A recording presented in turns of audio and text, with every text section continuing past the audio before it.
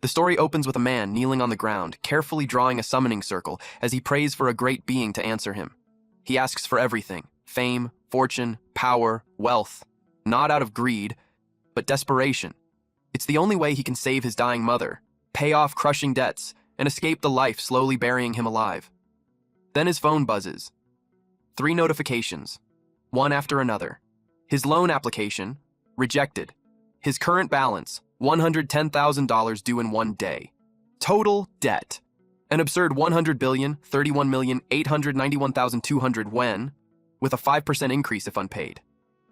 And finally, a message from someone furious, demanding to know where he is. Cornered from every direction, the man begs the great being for mercy. He offers everything, his body, his soul, just for a chance to survive. He pleads for one thing above all: to become someone important. A star. Then, lightning crashes down. It slams into the ground and sends him flying onto his back. A moment later, he regains consciousness. His head throbs. His thoughts are a mess. Just seconds ago, he was in the office working on a project like any normal day. So why is he here? Instinct kicks in. He scrambles up, thinking about the work he hasn't finished yet, but then he freezes when he catches his reflection in a puddle. That face isn't his. He stares, confused, trying to understand why he looks completely different. But before he can process it, his eyes lift forward, and he sees something that makes his breath stop. A massive, almost transparent magical tree towers in front of him. He has no idea where he is anymore. Then suddenly, someone speaks. A voice congratulates him. His eyes widened instantly. The great being tells him his summon was successful, and as a reward, he can make 3 wishes. Anything he wants. But when he looks around to find the speaker, he sees it. A floating, talking book. He shouts in disbelief. Something like that shouldn't even exist. And just like that, it clicks. This isn't Earth anymore. He really transmigrated. And just like in those stories, this must be his cheat. But something feels off. Only 3 wishes? That's way too low compared to what he's seen before. So without hesitation, he makes his first move. He asks for 10 more wishes. The book pauses, then lets out a low, amused reaction. Dark energy begins to seep out of it as it mutters that it thought there was an issue with the contract. But now, it realizes that's not the case. The atmosphere shifts instantly. The man looks up and freezes. Something massive looms over him now. The book was never just a book. The great being reveals its true form, a towering, monstrous entity that radiates pure terror. It stares down at him and immediately notices something wrong. There's a new soul inside this body. The man's face turns pale as he stumbles back, asking what it is and what it means. The creature doesn't bother explaining itself fully. It simply tells him he isn't worthy of knowing its identity. All he needs to understand is this. The original owner of this body already made a deal. He offered his soul and his body. The soul has already been taken, so the body should belong to the great being. But now, another soul is inside it, and that leads to only one conclusion. That soul belongs to it too. Unfortunately for him, this deal was never meant for a second occupant. He immediately realized how bad his situation was. This wasn't a blessing, it was a trap. What he thought was his cheat, the thing that was supposed to save him, was actually something trying to claim him instead, and that was enough. He turned and tried to run. But before he could get far, the great being spoke again. It calmly warned him, once a contract is formed, even the slightest intent to break it would bring unbearable punishment. The next second, he screamed. Flames burst out and swallowed his entire body. The pain was instant, violent, like his soul itself was being burned alive. The great being watched, unimpressed. It muttered that this soul was weak, disappointing. It almost sounded bored, as if it just wanted him to die already and be done with it. But then, the man spoke. Through the pain, barely holding on, he started talking about the contract. He argued that if a breach was caused by force majeure, then the other party couldn't be held responsible. And if he couldn't fulfill the contract because of the great being's own interference, then the fault would fall on it instead. Meaning, it couldn't kill him for breach of contract.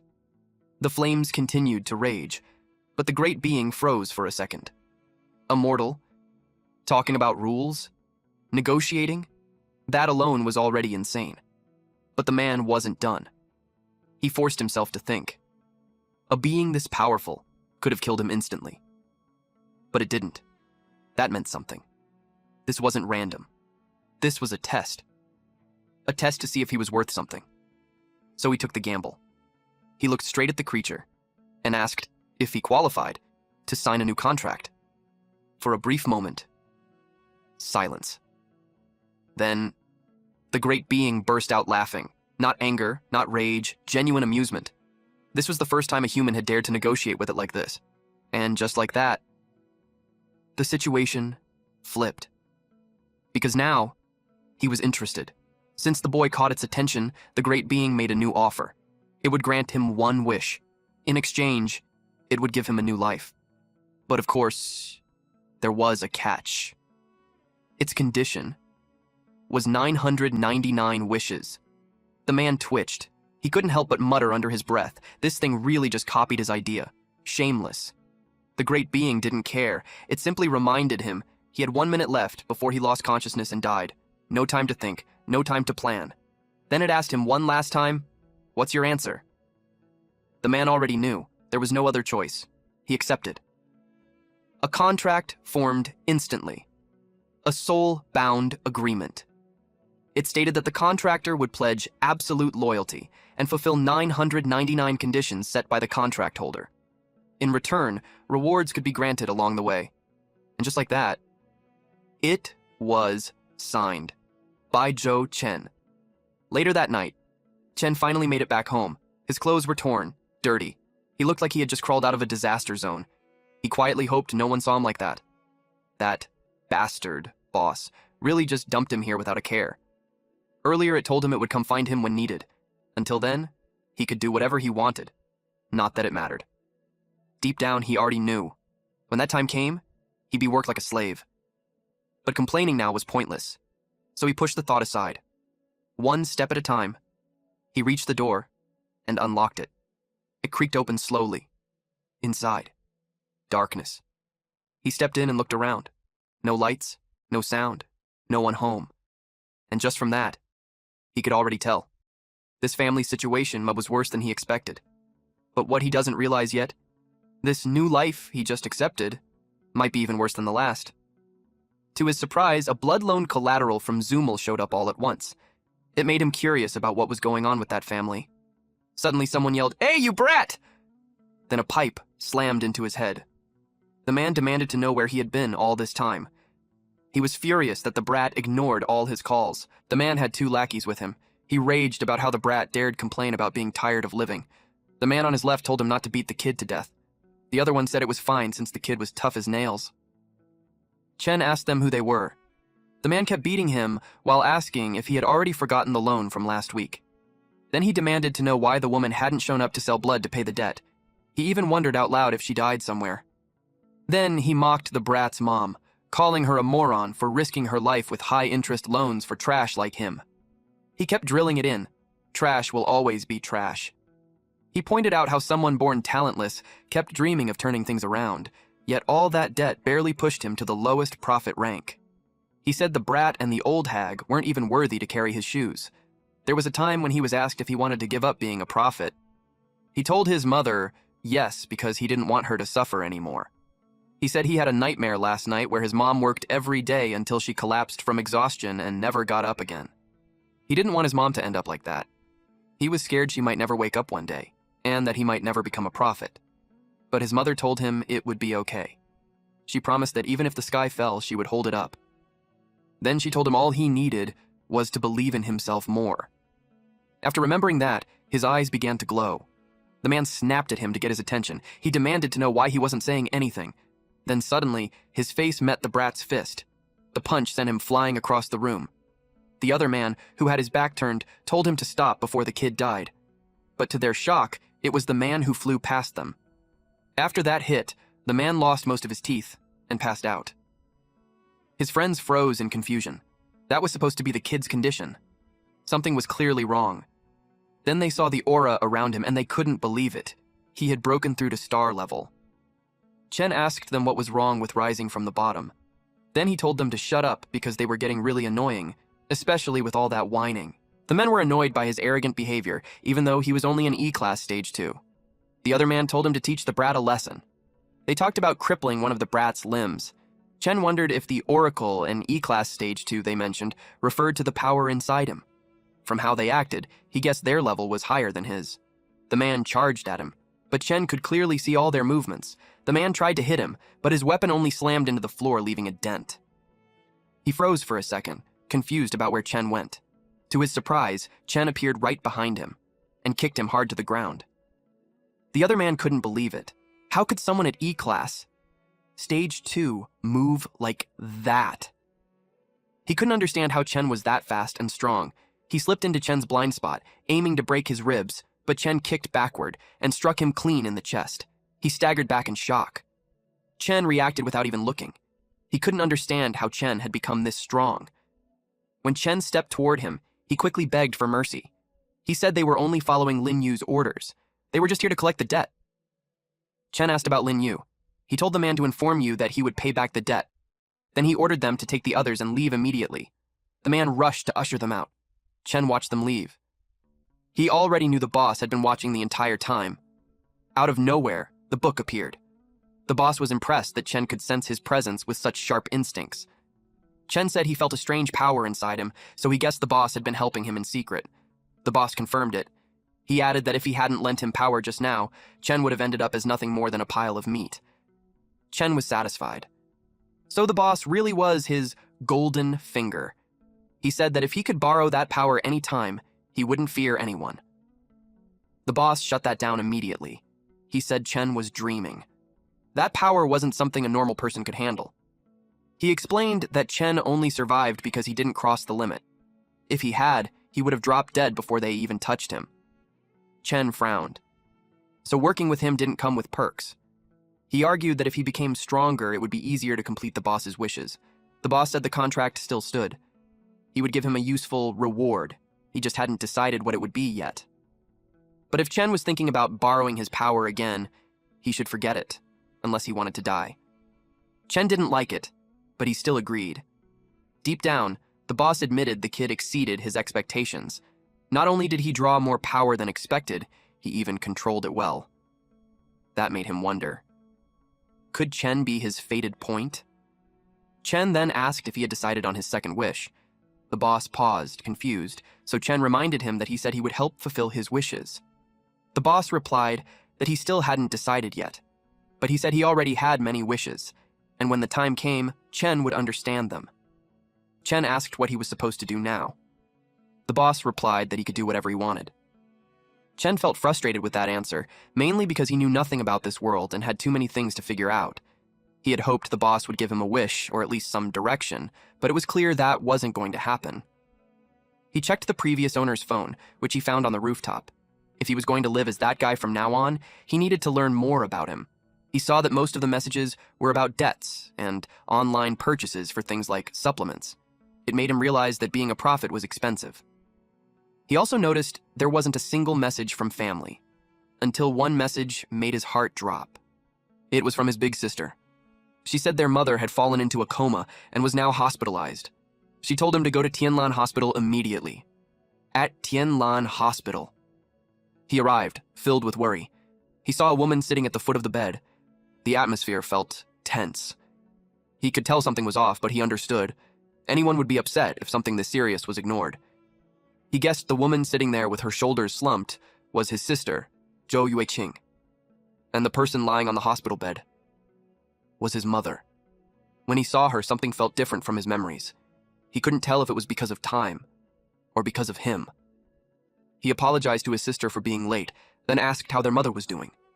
She asked him what his excuse was this time. Was it training? A breakthrough? Or was he busy summoning gods again? Her words left him speechless. She said their mother had worked herself to the bone just to pay off his debts, right up until the moment she collapsed. Her anger rose. He hadn't even come to see her once, even after everything she had given him. She shouted that their whole family had given him everything. She added that just to pay his debts, their mother couldn't even afford the ICU. She held on through sheer willpower and nearly died because of it. Tears streamed down her face. Then, with tired and heavy movements, she said that both she and their mother were exhausted. She handed him a card with 6 months' worth of living expenses. She told him that from now on, she would take care of their mother, and it would have nothing to do with him anymore. Then she told him to handle the rest of his debt on his own, because they were done helping him. He was surprised and a little uneasy about what it meant. Then his sister made it clear she was cutting ties with him. When he stepped outside the hospital, the boss said he could feel his anxiety. He asked if that woman's words had hit him hard, but he pointed out that the woman was basically a stranger to him and that none of this was really his fault. Chen said he didn't expect the boss to be the comforting type. Then he told him he was fine and that it only reminded him of his past. Back then, he was the same, wanting to speak, but unable to say a single word. The boss told him not to let this mess delay his wish. Chen asked if that meant if he proved his value, the boss would help him grow stronger, and as long as he became strong enough, he could make up for all of this. The boss promised him that, as long as he proved his worth. The boss quietly thought about him being his fated point. He just hoped the kid wouldn't drag him down. At Right City Yaoye Club, specifically in the presidential suite, someone stated that the profits they got weren't bad, so they will keep increasing investment. This was from a man wearing shades with a cigar on his mouth and girls on each of his arms. He also added to contact them and speed up the recovery progress because the higher-ups won't last long. His subordinate understood it and had one more thing to report. According to their investigation, someone from Area A's organization had trouble collecting rent and 3 people were injured by a student. The boss remembers that there's still time before debt collection starts over there. He assumed that those bastards were trying to pocket some extra cash. He complained that it's because of that self-serving trash that fewer and fewer people were coming to him for loans. He told his man to handle it according to rules. His subordinate agreed to punish them, but also stated that it was a special case, because among them were level 3 and level 2 apprentice class thieves. According to the report, the one who hurt them was just a student who just broke through apprentice level 2. The boss asked who it was, and he was given a document. It contained Chen's profile. He couldn't believe that a mere level 2 kid beat both level 3 and level 2. Even the weakest level 3 can handle 10 level 2 5s. He knew that the gap in levels can't be bridged by skill alone. He estimated that the kid's true strength might also be level 3. He finds him interesting for trying to hide his strength. He told his men to keep an eye on him since he doesn't want to waste a talent like that. The next day, Chen was jogging around the neighborhood when an old man noticed him. The old man was impressed that he had been up early these days. Chen greeted him back. Then the old man told him that he just got a few batches of A-grade beginner Starlight supplements only for 400 per bottle. He asked if he wanted some. Chen refused since he still had some, but he promised him that he would come to him once he ran out. The old man promised him a discount when he did. The old man noticed how he seemed more cheerful than before. He wondered if he got a girlfriend. After Chen left the hospital, he spent a few days getting used to the body and researching. With some of the original owner's memories fusing into his own, he gained a general understanding of that world's basics. People there took special supplements regularly to gain power, and these people are collectively called oracles. The medicine to become a speaker was extremely expensive, and that's the reason he ended up in such a massive debt. He doesn't know what the upper limit was, but he's certain on one thing, that even the lowest rank oracles are far stronger than normal people. After his workout, he muttered that if just taking medicine can make a person stronger, it was no wonder that people spent a fortune to become oracles. Back in his old life, he'd have had to train forever to get results like that. Suddenly, his phone rang. He wondered who could be calling that early. A loud voice blared through his oracles. It was the class rep, and he was reminded that his leave was over. The teacher asked the rep to tell him to come back to class. The rep called him last night too, so he hoped that he didn't forget. Chen replied that he didn't forget, but deep inside, he almost forgot about it. At Reitlon High School. The teacher finished discussing the history of oracles, so now they would be talking about their impact on the economy. Chen took down notes. A speaker's status was determined by strength and ranked by title. There's grade E with ranks 1 to 6, grade D with ranks 1 to 8, grade B with ranks 1-12, grade A with ranks 1-14, and lastly, grade S. They must reach the highest level of the current title to break through the next. It was said that those who reached grade S were basically like gods. To match their power, the world was divided into 5 strata. Ordinary people in grade E oracles were in the 5th layer called the outer layer, the very bottom. The 4th layer and above make up the central city strata, symbolizing power and status. Only those grade D and up were allowed in. Chen was currently at the lowest, E grade. If he wanted better resources, he had to get into the central city strata. He made leveling up fast his top priority. Someone threw a pebble on him. He glanced behind him and the bullies were having fun teasing him. They challenged him if he thinks he's hot stuff just because he ranked high on the written test. The other bully replied that they were all at level 1, so it would be easy to knock him out with just a single punch. Chen could only think how there were people like that no matter where he went. The teacher reminded them that there's a fitness test in PE later, so they should change and go on the field. At Right Speaker High Field. In the speaker program, most of the day was just PE class. Chen thinks the curriculum was way too chill. Unexpectedly, someone called out to him. A student elbowed his friend and told him that a fight was about to break out. Seeing that it was those two again, they weren't surprised. The student asked if those bullies don't ever get tired because he had done that several times already, just for that month. His friend warned him not to speak anymore, otherwise he could be targeted next. The bully grabbed Chen's collar and asked him if he enjoys glaring. It had been a few days, and he was still acting tough. The bully told Chen that it didn't matter if his written test scores were good. He mocked him by asking if he's planning to talk to his opponents later. The bully reminded him that in the world of oracles, it was all about levels and powers, and based on his strength, he was just a level 1 piece of trash. Chen answered that by logic, the bully was a level 1 trash too. The bully was caught off guard. That response infuriated him. He was about to punch Chen while screaming that he's going to tear apart his mouth. Chen blocked his fist and asked him if he's done talking. The bully's eyes widened in shock. He was confused about Hat's going on, especially that he can't break free. He wondered if Chen had always been that tall. Chen reminded him of what he said. Everything is power. Then he stated that it's his time to tear his mouth apart now. The bully got scared. Chen released aura from his body as he towered over the bully. But Chen got distracted from an overwhelming pressure. Someone said that he got guts. The teacher asked him who gave them permission to make a scene in his class. This was their PE teacher, Tian Jijia, a grade D level 5. Jijia was annoyed with Chen because he just came back and was already causing trouble. Chen, however, calmly and maturely replied that they were just having a friendly spar. Then he lets the bully go. That was Jiha's first warning to him, and if he messes up again, he could expect him to be rude. Then he gathered everyone for the test. Jijia announced to everyone that they only have 3 months until the graduation exam, and the exchange tournament after graduation was even more important. If they do well in the exchange tournament, not only will they bring glory to the school, they will also get a chance to enter a prestigious academy. And to ensure a strong finish, he specially prepared imported grade A beginner supplements. He sold it for $6,000 so everyone could get a good result. Then they started training.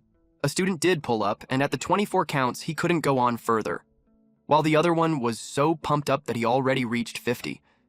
Chen was just watching, wondering if that was all Oracle's test all about. He thought it was something special. Someone approached him and asked if he's all right. It was the class rep. She was worried because he suddenly took several days off, so she thought something happened to him. She got embarrassed and clarified that she didn't mean to be nosy. It was just that she finds it strange to take a leave so close to graduation. Chen told her he's fine and thanked her for caring. Then she asked him if he wasn't buying the teacher's supplements. He replied that he's out of money. But in his head, he wonders if those expensive supplements were something everyone buys. He's curious if the only one broke in the class. She was worried that if he didn't buy it, it would have an effect on his test result. Suddenly, someone called out to her, Liu Tian. She said goodbye to him, and then she did the pull-ups. She had a really hard time and her body trembled badly. While she was doing that, Jijia was checking that 25 students bought 2 supplements. When Tian reached 35 pull-ups, he told her that she passed. Chen had observed that the students who bought such expensive supplements received special treatment from the teacher in return. With graduation near, it was understandable that they wanted better scores. But he knew that with his current ability, he probably doesn't need it, and he doesn't have any money left either. Then the last one was called Zhou Chen. The teacher saw that he didn't buy a single bottle of his supplement. He doubted that he would pass without his supplements. He decided to deduct some points to make him fail and use him as an example. Chen inspected the pull-up bar and wrist guards, and it looked normal. But he was cautious that there might be something different about the Oracle's test. He grabbed the bar, and to his surprise, his body suddenly got heavier, and the more strength he uses, the heavier it gets. He wondered if it was because of the crystal on the wrist. Just as he expected, the Oracle's test wasn't that simple. He could tell that the applied weight has a limit, and with his current strength it was very easy to adapt. It was a rare opportunity, so he tested his limits. Everyone who saw him was shocked at how strong he was. He just did almost 100 in one go, when he barely managed to do 30 before. His current score would equate to a second rank. One student shared that when he saw the elite class second rank, it was basically like that. Chen was done, so he hopped down. His classmates surrounded him and expressed that he was amazing. They told him that with his scores he could join the elite class. They inquired when he ranked up to second and what was his supplement. The teacher was also curious on how he suddenly improved so much. He wondered if he used enhancers. But he knew enhancers were too expensive for normal people, and using one there would be too extravagant. He wondered if he really reached second rank in the last few days. He got worried that the students would find out that he ranked up without his help because he would no longer be able to sell them. He was resentful towards him since he would cut off his profits, and he wouldn't allow that. He was determined to teach him a valuable social lesson. Meanwhile, at the principal's office, someone was surprised to learn that the exchange meet had canceled the second rank matches. The principal was on the phone, and he expressed that for a school like theirs, that gets no support and has no resources, producing a third rank was so hard. The person on the other line empathized with him, but also explained that the government urgently needs more Oracle elites. That's why they decided to shift funding to the top-ranked schools. It was a decision from above that there was nothing they could do about. The principal tried to ask if there's another way, but the person already hung up. He slammed the phone back. It was such a headache for him because the elite class's drug supplies and equipment require massive funding, and their school barely has enough resources to maintain a second rank level. In addition, there were only 3 months left before the exchange, so he wondered where they would find a third rank student. He thought about pooling all their resources and gamble on one third rank, but that means expelling a bunch of average performing students. He looked at the crystal on the shelf and asked loudly from his senior what he should do. He was worried that the right Oracle Academy was going to fall during his term. Suddenly, someone knocked on his door. It was Jijia. He invited him in. Jijia handed the results of the test to him. Jijia even expressed that the performance was excellent, and he believed that the class will produce outstanding oracles. When he saw the results, he questioned in his head why Jijia already called that excellent when it was only first rank. Those useless trash can't be sent to the field. Then Jijia mentioned that there's one exemption that he thinks wasn't fit to be an oracle. He asked who. Jijia replied that it was Chen. So Chen was called to the principal's office. The great being asked him what he did for the principal to call him. He replied that he had no idea. Our MC had heard that the principal's personality was strict, so he knew he wasn't called just for chit-chat. He just hoped that it wasn't that bad. When he touched the door, a small kindle of flame appeared. He was surprised to see it, but it looks like the boss was expecting it. He told Chen that it was the specific condition that triggered the wish that he talked about, which means something he wants was nearby, so Chen better find it. Chen asked why it had to show up now. The boss replied that the wish was triggered, so there's no choice. Unless he wants to get burned, he should do it quietly. The principal asked him why he's just standing there and urged him to come in. He entered and greeted the principal. The principal told him that his physical report wasn't bad. It was actually commendable since it was close to second rank. But as for skipping class, talking back to teachers, beating up his classmates, he could tell that Chen was young and hot-blooded. But that was all irrelevant. He asked Chen if he knew what's most important for an oracle. It was money. So he advised him to give up being an oracle. Chen turned pale. He clarified if the principal was saying that he wants him to drop out. The principal replied that he's right, and he should understand that the cost of being an oracle later would be extremely high, and given his family situation, he suggested that rather than pouring everything into something that might fail, it was better to cut his losses early. The principal knew that based on Chen's physical test results, he could get into the special class, but with the school on the brink of survival, instead of letting a mediocre student into a special class, it was better to focus on resources on nurturing valuable students. So he thought that if they can cultivate even one level 3 student before the exchange competition, there might still be hope. Then he told Chen that if he agrees, they can refund his tuition. He added that he doesn't even have to come tomorrow. He asked what he thought about it. While they were talking, the great being in a book form noticed something. It was the black crystal on the shelf. He told the kid that he found the target, so he should hurry up and get it for him. Chen replied that he's already struggling himself, and suggested that he grabs it then. The boss replied that if he could, he would have done it already, but the contract stipulates that it must completely belong to Chen for him to obtain it. Chen was in a troublesome situation. He had to go to the middle city to repay the debt, but going there requires D-level and also an Oracle graduation certificate. And that school was the only Oracle high school in the city. For the graduation certificate and the crystal, he shouldn't be expelled. He took a deep breath to calm himself down. He knew it wasn't a dead end yet. As far as he remembers, since the founding of Light Yuzue, students have only reached E2 level at most. That means to the school, a student above level 2 is without a doubt extremely valuable. So, if he's already at E2 level, he knew he could level up right away. He remembered that the boss said before that there was a reward that could help with his wish. He told the boss that if he hadn't decided yet, he could choose it himself instead.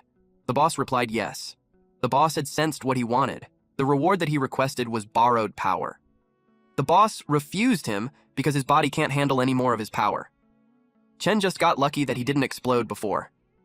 Chen replied that he cannot afford to be expelled there, because if he gets expelled, it would be a long time for another chance to reach the middle city, and the boss's wish might not come true either. He told the boss to trust him. The boss was left speechless. Then he told him that whatever happens, it's not his problem. The contract appeared stating that the contractor grants the contractee the reward, which means the contractee can borrow from the contractor anytime, anywhere, and all consequences were borne by the contractee. Contractee accepted that. Given that he was just standing there, it prompted the principal to ask if he still needed something. He requested that the principal test his score again and then decide whether he gets to stay or leave. The principal accepted it and offered his hand.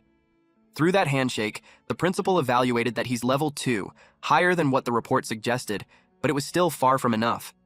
Meanwhile, Chen was thinking that he only had one chance, and he's uncertain on how far he could go. So he wanted to get as much power as possible. The aura around his hand brightened. The principal was surprised. The aura became overwhelming. Even the boss didn't expect that the kid's outburst would be much stronger than what he had given him. The principal was taken aback and curious on how his level suddenly soared. In an instant, he became a full level 4. Chen asked him what he thinks now. The principal realized that heaven never seals all paths. He requested Chen to represent their school in the district exchange competition. Chen was dumbfounded. They sat down for a chat. Basically, the principal wanted him to join the district exchange competition level 4 group to show results to the Ministry of Education. The principal explained that competing in the level group was the highest honor for all the Yuzhe high schools. Their school has been ranked at the bottom for years, and if they don't show some results soon, the ministry will cut funding, so they wanted to focus teacher resources on promising students, and that is why they misunderstood him. He hoped that he wasn't upset. Chen replied that he understands. The principal was happy to hear that, and to show their apologies, Chen's tuition fees will be waived. After transferring to the special class, his weekly supply of beginner star energy supplements will increase from 3 to 6. He asked Chen what he thinks of that, and if there's anything else that he needs, the school will try to meet them. He told Chen that as an outstanding student, he will be welcomed anywhere, but he still sincerely hoped he considers representing their school in the exchange competition. And not to exaggerate, but he told him that his decision would determine the survival of the school. Since the principal was offering that much, he realized that it must be important to him. Chen asked what he would do if he wanted the black crystal on the cabinet. The principal explained that it was crafted from a special star crystal the former principal brought back from the middle city. It doesn't have much use, but it symbolizes the school's spirit. But he knew that if the school was gone, the spirit would mean nothing. So if Chen could save the school, giving it to him was completely justified. Chen assured him that he will do his best in the exchange competition. With that, the deal was settled. However, the principal was curious on how his level rose so much so quickly. He replied that he was training to hide his power. He shared that it was sort of a special training technique, and he was still practicing it, so he hoped that the principal could keep his level a secret. The principal understood. It was because the principal knew that hiding one's level is a technique users use in battle to confuse opponents. He didn't expect such awareness from someone so young. He assured him that he won't tell anyone. He expressed how assured he was to leave the future in Chen's hands. Then a woman came in. He instructed her to take Chen to the special class at once and handle the supplements as he requested. She ushered Chen and explained that the entire second floor is for the special class. Next thing they would do is to register. Chen thanked the teacher. She was curious about his relationship with the principal because she had never seen him so happy. Chen simply replied that they just got along. Meanwhile, someone was running at full speed towards Chen. The man grabbed Che's arms and told him that he really tried his best to plead with the principal, but in the end, he couldn't change his mind. He argues that even if his grades were average, he still has the right to learn. He hoped that after Chen dropped out, he would keep working hard and not give up. The teacher asked him what he's talking about. She clarified that he's transferring to the special class tomorrow, and he was just about to take him to register. Then she told Jijia that the principal wanted to see him. She also shared that the principal was very angry. He knew he was screwed. Nighttime came. Chen was back in his room. He laid on the bed thinking that he had to go from level 2 to 4 in 3 months, and he had no idea how to do that. Even rich prodigies take tons of money and time to level up just once. A poor guy like him leveling up twice in 3 months seemed impossible. He asked the boss if there was a way he could level up all at once by himself. The boss asked him how there could be. And if he wanted his help again, he had to fulfill his wish first. He told him to blame himself for picking such a reward. Our boy replied that he had no choice because it was the only method he could think of at that time. The boss emphasized that he warned him already that he won't be able to use his power for long before it drains him away. Chen knew that. He's not dumb enough to rely on borrowed power to win the tournament, and he achieved great results. He wasn't expelled, and he can freeload supplements. It was better than where he first started. Then leveling up can come slowly. But his focus for now is the debt due in 5 days. He had to figure out how to make some money. At the school. Chen appeared to be disgusted. He also had no idea what was going on. It looked like an abandoned factory. Then someone approached him. The man waved at him and told him to come there. He noticed that Chen wasn't around during roll call, so he figured that he might have gotten lost. He was in charge of the whole class, and it was difficult to manage everything, so he apologized for the oversight. He introduced himself as Mr. Zhang, the elite class homeroom teacher. Chen expected the teacher of the elite class to be super strict, but he was surprisingly easygoing. He was curious if there were no other teachers in elite classes. He replied yes. They had 3 academic teachers, but he's the only one who handles training. He stated that student numbers were dropping, and students good enough to join the elite class were even fewer, so they haven't hired new instructors. He added that they usually use the innermost area for classes and training, and the outside has been idle for years and just fell apart. Chen realized that the school was in bad shape, so no wonder the principal was anxious. Mr. Zhang assured him of everything by saying that a skinny camel was still bigger than a horse. He had faith that the place wouldn't close down. They entered the training room. Mr. Zhang told him that they were currently having a free training session. He took him to meet the class.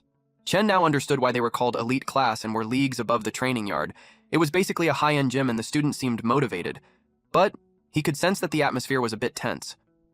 Mr. Zhang gathered everyone to introduce their new classmate. He introduced Chen to them, and though he was a bit late, it was fine since the elite class always values strength above all, so he trusts that Chen must have some real skills to get in. He hoped that they all get along and do well in the upcoming exchange competition. One student from the back expressed that he doubted that it was because of skills. He was insinuating that he got through the back door. He added that he could just bring the whole elite class down. Mr. Zhang told this guy named Ma Wenhao to watch his words. He emphasized that Chen entered through proper procedures, so he better stop spreading rumors. Wenhao replied that whether it was a rumor or not, they will find out soon enough. He formally challenged Chen. The crowd was shocked because it has been ages since they had that. Unlike friendly sparring, a formal challenge was fought with full dignity on the line. They say that the loser has to serve the winner without complaint. And Wenhao's the strongest among them. They couldn't believe that he's bullying a newbie. A blonde guy nearby asked a pink-haired girl what the commotion was all about. The pink-haired girl replied that the transfer student was about to fight Ma Wenhao. He didn't know about the transfer student. Mr. Zhang replied that a formal challenge does not count unless the other side accepts. But to his surprise, Cheng accepted. He stated that if it was a friendly challenge and not life-threatening, then he'll accept the challenge. In his head, it was a good chance to test how he compares with the others and a perfect preparation for the exchange competition. The principal had heard about it. It was reported to him via phone call that Chen was going to fight someone. It was Mr. Zhang who reported. He explained that Wenhao issued a formal challenge and Chen accepted it. He was in panic, especially when neither of them would back down and the other students were crowding around cheering. It was getting out of hand. They urged Wenhao to show the newbie who's the boss. The principal thought about it, and since Chen was supposed to be practicing hidden-level training, it was a good chance to test his strength. So, he told Zhang to set up the arena as he approves the challenge. Mr. Zhang officiated the match, and since it was Chen's first time in that kind of match, he went over the rules briefly. The rules for a formal challenge are the same as the exchange competition, which means that the arena is for 2 people only and no help from spectators were allowed.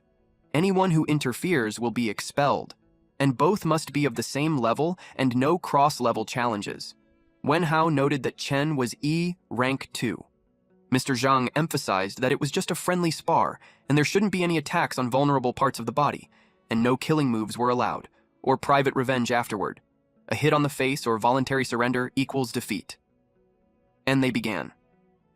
Wenhao charges in. His plan was to strike fast and catch him off guard. He wanted to win in one move. Chen expected him to charge right in. He blocked his arm, which surprised Wenhao. He couldn't believe that he reacted that fast. He kept punching, but Chen skillfully evaded it. He was bothered that Chen evaded like a rat, so he planned on finding a way to restrict his movement. He moved at the speed of light. Chen was caught off guard and had been hit on his forearm. Wenhao's hook and wind kick can shift mid-strike, so even if Chen blocked it, the impact will still knock him down. While Chen was on the ground, he attacked again. Chen glared at him. Then he released his aura and counterattacked with a fast and powerful kick. Wenhao was taken aback that he could use combat techniques too. He willed himself to stay calm, and as long as he didn't get hit in the face, he knew he wouldn't lose. He thought he still had a chance, but Chen's fist gently hit his nose. Chen told him that a hit on the face counts. He was speechless. Mr. Zhang declared Chen the winner. Wenhao couldn't believe that he lost. Even the other students thought the same, but they realized that the new guy was way too strong. In Chen's head, the match ended way quicker, but he got a feel of it. He asked Wenhao if he no longer has complaints. Mr. Zhang was overwhelmed too. Wenhao received professional training, but he didn't expect him to get crushed that badly from Chen, who has no formal training but his physical ability, and on the spot, reflexes were excellent. He realized that he was a great combat-type prospect, so it was no wonder that the principal asked them to keep a close eye on him. Unexpectedly, the principal showed up. He called Chen for a moment since he had something to say to him. The pink-haired girl asked the blonde guy if he saw that. She couldn't believe that the newbie was pretty strong. The blonde guy stated that someone that strong has to become one of their underlings. The principal asked him how he was being in the elite class. He replied that it was pretty good, and his classmates were a bit too enthusiastic. The principal let out a small laugh and replied that powerful oracles always get more attention, so he'll get used to it. He told him that from then on he should focus on training, and if he needs anything, the school will help however they can. Since Chen could tell that the principal trusts him already, he now thinks it's time to ask about making money. So he asked the principal if students had a way to make money quickly. The principal told him that at his age, he shouldn't worry about that, and he should focus on his training.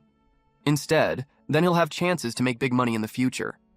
And if his family was in trouble, the school would cover some expenses. He replied that he was just casually asking, but deep inside he knew he had to think of something else instead. Back at the training room. He was training lightly while thinking that taking out student loans gets heavily punished there, so he better be careful not to get caught. He kept thinking about how he could make money when someone approached him. It was the blonde guy. He wrapped his shoulder around Chen and told him that the match was awesome, and he even got to talk to the principal directly. It made him question who he truly was. Chen asked him the same question. Someone called the blonde guy Shen Jirui and told him that he was being rude. It was the pink-haired girl. She apologized for his behavior and clarified that he doesn't mean anything bad. She introduced herself as Su Xiaoxia, then she introduced Jirui. She told him that they are technically his seniors, so if he has questions, he could ask them. Jirui concluded that they were a 3-person team now, and as the leader, he will take good care of him. Deep inside, Chen was thinking that they're weird.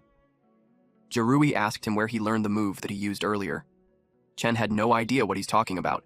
The blonde boy was surprised that he didn't know what a combat technique was. What's more surprising is that the move that he used was just based on reflexes. He commented that it was brutal and Wenhao would go nuts when he found out. He had been showing off that technique everywhere since he learned it, but turns out he was a poser. Xiaoxia volunteered to explain.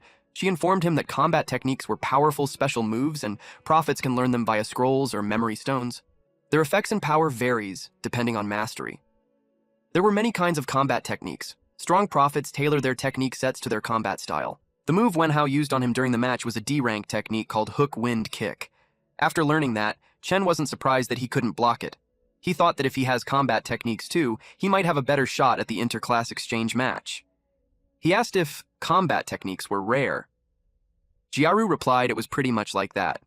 It was also ranked, and the stronger it was, the rarer it got. He explained that the school teaches basic ones, but for powerful techniques, they usually need to buy them or have a big shot to share one. The market price for an ordinary D-rank technique was around 500,000. Chen was shocked to hear that because that's several months of loan payment. Jiaru told him that he had some, too. They should spar next time so he could show him. Xiaoxia had one too.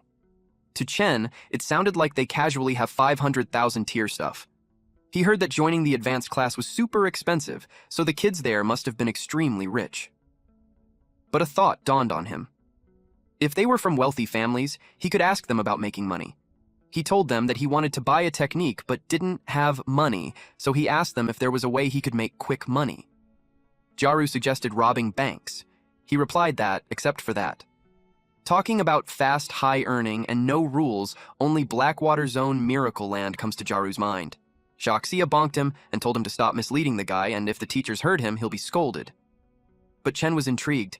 Jarui took back what he said because he heard all sorts of stuff happens there, and the school strictly forbids students from going.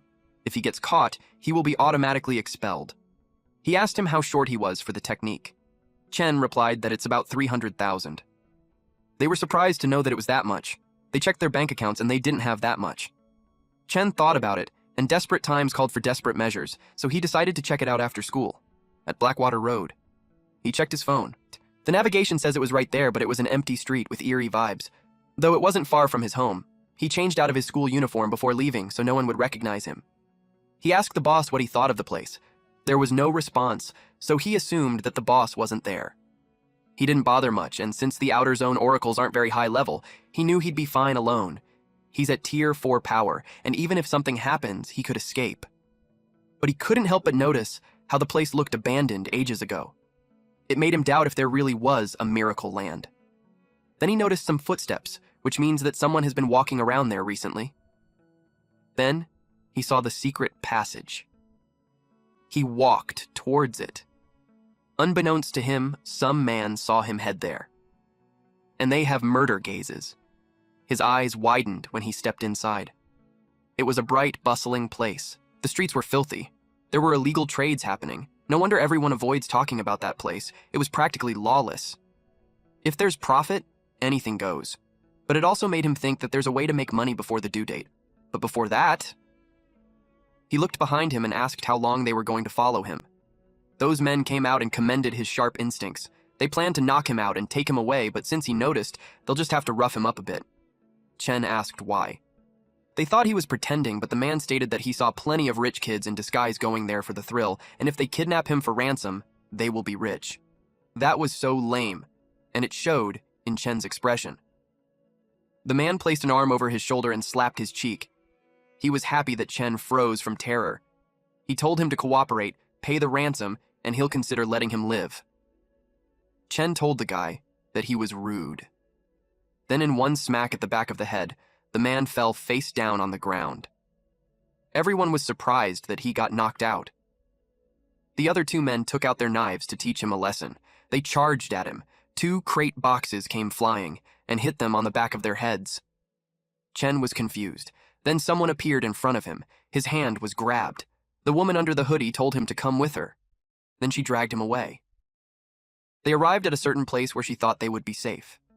Chen thanked her for saving him, but deep inside, he actually has questions for those two. The woman knew him and asked why he's there. The woman forgot she had to stay undercover. Chen asked her if they knew each other. But to her surprise, he doesn't remember her, so she told him no. She just stated that she saw his name. It was on his collar. He was surprised to learn that it was there, but at the same time, he was also relieved that she didn't know him. She thanked him for telling him. She was thinking how she blew her cover and was glad that she played it off. She reminded him not to expose his info so casually in the Blackwater district because it's dangerous. She offered to guide him out, but he refused because he had urgent business. He knew that if she finds out that he's a student, he's doomed. The woman was certain that he's still Chen, even after all those years. She wondered if he really forgot about her, or if he was faking it. She knew he was a student, so it made her curious about what he's doing there. And the way he moved earlier, it made her wonder if he had become a thief too. Moments later, Chen bought a face mask for $10. He believed that it would keep him safe. He already walked around, and yet he had no clue how to make money. Someone approached him because he doesn't look like a local. He asked him who he was. The man introduced himself as a tour guide and boasted that he knew everything about the place, so he could ask him anything. So Chen asked if there was a palace nearby where he could get quick money. The man ushered him to the location. He was pretty happy too, because he had secured a head fee. They entered a dimmed building, and inside was an arena. The fighter punched the opponent, and the crowd went wild. Chen realized that it was an underground fight arena. The man told him that if he wanted to have fast cash, it was the right place. He also informed him that there's a special match that night, and the winner gets a bonus and part of the betting pool. Lots of Herald-level fighters showed up, and the matches were intense, and the bets were high, so it was the perfect time to join. Chen saw the guy in the ring, and he looked scary, but he's only at level 1. With the high winning prize, he thought about it. The man asked him if he wanted to play. If so, he could get him chips. Chen replied that he wanted the whole prize, so the man was left dumbfounded. The woman followed him inside the arena. The crowd couldn't believe that the kid was strong. She saw the arena, and was puzzled why he's there. His opponent told him not to get cocky just because he won 2 matches. This opponent boasted that he's the tournament's seeded player and his name was Yurif. He kept yapping, so Chen just punched him away, and in just one punch, the guy was knocked down. The crowd expressed that it gets boring since it only took those men a single punch to be defeated. Chen was aiming for that quick and clean victory, though. The next one looked smug, but before he could finish his sentence, he was out. The next one wanted to surrender, but Chen just sent him flying. The man in white suit behind the screen turned pale.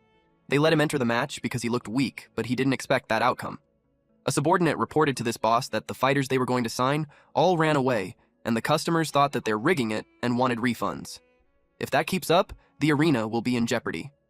So no matter what, they couldn't let the kid walk off with the prize. He told his subordinate to bring out that guy. Chen tightened his fist and delivered the blow to the last challenger. Then he told the referee that he's going to claim the prize. The host insinuated that the crowd wants to see more. So, the management decided to give everyone what they truly wanted: a thrilling final match. Chen realized that they never intended to give him the money fairly. The final fighter was welcomed. Chen was surprised to see him. The man was restrained, and he was introduced as a mutant called Niflin. They brought out the monster that was restrained in a metallic plate, and they removed the restraints that kept it upright. The monster was laying flat on the ground, and they closed the arena again. Chen was confused on what's going on. There was something attached to the nape of the monster, and it released some air, and the capsule at the center of it was removed. The monster stood up. It looked creepy, like a skinny, tall goblin. A woman from the crowd hugged the man beside her because she was scared. While that man was relieved that he chose the back row because any closer and he would have peed on his pants. Though he still comforted the woman and uttered empty promises that he'll protect her. The woman who followed Chen was shocked to see that monster. In her head, she questioned why something like that was in there. She knew it was beyond Che's level, and with her ability she could get him out safely, but it will expose her location and her plan would be discovered. She was facing a difficult dilemma. Chen was annoyed that the boss wasn't around for times like that. He could tell that the opponent was different from his previous opponents.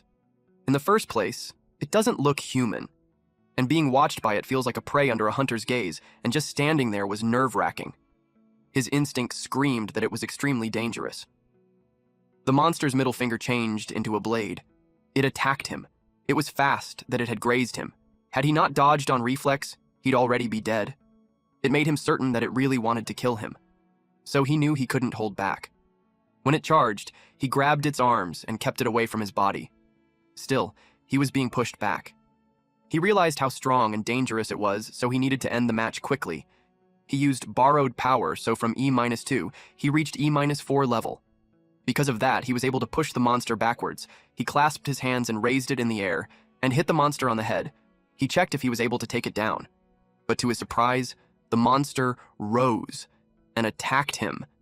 It scratched his shoulder. He couldn't believe that his strongest attack had no effect on it at all. Its skin is thick, and its claws were sharp, so close combat puts him at a disadvantage. He needed a weapon. The monster charged at him again. He broke the pointy finger to use that as his weapon. He gripped it tightly and slashed the monster using it. It was a scratch on the side of the neck. He was disappointed that it was too shallow, but he's glad to know that it feels pain. Chen also acknowledged that its strength doesn't match his, even after he increased level. If he could get close to it one more time, he knew he could finish it. Unexpectedly, the monster emitted smoke. He wondered if it was poisonous gas, but then he realized it was just regular mist. But to his surprise, he was scratched on the side of his torso out of the blue. He swung his weapon around, but no one was there. Then he got scratched on his back, but he couldn't see anything. The monster used the mist to wear him down. He knew it was scared that he'd find its weakness, so it's not making any big moves. And even if he survives the attack once, if the leverage time was up, he's still done for. That is why he couldn't let the match drag any longer. Our MC was determined to locate it. He willed himself to stay calm and focus on his senses. His eyes glowed brightly as he focused. He could see a faint green mist. That kept moving. Eventually, he found his target. And when it attacked him, he grabbed it. The monster was surprised. Chen cut off its arm. The monster bled a lot. He found his chance, so he stabbed it. But unexpectedly, his heart pulsed, and it gave him excruciating pain. He wondered if it was because he reached his limit. The monster saw the chance to swat away his weapon. Then it released its long tongue and hit him on the torso. Chen refused to give up, so he used the borrowed power again. He grabbed the tongue that had stuck on his torso and pulled the monster towards him. Then he opened his mouth using both hands. He spread it real wide. He gave all his force. The monster was in pain, until Chen broke the monster in half completely. The boss of the arena asked about the situation, but his subordinate couldn't see anything from the screen. Eventually, the fog cleared. The boss asked if the kid was dead, but when the boss saw the arena, he turned pale. The woman who stalked Chen wondered how it was possible. The crowd went wild as they cheered for the kid. Chen stood there holding the broken monster. Then he threw the corpse on the ground and glared at the guards in the arena. It spooked them. The boss of the arena asked how it was possible. He couldn't believe that the kid actually won, especially when he spent a fortune to buy that monster from the city. The host announced to congratulate the contestant for becoming the champion of the tournament. He was told to follow the staff to claim his prize money. He was ushered backstage and was given the prize money. The briefcase contained a total of 510,000 gold. He was about to grab it, but they closed it shut. The boss of the arena told him to wait. He told Chen that he changed his mind. Then he offered him to become their contracted fighter and compete according to his arrangements, and only then could he keep the 510,000 G, or he could take 110,000 G and leave. Chen glared at him and asked him what he meant by it. The boss complained that all his contracted fighters ran away and he killed his main event fighter. And he paid a fortune for that monster. He claimed that Chen broke the agreement, so he has to compensate him for his losses. Chen told him that he didn't stipulate any conditions for extra matches, and when he went up the stage, the boss of the arena told him something. That there should be no questions about identity, and going on stage means he automatically signs the life and death agreement. Thus, killing the opponent or being killed on stage carries no responsibility. This means that whether or not to kill the opponent is entirely up to the fighter. The boss of the arena was infuriated, so Chen made sure to claim 510,000 G and not a single coin less. The boss of the arena pointed a gun at him while telling him that he can't just walk out of there. Chen grabbed his hand and squeezed it, breaking the gun. He asked him if he really thinks he can stop him. The man yelled loudly because it left his fingers broken. He ordered his men to kill him.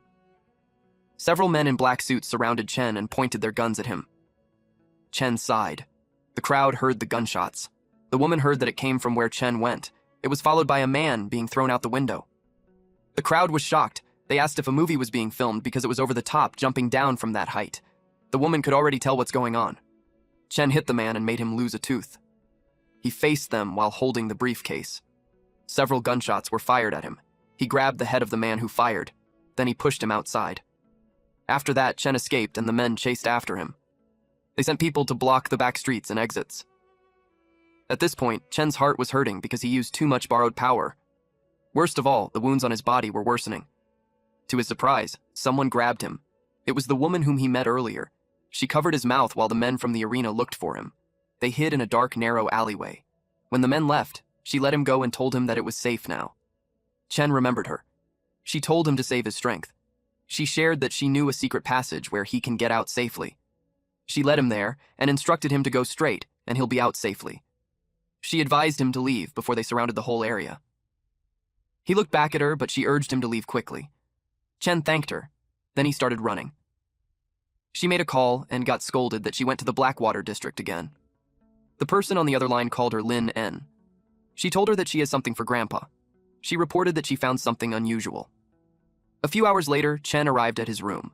As soon as he's inside, he fell to his knees. He was in excruciating pain. He's already pale and sweating heavily.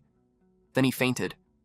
His stats showed that he's at rank E level 2, with the ability Borrowed Force 1, and he still has 999 remaining wishes with 0 rewards. He has 510,000 to pay off his debt, which brings down the total debt to 99,808,912. There was a memory of someone in a hospital bed. This mother told his son that the illness might improve in 2 or 3 years, but she lied. Her illness won't get better in 2 or 3 years. And in fact, she only has 2 or 3 years at most left to live. She expressed that she really wants to see him again, to see him get married and have children, to slowly grow old, and to touch his face again. It was a video played on the cell phone. Then the mother apologized that she doesn't have any strength to stay with him any longer. She told him she loved him. The son cried on her side. The mother was already covered in blanket as the phrase, "especially loves you," echoes in the son's head. With that, Chen jerked his eyes open, tears streaming down his face. He was surprised, and when he looked out the window, the sun was already up. He recognized that it was Joe Chen's home, and he was still alive. It was thanks to that dream that he was able to wake up, even though so much time had passed. The boss asked him if he's already awake. He asked the boss where he had been the past few days. The boss replied that he has a lot of things to deal with in other places too. But when he came back, he found him passed out in there. He told him that he was in bad shape for 2 whole days, and he thought he wouldn't make it. He asked him to explain. The boss knew that he went to a place where people fight each other while he was away, and he used too much borrowed power to defeat a monster, almost getting a backlash from it. The boss scolded him since he already told him not to use his power excessively, and he used it recklessly while he was gone. He could have died. Chen reasoned that it wasn't reckless because it was out of necessity. He told him not to get too worked up. The boss asked him if he thinks that he could bring him back if he dies. It was impossible, because reviving him had already used up most of his power, and if he dies again, he won't be able to save him. He nagged at him that since he already experienced life and death, he should value the chance more. Chen was surprised that he'd say something like that, but he agreed with him that he should treasure the hard-won chance. The boss was glad that he understood. Then he mentioned that the half-human creatures that Chen mentioned doesn't sound like something from their world. Chen didn't bother about it because he's never going back to that hellish place again. He thought about the girl he met there but decided to forget about it because there was no one thinking about it. He decided to just focus on leveling up, and then he remembered the money. He opened the briefcase and was relieved to find the money still there. The boss asked him if that was the reason why he went to the arena. He explained that with that 510,000, he doesn't have to worry about paying his debt until the exchange meeting was over. That way, he can focus entirely on leveling up. And then, before he heads to school, he has to treat the wound on his abdomen. The small injuries healed on its own, but the one in the abdomen didn't.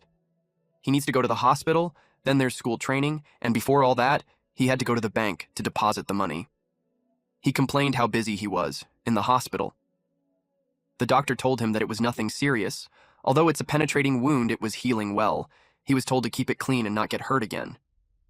The doctor told him that healing that fast wasn't something normal people could do.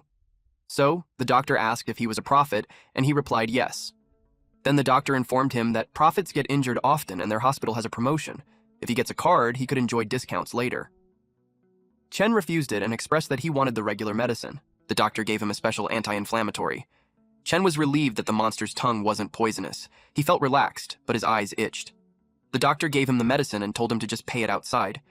He saw that there's light in the bottle, so he asked about it, but the doctor told him that he doesn't see any lights and it was just a regular anti-inflammatory for prophets.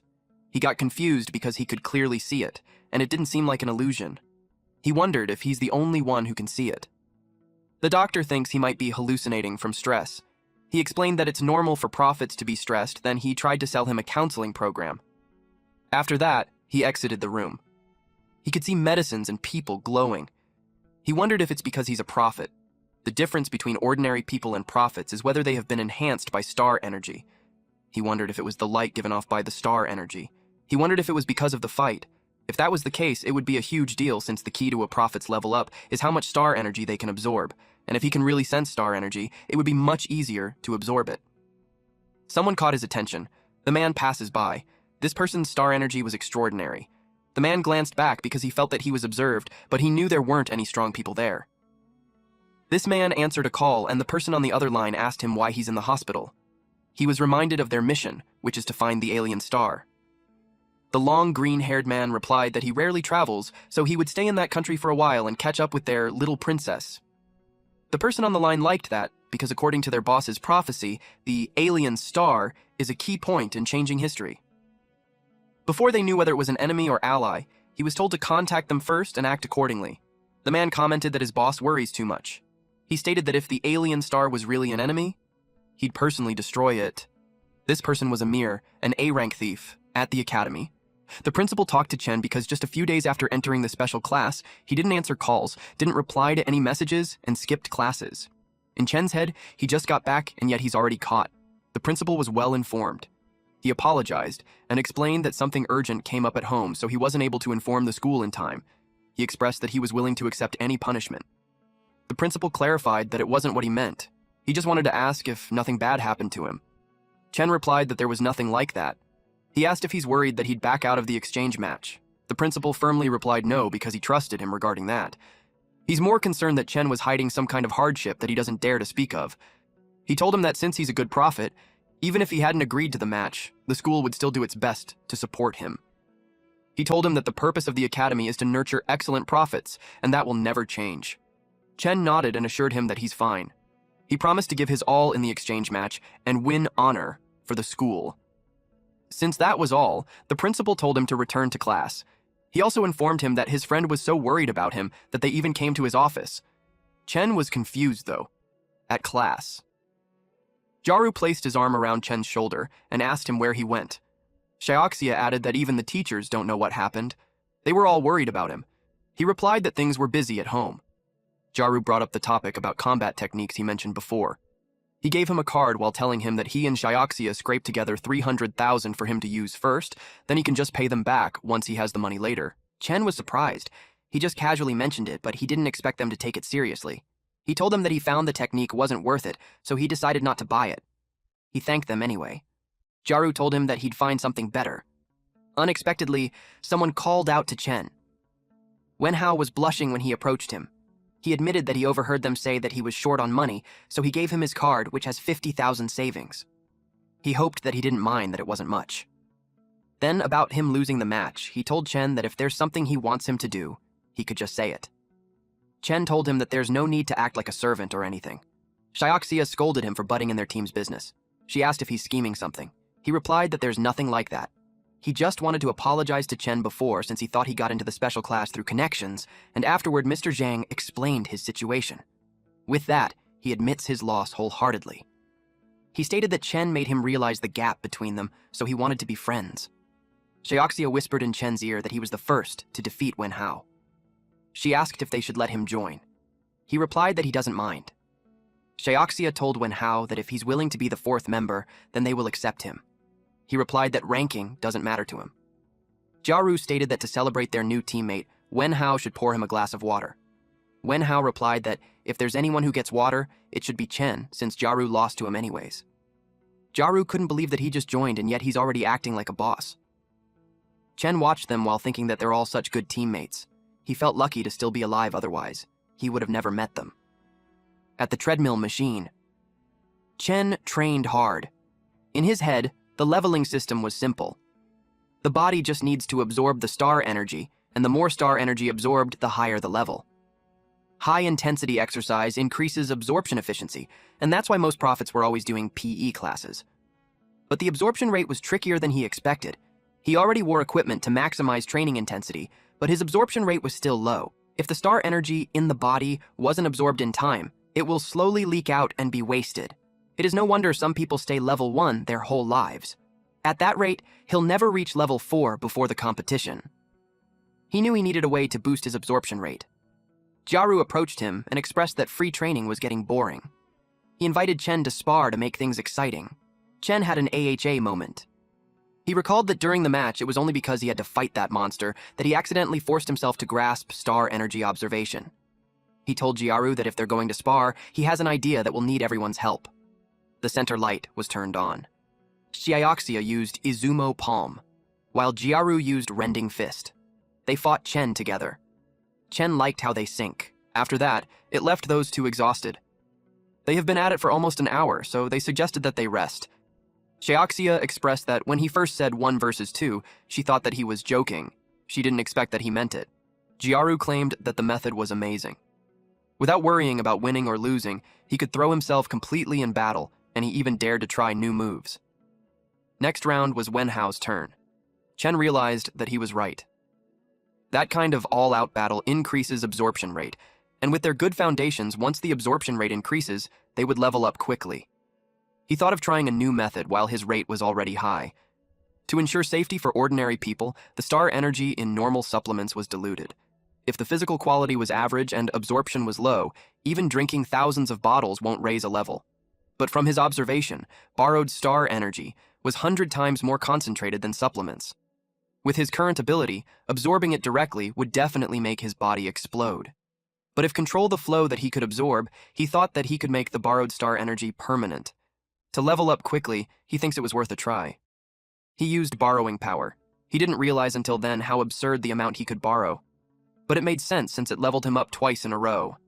He slowly controlled the flow and compressed it as small as possible. Then he absorbed it. The energy was all gathered in his heart. He didn't expect even a small amount to be so overwhelming. His whole body was filled up instantly. Even restraining it desperately, he still had absorbed too much. At that rate, his body will burst, so he had to release it. When he did, everyone was shocked. At first, they thought it was an earthquake, but soon after, they realized it was him. Their jaws dropped when they saw that his star energy suddenly skyrocketed. The boss appeared and asked him what was happening. He couldn't believe that he absorbed his energy. Chen expressed that he tried to control the amount he gave him down to what he could handle, and luckily, it worked. The boss was in disbelief that he absorbed the star energy and didn't die. It made him think that he truly is his destiny point. A brief description about star energy supplements. It is made from materials containing star energy such as star grass, star crystals, etc., with various magical effects such as replenishing star energy, enhancing physical strength, and healing injuries. Chen asked him if he said something. The boss said nothing and expressed that he's glad that he's not dead. Mr. Zhang arrived in panic and asked what happened and if they were okay. Xiaoxia reported that it was Chen. Jiaru explained that they finished sparring and were resting when Chen suddenly became like that. Mr. Zhang couldn't believe that strong star energy was overflowing. He instructed Wenhao to bring the measuring device. It showed that he's at level 3. Everyone's jaw dropped. It was the first level 3 in their school in ages. He hurriedly left to inform the principal at once. Xiaoxia inquired how he leveled up. She wanted him to teach her.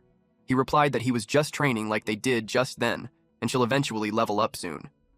He didn't expect that it would cause commotion. Because of that, he took a mental note to try it at home instead. Jiaru believed him since he felt so pumped up after sparring. Xiaoxia confirmed if they spar more, they would level up like him. Wenhao told them to stop resting so they could train since it was his turn now. While they were sparring, Chen noticed that the boss didn't curse at him this time. The boss replied that he got used to him, and if it was just to level up quickly, he won't say anything anymore. After all, he needed him to get stronger too. Chen told him there's nothing to worry, since he still has a lot of stored star energy that he hasn't used. Once his body absorbs it slowly, he can level up again to level 4. The boss just watched him in silence. Time flew by and it turned July 12th, 2026. There were only 55 days left until the exchange tournament. Chen trained hard. Another day passed by and he trained with the others. Days flew by with him just focusing on leveling up, until eventually, September 6th, 2026 came. It was the day of the exchange match, at the exchange tournament venue. There were so many people. Xiaoxia couldn't believe that she's actually standing on that stage. She shared that if her mom knew, she would cry from excitement. Jiaru heard that more students were participating that year than ever. Wenhao asked Chen if he's ready for the level 4 matches. The gap between level 3 and level 4 wasn't that small. He felt bad, since if they had more time together, they might have been able to fight together. Chen reassured him and reminded him that participation was enough and losing or winning doesn't matter. And if it was dangerous, he'll just forfeit. Since the rest areas for level 3 and level 4 were in separate areas, they had to split up. Jaru told him that if they finish early, they will come cheer for him. Xiaoxia wished him luck. He waved goodbye. The time for him has come. He decided to go get ready. At the VIP stands, the principal expressed that it was his first time in the VIP area. Mr. Zhang replied that it made sense since their school only ever joined level 2 tournaments before, so they never got that treatment. A person arrived and happily greeted him. It was old Wang. They shook hands. Wang Mingyuan, the principal of Yunxiang, congratulated Hu Wei, the principal of Leitian. Mingyuan expressed that he didn't expect Wei to bring level 3 and level 4 students in such a short time. He replied that it's all thanks to his students' hard work. He just did his best to meet their needs. He also thanked him for notifying him about the changes. Mingyuan expressed that the new rules that the central authority had planned are planning to increase subsidies for winning schools, and to get those subsidies, competition would definitely be fierce. Someone arrived. He commented that it was no wonder it was noisy because the country bumpkins were there for the first time. Wei got offended, but Mingyuan told him to calm down. He informed him that the men were the principals that have won in the past tournaments, so it's better not to clash with them. Wei replied that it was in the past, and the tournament hasn't started yet, and no one knows who will win this time. The principal of Shuogang Academy, which was the champion last year, was Li Tuo. He replied that, as expected, the more useless the dog, the louder it barks. He told them to enjoy their time, and if they don't remember the scene well, it would be too bad because they won't get another chance. Hui scoffed in response. Mr. Zhang whispered to him that it was their first time at such a high-level tournament, and he's worried if the kids would be okay. Wei asked him what he thought of the students. Mr. Zhang replied that they were amazing, especially Chen. Since his talents weren't worse than those drugged-up prodigies from elite schools. Wei agreed, and replied that the only thing they needed to do was to believe in them. A black-haired woman with eyeglasses was on the stands holding a card saying, Lei Tenuo. It was her first time in a place like that, so she was nervous. It made her wonder if Chen was okay. When she first heard Chen was competing, she couldn't believe it. A week ago. Ever since Chen transferred to the special class, she hasn't seen him for a long time. She doesn't know how he's been. But now he's the school's superstar. He even represents the school in a level 4 tournament. She expected that he wouldn't even bother talking to someone like her from an ordinary class. She tripped. Fortunately, someone caught her. Chen asked her if she was okay. She was surprised to see him. She thanked him for helping her and asked why he's there. He replied that he saw her pass, so he just came to say hi. She expressed that she thought after he joined the special class, he didn't want to be friends with her anymore. That was nonsense, since to him, friends are friends that don't change because of status. It made her smile. She was glad because, just as she expected, he's still the same. She had faith that he'll do well in the match. At the present moment, the contestants were called on stage. Chen wore black shirt, pants, wristbands, and shoes. He looked cold and sophisticated. The class rep looked forward to seeing him. Chen's current stats is at E-Class Level 4, with borrowed Power 1 ability. He has 999 wishes and 0 rewards. Currently, he has no debt due, but the total of his remaining debt was at 99,808,912. The host greeted the honored guests, beloved teachers, and dear students. There were 2 hosts. The male host welcomed everyone to the Outer District Regional Exchange Tournament. The competition was going to be hosted by him and his partner, Lillian. The crowd went wild because Lillian was a popular idol. They didn't expect her to host the tournament. Also, she's still cute even without her idol outfit. She announced to everyone that she showed up not as an idol, but as a hard-working Lillian, and the true stars were the contestants. Then they explained the rules of the competition. There were 12 academies participating, and each sent 4 representatives. There were 16 level 4 contestants and 32 level 3 contestants. However, the arena is only for the level 4 contestants. So if there's anyone who wants to watch level 3 matches, they should go to the other hall. The scores of both level 3 and level 4 would be converted into points, and the final ranking would be based on points. The promotion rules were simple. Each match was one-on-one, the winner advanced to the next round. Winners would face other winners until a champion was decided. And to ensure everyone goes all out, the unlimited match time rule has been changed. Now, each match is limited to half an hour, ending when one side loses the ability to fight or admits defeat. They hoped all contestants would show their true strength. Although that year's rules were more intense than before, they had nothing to worry about. Lillian revealed a special person.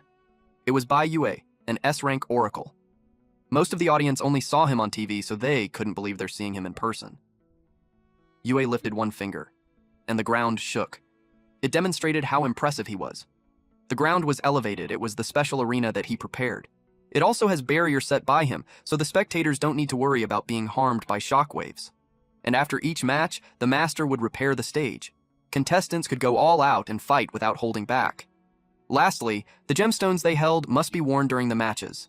It wasn't just proof of participation, but it also protects them at a critical moment. The contestants were amazed and overwhelmed that with just a flick of his wrist, he had reshaped the battlefield already. They had understood how overwhelming it was after seeing it in person. Chen internally agreed to that.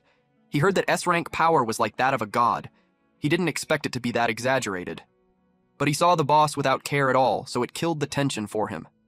The match results would be notified through each contestant's gemstone, and without further ado, the match began. The first round, match 1, was scored 16-8.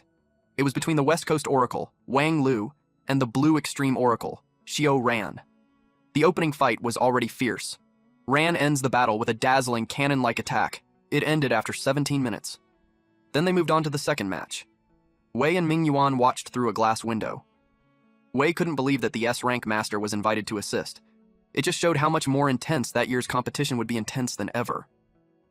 Mingyuan replied that the gap between level 4 and level 3 was huge, and level 4s can fully unleash their battle techniques. Plus, the academies were rich, so they could easily afford C-rank techniques. With subsidies, those academies shamelessly equipped their contestants with best techniques and potions, which is how they had stayed on the top for so long. It was also the reason why they were confident. Some men tried to win Principal Tuo's favor while he's drinking his coffee and watching the match. Mingyuan claimed that this time it would be different.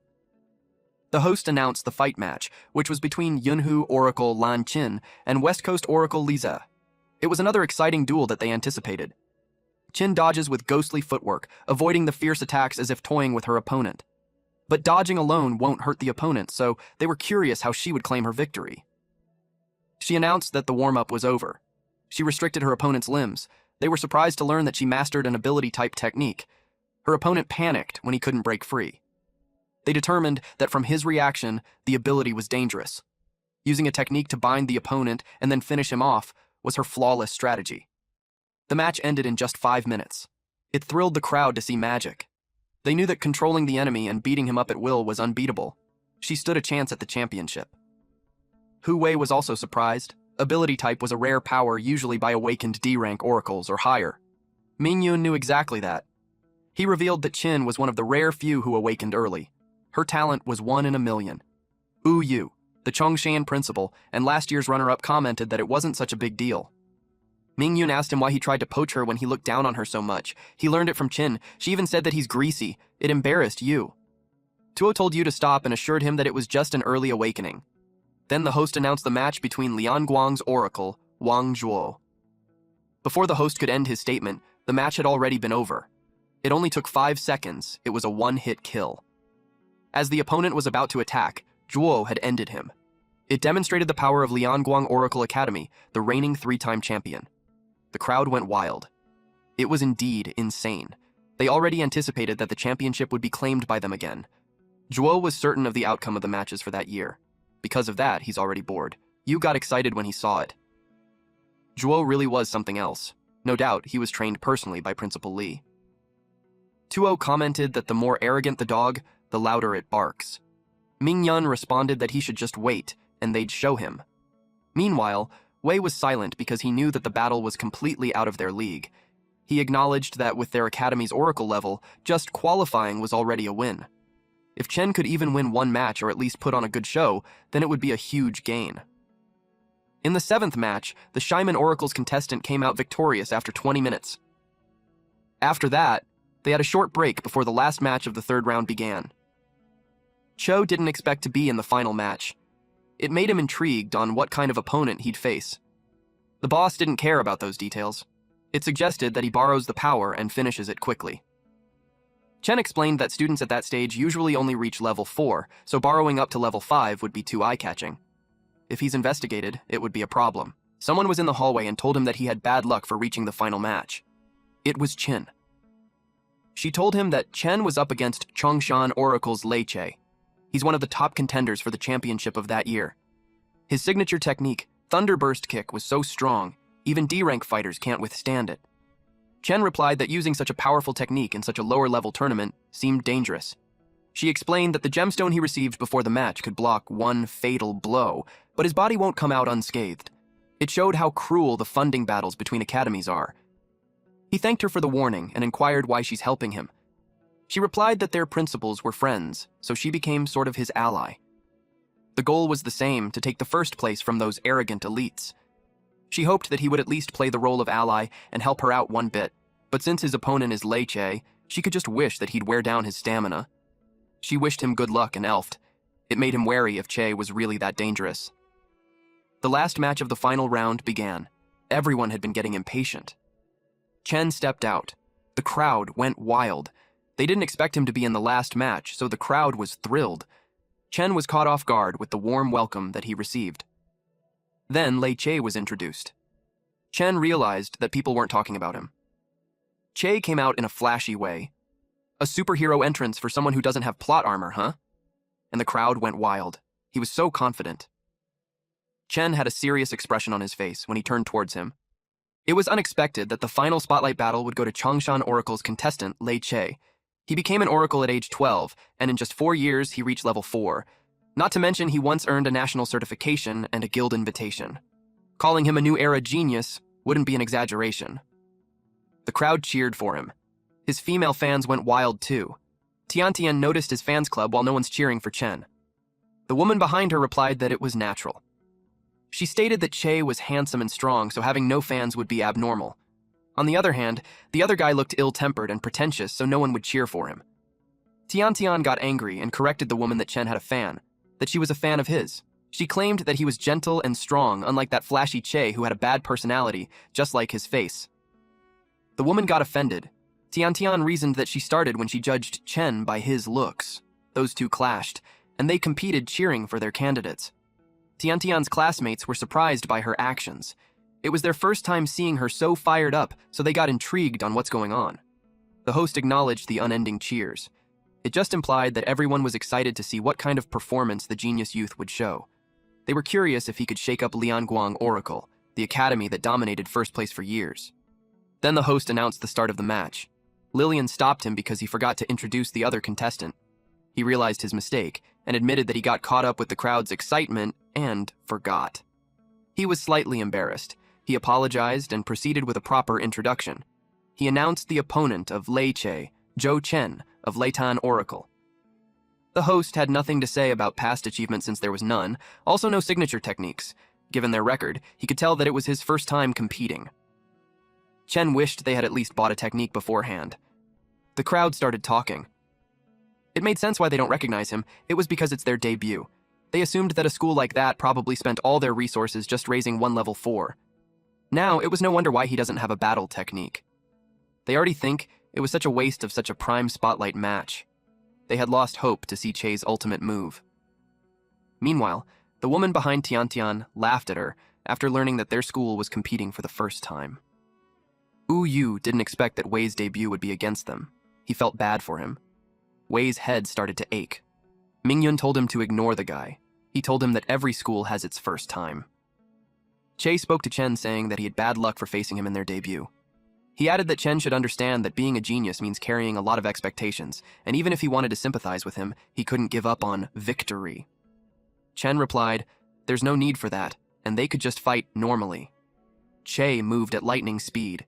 He approached Chen to tell him that he would start with just 10% of his power as a warm-up. In that way, Chen's first fight would look like a decent back and forth, even if he lost. He advised him to make good use of the chance. Chen didn't care much, since he already told him to fight normally. The host announced that Che instantly closed in on Chen, then retreated just as fast. The host was fired up. He declared the match to begin. As soon as he did, Che attacked at lightning speed. This guy appeared in front of our MC faster than the blink of an eye. But Chen saw the incoming punch, and the following attacks. He didn't take a step away from his spot. Our boy's opponent was definitely toying with him. It surprised the hosts. They wondered if it was some kind of special technique. They could see Che split into two, or even more. and it looked like Chen was taking the attack all at once. The after images could have been caused by the sheer speed. Right from the start, Che showed such terrifying skill, which made the championship battle thrilling to watch. Chin watched and commented that Che was going to be troublesome. Zhuo was just silent. Yu had this smug expression because he knew that Che's strength was far greater than that. Finding such a prodigy cost him a lot. He already expected the opponent to be no match. Che asked Chen why he wasn't moving. He mocked him for not being able to keep up with 10% of his speed. He added that it made sense because only Zhuo was worthy to be his opponent. He concluded that Chen had reached the end. In his last attack, it was time to say goodbye. Chen asked him if he wouldn't dodge anymore. Che was caught off guard and got punched in the face. Chen didn't even take a step from his position. The host's jaws dropped because of the shock. Chen and Zhuo were surprised too. Even Tiantian and the woman behind her, Che even lost a tooth from the punch. They couldn't believe that in an instant, Chen threw a punch and easily nullified Che's attack. With Che's speed, dodging should have been easy. They wondered if it was carelessness, or he simply failed to evade. The crowd got mad at Chen for hitting Che on the face. They claimed that he cheated. But to Chen, Che wasn't attacking, so he decided to attack first. It made him wonder if there's a hidden match rule there. Ming Yun, excitedly, claimed that it was a solid move. He commented that Wei's student was hiding some serious skill. Yu yelled that it was impossible because at level 4 no one was faster than Che, and a small school like that would never train someone like that. He accused him of hiring a ringer. Wei replied that if it were a rigger, the higher-ups in charge of screening would have caught it. He suggested that Yu was implying that he was smarter than them. Tuo pointed out that the shouting was setting a bad example. Suddenly, the host announced that the match wasn't over yet. The host was about to announce the winner when someone stopped him. It was Che. He was back on his feet, so the match continued. He realized he underestimated him, so from then on, he decided not to hold back anymore. He could no longer suppress his thunder power any longer. He let out a thunderous light throughout the arena. It was such intense star energy. Chen was shocked at how fast he became, his brows furrowed. They noticed how Che used the arena's barrier to keep increasing his speed. They expected him to use a certain move. Che's signature battle technique. He became confident in his technique. He unleashed the thunderous explosive charge kick, but before he could land it, he was punched in the face and was thrown to the opposite side of the arena. Chen advised him that he should have attacked earlier before he had gotten to his speed. So once again, Che was sent flying. His star turned red, which means he's completely lost the ability to fight. The host declared Chen as the winner. Deep inside, he almost couldn't hold back his strength, but with the Starstone protection, he thinks Che would be fine. The crowd talked to each other on how he did that. It was so fast that they couldn't even see clearly. In the quarterfinals, the first match was between Li Yue and Zhao Qing, in which Yue of Radiant Light Division emerged victorious. The second match was Lan Qin versus Sun Ming. The third match was between Wang Zhou and Xiao Hao, and the last match was Xiaoran versus Zhou Chen. In the quarterfinals match 2, Lan Qin easily won. The same for Zhou in match 3. It was another one-strike victory. The opponent was from the same academy, so he held back. The crowd moved on from him and got excited for Chen's match. Zhou heard them and glared at them with killing intent. They got spooked. In quarterfinal match 4, it was Zhou Chen versus Xiao Ran. Xiao Ran's explosive fist lives up to its name. The angles were vicious and hard to block. But Chen was dodging as if he predicted his opponent's moves.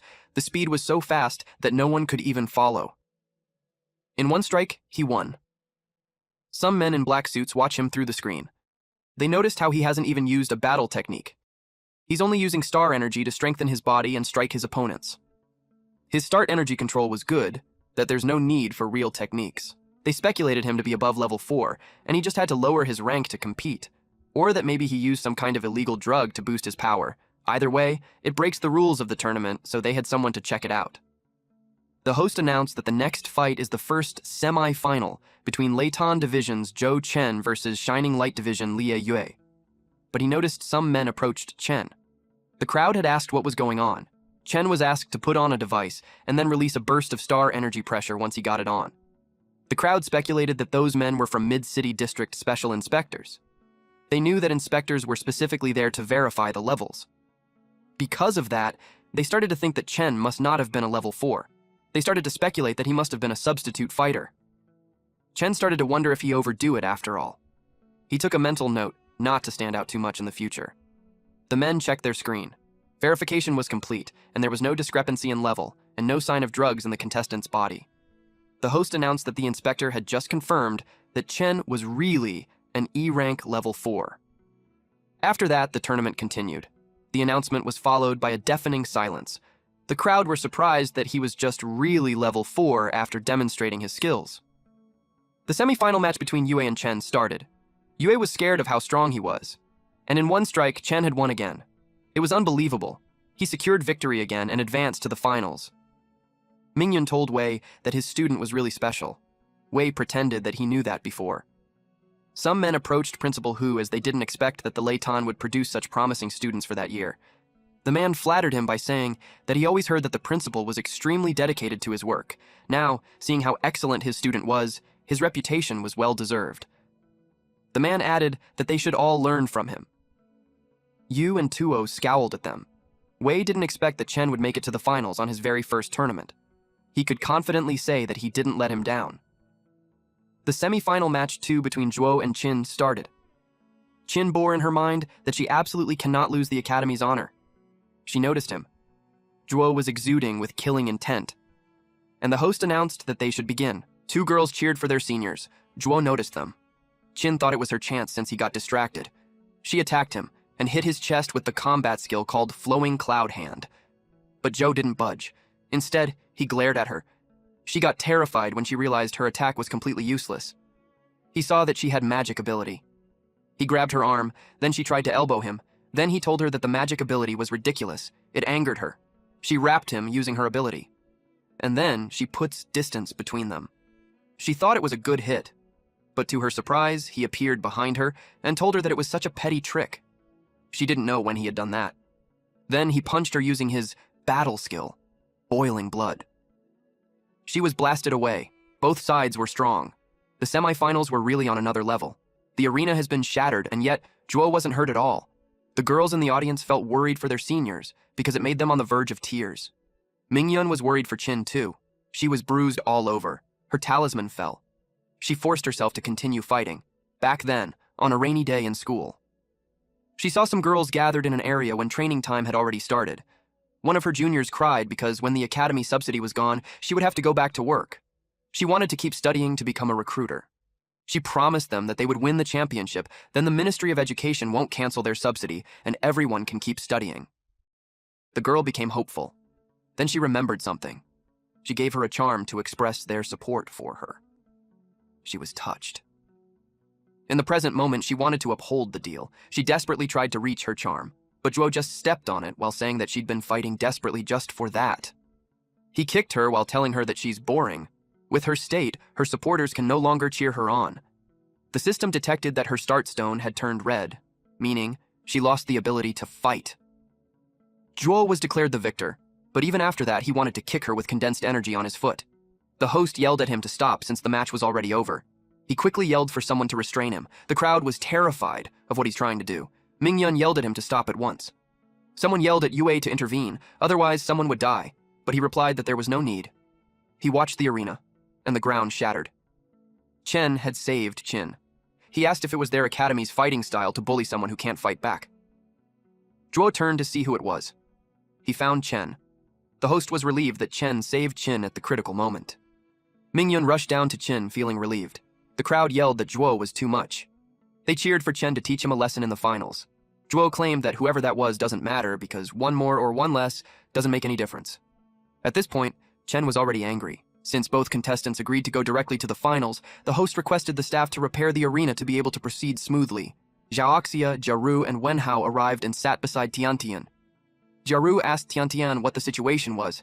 She told him that he made it to the finals, but she's worried since his opponent wasn't easy to deal with. Mingyun was frustrated that Tuo allowed some lunatics like that to complete. He advised Wei to keep his eye on this one. They told Chen to be careful. Chen replied that they shouldn't worry. Zhuo asked Chen if he really thinks he had a chance given his background and resources. He claimed that from the start, the battle was already decided. Chen cuts him off by saying that he talked so much crap, so he asked if they're still going to fight or not. Zhuo glared at him, and once everything was ready, the host announced the match to begin. Immediately, Zhuo went to punch him. Chen just stood there. Zhuo expressed that he thought he would be more impressive. Chen replied that it should be his line. Zhuo was caught off guard. He taunted him by asking if that was all the reigning champion had. Then he counterattacked. Zhuo fought back using his boiling blood battle technique, and their fists met each other at an insane speed. The host announced that he had worked in the field for over 10 years, and he had never seen such a spectacle in a level 4 match. It was hard to imagine that it was Lei Tian's first competition. Chen was so strong. Even Wenhao and Jiaru couldn't believe it. Chen had sparred with them before, but they realized that he must have been holding back all along. They were only one level apart from him, but the gap in power was huge. Chen kept punching. His fist landed on Zhuo's jaw. Wei was shocked. Mr. Zhang knew Chen had a solid foundation, but he didn't expect that he could really fight someone with top-tier resources to that extent. Zhuo couldn't believe that he was injured. It took him a while to register that he actually got hurt by that kind of guy. It angered him, which led him to use boiling blood max level. The boss noticed that he forced the star energy in his body to erupt and boost strength. It got interested in the power known as the battle techniques. He moved incredibly fast. Chen noticed the increase in his speed, but it was useless against his perception. Perception is a focused mind that greatly enhances sensory ability. The staff beside Yue was surprised that Zhuo's star energy intensity had rapidly increased. They suggested a level check on Zhuo. Yue replied that Zhuo had used that battle technique in the past too. Using that technique temporarily strengthens body parts to gain power beyond one's level, and that time he just applied it to his whole body, so it doesn't count as a violation. The staff realized that he was too hasty. Yue noticed that the other contestant seems to have not used his full strength since the beginning. It made him curious on what his limit was. It was so fast that the audience couldn't even see. Jiaru thinks that Chen was at a disadvantage. When Rao replied that it wasn't the case, he noticed that Chen was guiding Zhuo's punches. Chen evaded the punch. Then he took a deep breath while keeping his eyes on him. Then he countered with a punch, but Zhuo blocked it using his arms, but the strength had pushed him back. He did his best to maintain his footing. He admitted that Chen was the first at the same level who could push him like that, but he claimed that he would still be the strongest. Chen taunted him by asking if that was all he got. Chen activated borrowed force. He had 0 out of 6 remaining uses. Shit's about to go down. Zhuo and Chen prepared their fists. It was a battle between boiling blood, max, and borrowed power. They blocked each other's arms. Then Chen used perception. It made him clearly see the punches, and Zhuo's weak point was the heart. He elbowed him on the chest. It made Zhuo cough. Then Chen followed up with another attack. Zhuo couldn't believe that Chen's strength and speed was increasing. He refused to go down. He exudes his star energy as he yells that he's the strongest.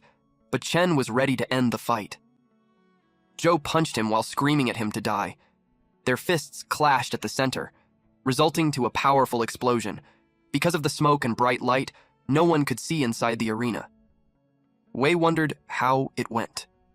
The smoke slowly subsided. Eventually they saw Zhuo still standing, but this fucker then fell to his knees and had lost the ability to fight, and the one standing until the end was Chen. The host congratulated Chen for winning the level 4 group championship. Lei Tian's points have also achieved a historic comeback. They had secured the championship with 200 points. It was the first time since the start of the Outer Exchange Tournament that a regional academy had taken the overall championship. Following Lei Tian was Liang Guangyu with 160 points, Yun Huyu with 135 points, and on the 4th was Chong Guangyu with 110 points. Everyone from Lei Tian celebrated. They had faith that Chen would pull it off. Mr. Zhang screamed that Chen really made them proud. Even Wei praised him for a job well done. Now, they don't have to beg for subsidies. Mr. Zhang couldn't believe him for highlighting that. The other men noticed Wei was still there, so they hurriedly went down to congratulate him, while Tup was holding back his anger.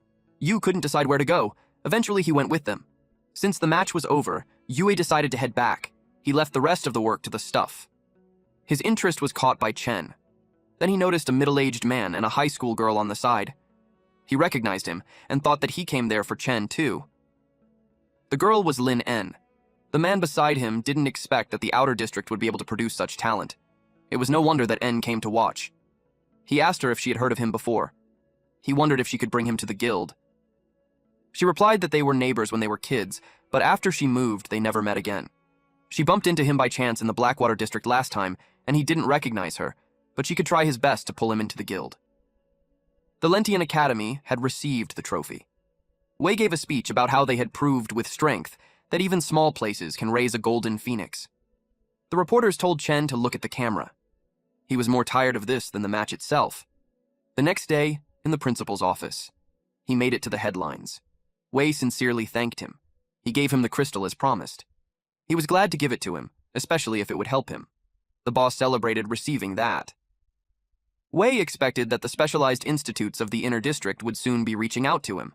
He told him that once he got in, he shouldn't forget Leidian. Chen assured him that he won't forget. When he left the principal's office, he noticed someone outside. It was his friends. He was surprised to see those three when it was school break. They came to find him. Jiaru comfortably placed his arm around Chen's shoulder while expressing that he didn't expect so soon that after the match ended, schools already sent out admission notices. And they turned out to be from the 5 great academies. They had been all admitted to the 5 academies. Chen congratulated him. He believes that with his skills, it would be strange if they didn't want him. Jiaru replied that it was all thanks to him. And as his underlings, he claimed that their goals won't be so short-sighted. He imagined that one day, they would be great partners. Chen asked what he meant. Xiaoxia translated for him that it meant that Jiaru would be counting on him. Even though courses weren't shared between academies, they could still hang out during free time. She promised to come find him to hang out. Chen was happy with that. He replied that being alone was boring. He looked forward to sparring with them in the future, too. Someone arrived and approached him. It was Tiantian. She asked if she could join them, too. She was determined to become stronger, too. Tiantian entered the room and was impressed. Her eyes sparkled. She asked if she's really allowed to train there. She can't believe that he really took her request seriously. She thanked him. Chen replied that it was nothing. He just mentioned it to the principal, and he agreed right away. She thanked the principal and everyone else for letting her use the equipment. The principal thought of getting rid of the honors class restrictions so all the students can use the training equipment freely. He realized that a lot of things needs to be reformed, including future educational benefits. Renovating the school was also on the list. Thanks to the prize money from winning the regional exchange tournament, he can finally do the things he always wanted to do. He acknowledged that it was all thanks to everyone's hard work. He thanked them all. They all smiled warmly. But Jiaru had to admit that it sucks that the principal waited until after he graduates to make the school that nice. He wouldn't get to enjoy any of it. Wenhao told him to shut up because he's ruining the moment. Principal Wei told them that they're always welcome to come back and visit. Xiaoxia got curious why Tiantian suddenly had the urge to train so hard, especially when the school's already on break after the tournament. Jiaru saw them and got curious when the two of them got close. Tiantian blushed as she explained that she always thought she doesn't have any talent, so she just let things be, but seeing them fight so hard for their dreams made her want to be cool like them.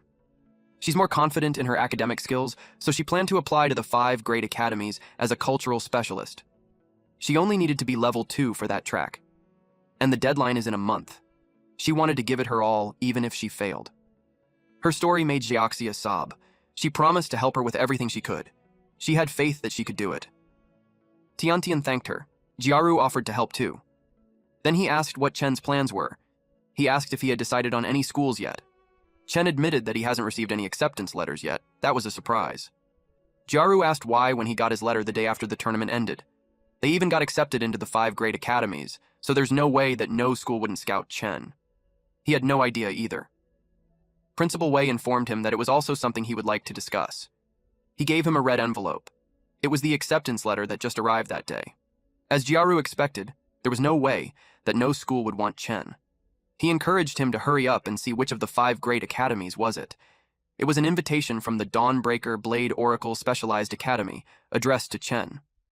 There was an instruction that if he accepts, he had to keep the card safe and report to the academy with it by September 16, 2026, but if he wishes to decline, he could just simply break the card, and his eligibility would automatically be voided. They were all surprised by Jiaru's loud voice. Jiaru was shocked because Dawnbreaker Academy was the one that walks all over the 5 great academies. Chen asked what he meant, so he explained that among all the Oracle academies in the country, there were 5 that were recognized as the best. Those were the Morningstar Academy, Watchers Academy, Red Lion Academy, Azure Sky Academy, Alpha Academy. Each of those academies was a symbol of authority and power, possessing the highest privileges. However, the one and only academy that stands above all 5 of them was the Dawnbreaker Academy. If Dawnbreaker wanted a student, they got to pick first. Even the 5 great academies had to get in line. Chen asked why there were only 5 best academies when Dawnbreaker was also a prestigious one. Principal Wei explained that it was because the Dawnbreaker Academy's value can't be measured on the same scale as the 5 great academies. It was a school founded specifically to subjugate fishers.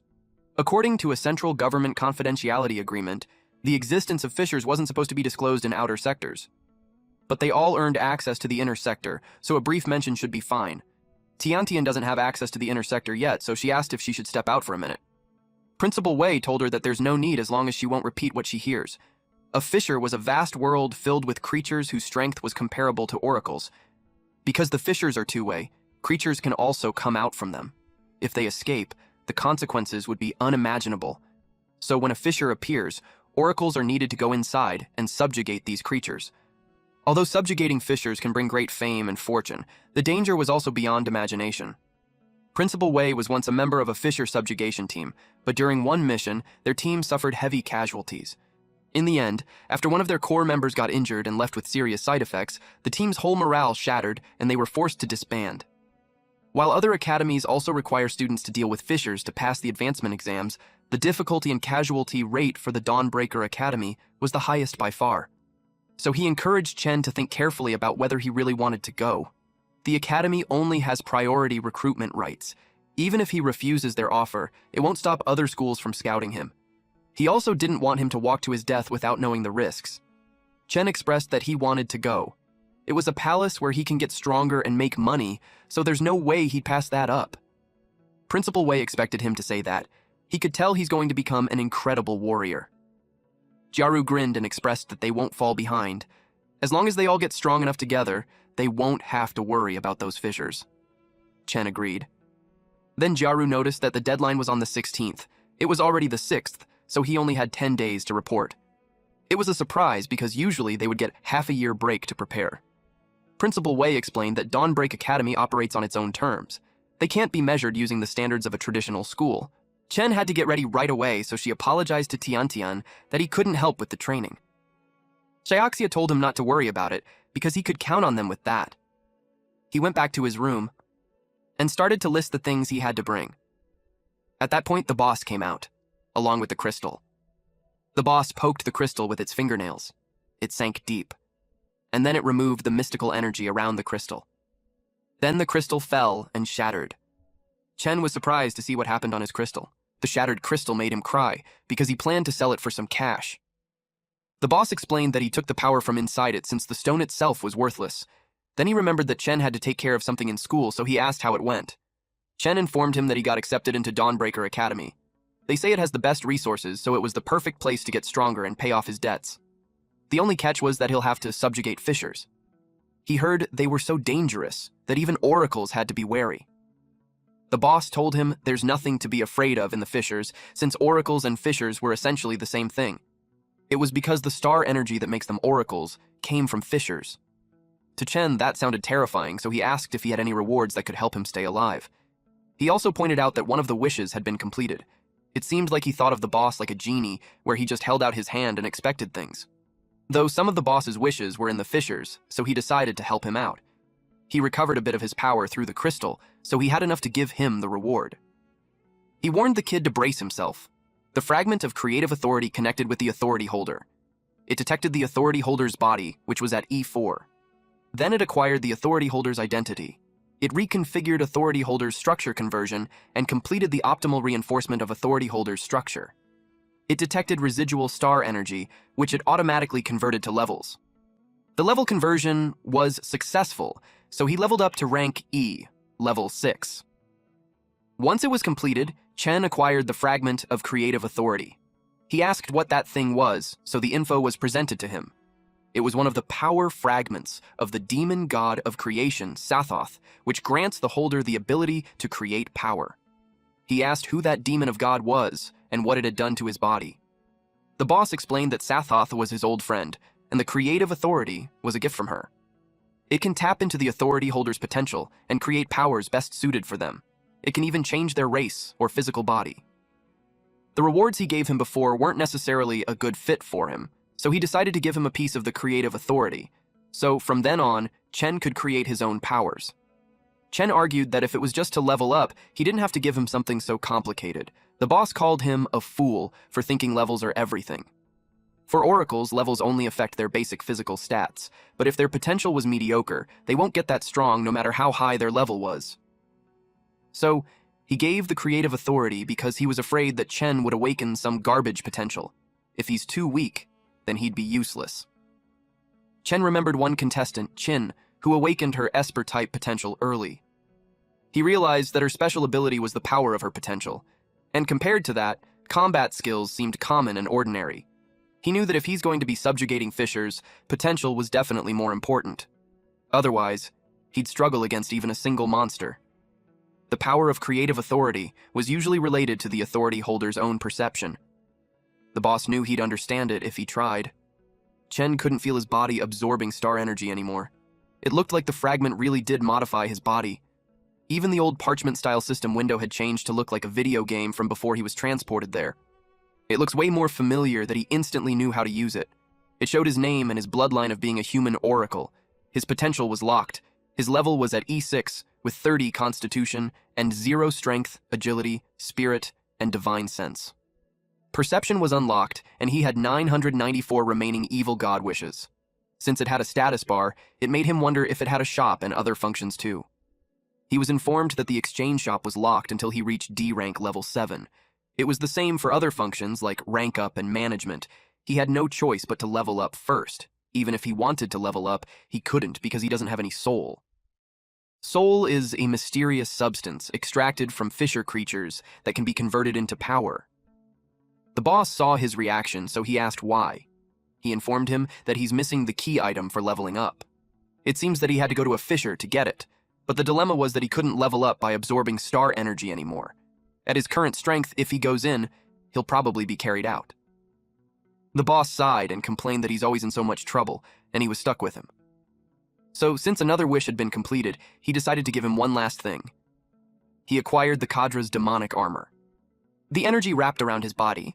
It was a unique armament, a fragment of Kadra's demonic armor. It is one of the armor fragments containing the power of the heroic spirit king, Kadra. It has the property of being soulbound, requiring no physical wear. It has an exclusive skill called Demonic Armor Manifestation. It summons demonic armor onto the body to block attacks. It increases strength while manifested. Chen was pleased with it. Not only does it defend against attacks, but it also increases his strength. It only covers a small area, but with stats like that, he had nothing to complain about. The boss was sad that the rewards used up all the power he just saved up. He just considered it as an advance investment. He told Chen to work hard to pay him back. Chen was motivated to work his ass off. The next day, there was a taxi parked outside, so someone asked Chen if he's leaving that day. It was Principal Wei along with his friends. He replied, yes. It was only a one-day trip to the mid-level city, but he wanted to get to the academy and start training as soon as possible. Principal Wei knew that once he entered the mid-city, he won't be back for a while. He told him to contact him if he needs help with anything. That reminded him of the favor he wanted to ask. He requested him to occasionally check on his mother at the hospital, and if he saw his sister, he wanted him to give the letter to her. Principal Wei knew it was important, so he asked why he wouldn't give it to her himself. He replied that they were on bad terms, so it was not a good time for him to see her. The principal understood and kept the letter. He promised to look after his family so he could focus on his studies. Jiaru promised to find him in half a year, and by then, he expected Chen to show them the ropes. Xiaoxia told him to keep in touch. He said goodbye to them. He arrived at the airport. The staff asked him if he was there to process a visa and flight to the mid-level city. She asked him for the reason for his travel. He replied that it was for school enrollment. Deep inside, the staff was confused because it was still vacation time. She requested him for proof of his enrollment. He asked if the card would suffice. She was surprised to see the ID card for the Dawnbreak Academy. She had been working in the outer sector for a long time, and it was the first time she had ever seen one. She couldn't believe that the kid who looked so ordinary was a student accepted into a Dawnbreak Academy. She was staring at him. So he panicked that the card wasn't enough and told her that he had the invitation letter too. She apologized and clarified that it was more than enough. She guided him to go left and follow the flight attendant's instructions once he's on board. He asked if he wouldn't need a ticket. She explained that with his status, travel to mid-level city was free of charge. He only needs to purchase a ticket when returning from there. The plane took off. He couldn't believe he was seated in first class. He assumed it was another perk of being admitted to Dawnbreaker Academy. As he thought of that academy, he sincerely hoped that it wouldn't disappoint. The pilot announced that the flight will arrive at the mid-level city at approximately 10 a.m. the next day, at Dawnbreaker Academy. Chen arrived at the entrance. From there, he could tell it was so grand and quiet. It doesn't feel like a school at all. He approached the receptionist to ask where he should register. The staff asked for his card. The staff saw his name and warmly greeted him. They had been waiting for him to come. He ushered him to the school. Chen was confused why they would wait for him when he doesn't know anyone there. The staff clarified that someone else was looking for him. They arrived in front of a stone. He was instructed to stand in the middle and touch the stone monument with his black card. Chen couldn't believe there was such a place on campus. He asked if it was some kind of hidden passage. The staff told him that he would soon find out. He could feel dizzy, but was told to bear with it. As soon as he tapped the card, he was teleported. He was astonished that the place earlier wasn't even the actual school. The staff informed him that Dawnbreaker Academy was located far away, so they had to use those teleportation stones. Since he just got there, he would have a lot of time to explore later, and the person who was waiting for him was already there. A few minutes later, they arrived at the place. The staff brought him to Lin En. She was having her tea while 2 students stood by her side. She asked him if he remembers her. He replied yes, and he had been wanting to find a chance to thank her. He just never expected that she would be his senior. The violet-haired, standing beside En, thanked the staff for his hard work and informed him that she had already transferred the money. He left them to chat. Chen approached her and asked if there's any specific reason she asked for him. The man standing beside En stopped him. He told him that he's a pleb from the outer sector and had no permission to get close to En. En warned this guy, Kui Ming-cheng, to watch his mouth, especially when Chen was his guest. Then she invited Chen to sit down so they could talk. He replied to just outright tell him what she wanted to say. She sighed and was forced to make it quick. She expressed that her guild was short on members, so she wanted him to join. And for the price, she offered 30 million. He couldn't believe she's offering 30 million right off the bat. She heard that the price for hiring a powerhouse for a guild depends on their strength and potential, but it's usually hard to even break $1 million. Ming-cheng asked her if she's insane. For that price, she could hire 3 top-tier B ranks or an entry-level A rank oracle. He argued that the piece of trash from the outer sector wasn't worth a fraction of that. He complained that the joke had gone too far. She yelled his name. She glared at him and asked him when did she ever need him to make decisions for her. He got terrified and tried to explain that it wasn't what he meant. Deep inside, he's intrigued on who the kid was for her to protect him like that. The violet-haired woman just watched them. Since Chen just arrived at the central sector, she assumed that he hasn't joined a guild yet. It was the highest amount she could offer, so she hoped he would receive her sincerity. Naturally, Chen was tempted since it was beyond his wildest dreams. But at the moment, he was just an E-rank newbie, so he couldn't understand why she would do that. They were interrupted by an announcement. All students who just arrived were called to gather in the assembly hall within the hour. It meant that the last new student had arrived. She told him he could leave his luggage there and just pick it up later. She also acknowledged that the guild invitation was sudden, so it's normal for him to be hesitant. She encouraged him to think it over, and after the new student orientation, there would be a senior freshman pairing session. When the time comes, she wants him to choose her as his mentor. She wants him to see it as a repayment for saving him. She added that having someone to help him adapt to the new environment wasn't a bad thing for him either. He replied that he would think about it. She was pleased with that. Then she requested Shi to take him to the assembly hall.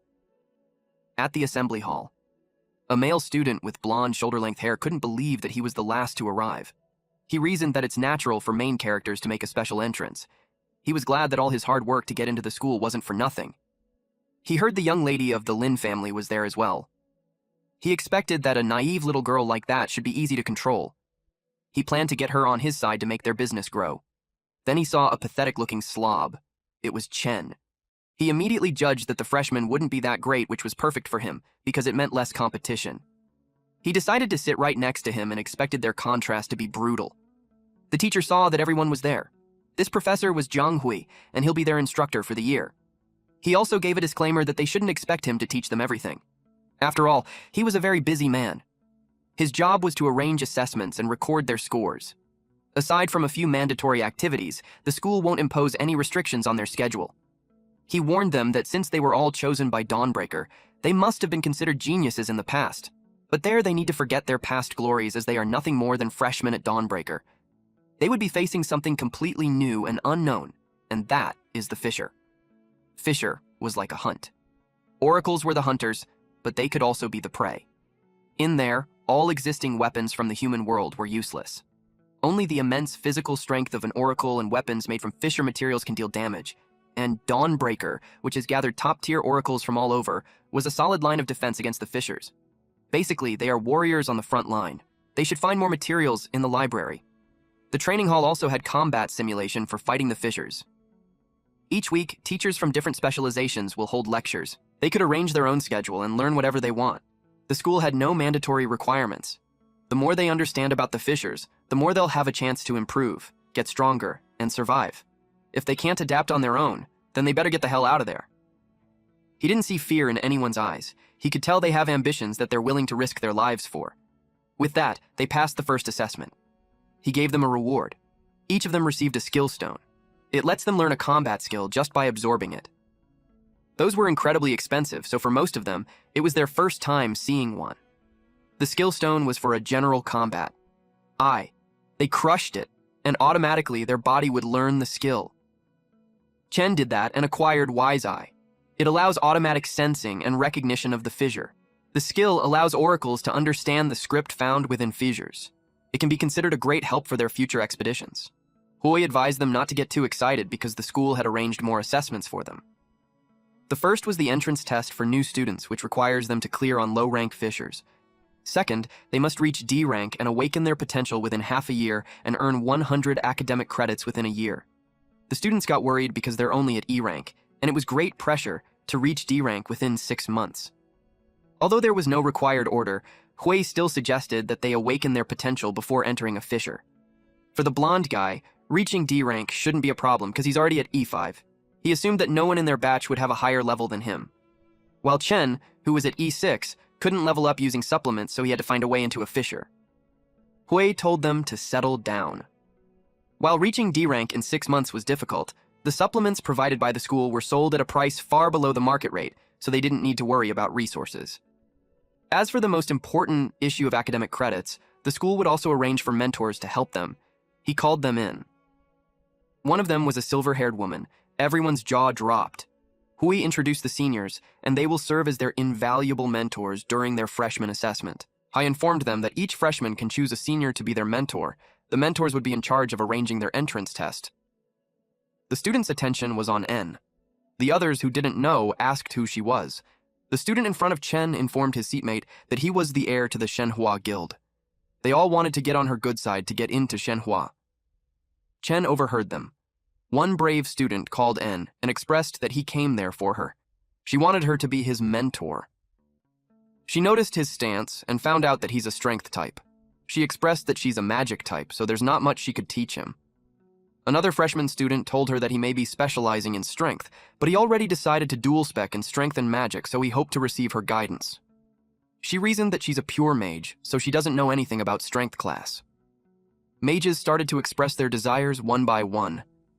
They saw how high the standards of one of the 4 great guilds were. Those who weren't confident decided to pick another senior. It looked like N was a headache for the professor. He reminded her that she's required to take on at least 1 freshman, otherwise he had to assign the last remaining student to her by default. She replied yes. Then she glared at someone. Chen sensed it, but he didn't know what to say. The blonde guy beside him was glad that the losers had been filtered. He was confident that with his looks and talent he won't be rejected, but even if he was, as the last one left, he expected to be assigned to the young lady of the Lin family. Chen stood up and called N. He expressed that he doesn't desire knowledge. Instead, he wanted to stand by her side. He asked if she could be his mentor. It made her blush a little. They all looked down on him, but to their surprise, N accepted him. With a bright smile on her face, she claimed that he's the one. The blonde guy couldn't believe it. She only accepted one, so it made them question what her selection standards were. At the mission hall, Chen followed N. While doing so, he asked why. When she was the heir to the Shenhua Guild, one of the 4 great guilds and a guild of that size shouldn't be short on high-level oracles, so he couldn't understand why she would offer such a high price to recruit a newbie like him. She admitted that she's not only recruiting him for the guild, but also for her own reasons. She planned to tell him the details after the test. His first priority should be how to pass the entrance test that she arranged. She introduced them to his teammates for the test. The first to speak was Su Han, a C rank level 5. Her potential is Shadow Veil, and she's the supervisor for the test. She will not participate in combat at any point unless a team member's life is in danger. She reminded them that if she had to step in and save them, the test would be deemed a failure. Next was Lu Wei, a D rank level 1. Her potential is recovery, so she can heal everyone's injuries. Another team member was Zhao Lin, a D-rank level 1. Her potential is wind-fused, and she'll be providing long-range support. The only guy aside from Chen was Li Rui, a D-rank level 3, and his potential was armament enhancement. He's also the leader of the team. He warned them that if they wanted to pass, they should listen to his commands. He noticed that Chen wasn't carrying any gear, so he asked if he awakened some kind of special potential. Chen introduced himself and expressed that he's an E-rank, so he hasn't awakened any potential yet. That was surprising news. Rui couldn't believe he's taking the test without practicing first. He questioned how the academy formed the groups and suspected that it was to drag them down. Lin replied that groups had been set, so there's no point in complaining. Wei agreed, and it could take some time if they reapplied. Rui had no choice but to accept it, and as long as he didn't get in his way. He told them to keep an eye on Chen. Wei told Chen to stick close to her once he entered the fissure. He assured her that he had combat experience. She sighed and answered that without a weapon or a potential, he can't even hurt the creatures in a fissure. She thought of him as arrogant. Rui went to the staff and informed them that his team is applying for assessment. Their application got approved and instructed them to go to room 1. He received a world tree fragment, which was used to open a fissure passage. The fissure had been opened, so they headed out. Chen noticed how dense the fluctuation of the stair energy was. He hoped to find the key item he needed to level up. They arrived at the gloomy grotto. Immediately they had been spotted. They went into standard formation. Chen noticed how they got into formation in an instant. Their test had begun. Han wished them luck. Then she vanished because of the stealth mode. Rui warned them about the incoming enemies. It was a pack of D-rank shadow demon wolves. Now it made sense that they came at once. It was because they had a sharp sense of smell. Lin used a combat arrow and hit the wolves that Rui was blocking using his shield. Then, he used a frenzied slash at them. He acted so arrogantly that he charged too far ahead. The wolf got into the backline and scratched Lin. Wei saw it and planned to heal her. But behind her, a wolf was closing in, jaws ready to snap. We thought she was doomed, until Chen smacked the demon wolf away from her. This was just a simple tap, and it broke the bones of the monster. He asked her if she's okay. She replied yes, but it appears she was in shock because of him more than the demon wolf. Chen was notified that he acquired 10 souls. He realized that he'd only get a soul if he kills the beast himself, and even that lowly beast gives 10 souls. So it made him thrilled, thinking that the stronger the target, the more souls he could get. It means he'll have to go meet the big guys deeper in the cave. Lin struggled with a demon wolf and expressed that she needs healing. Wei rushed to her side. She used recovery on her. She couldn't believe the freshman saved her. She didn't even see what happened. Han watched them from above. She noticed that their overall combat power wasn't bad, but their teamwork was, especially Rui when he's the captain and the tank, but he was just mostly focused on getting his own kills. He didn't consider the danger his teammates in the back were all in. His high level and decent gear make up for his recklessness, but fissures weren't that simple. If they can't regroup quickly, the test would be a wash. Rui claimed that the test was too easy. He claimed that without the useless weights dragging him down, he could clear the test by himself. A monster sneaked behind him, but he noticed it. He attacked it. But to his surprise, his sword bounced off, and 2 D-rank rock wolves charged at him. He was scared to death. He screamed loudly. Wei and Lin were surprised that there were rock wolves. His yelling attracted the other rock wolves, and they got surrounded. He yelled at Wei to stop spacing out and heal him at once, but he was too far away. He furiously responded that she had legs. Then he threatened her that if something happens to him and they fail, it would be her fault. She forced herself to go despite Lin telling her not to. A rock wolf attacked her. Han couldn't believe that Rui actually ordered a backline to rescue him alone. He was making her a cannon feeder. It made her believe that there was no hope for the test. She had to step in, but it surprised her. Someone dragged Wei away from the rock wolf. Then, Chen shuts the mouth of the rock wolf while he pulls her away. He tightened his grip, making the rock wolf bled. And with that, he acquired 30 souls. The rock wolf was stronger than the demon wolf, so it confirmed his theory that the stronger the enemy, the higher the soul count would be. The rock wolf has tough rock armor, but it was nothing in the face of his demon armor. He told them to stay close to him as he made a path for them. Wei asked how he's going to do it. He took the sword that Rui dropped, and charges ahead. The rock wolf saw him, but he killed it before it could make a move, earning him 30 souls. He targeted another one, and obtained another 30 souls. Han wondered how he could move like that. He was more badass than a D rank. Lin questioned out loud if that was truly the strength of an E rank. Wei urged her to hurry up and follow him. The rock wolves chased after them, so they ran as fast as they could. Chen told them to get down and killed those rock wolves. From them, he acquired a total of 90 souls. After that, there was a brief silence, so they were safe for the meantime. He requested Wei to heal the injured. Wei agreed.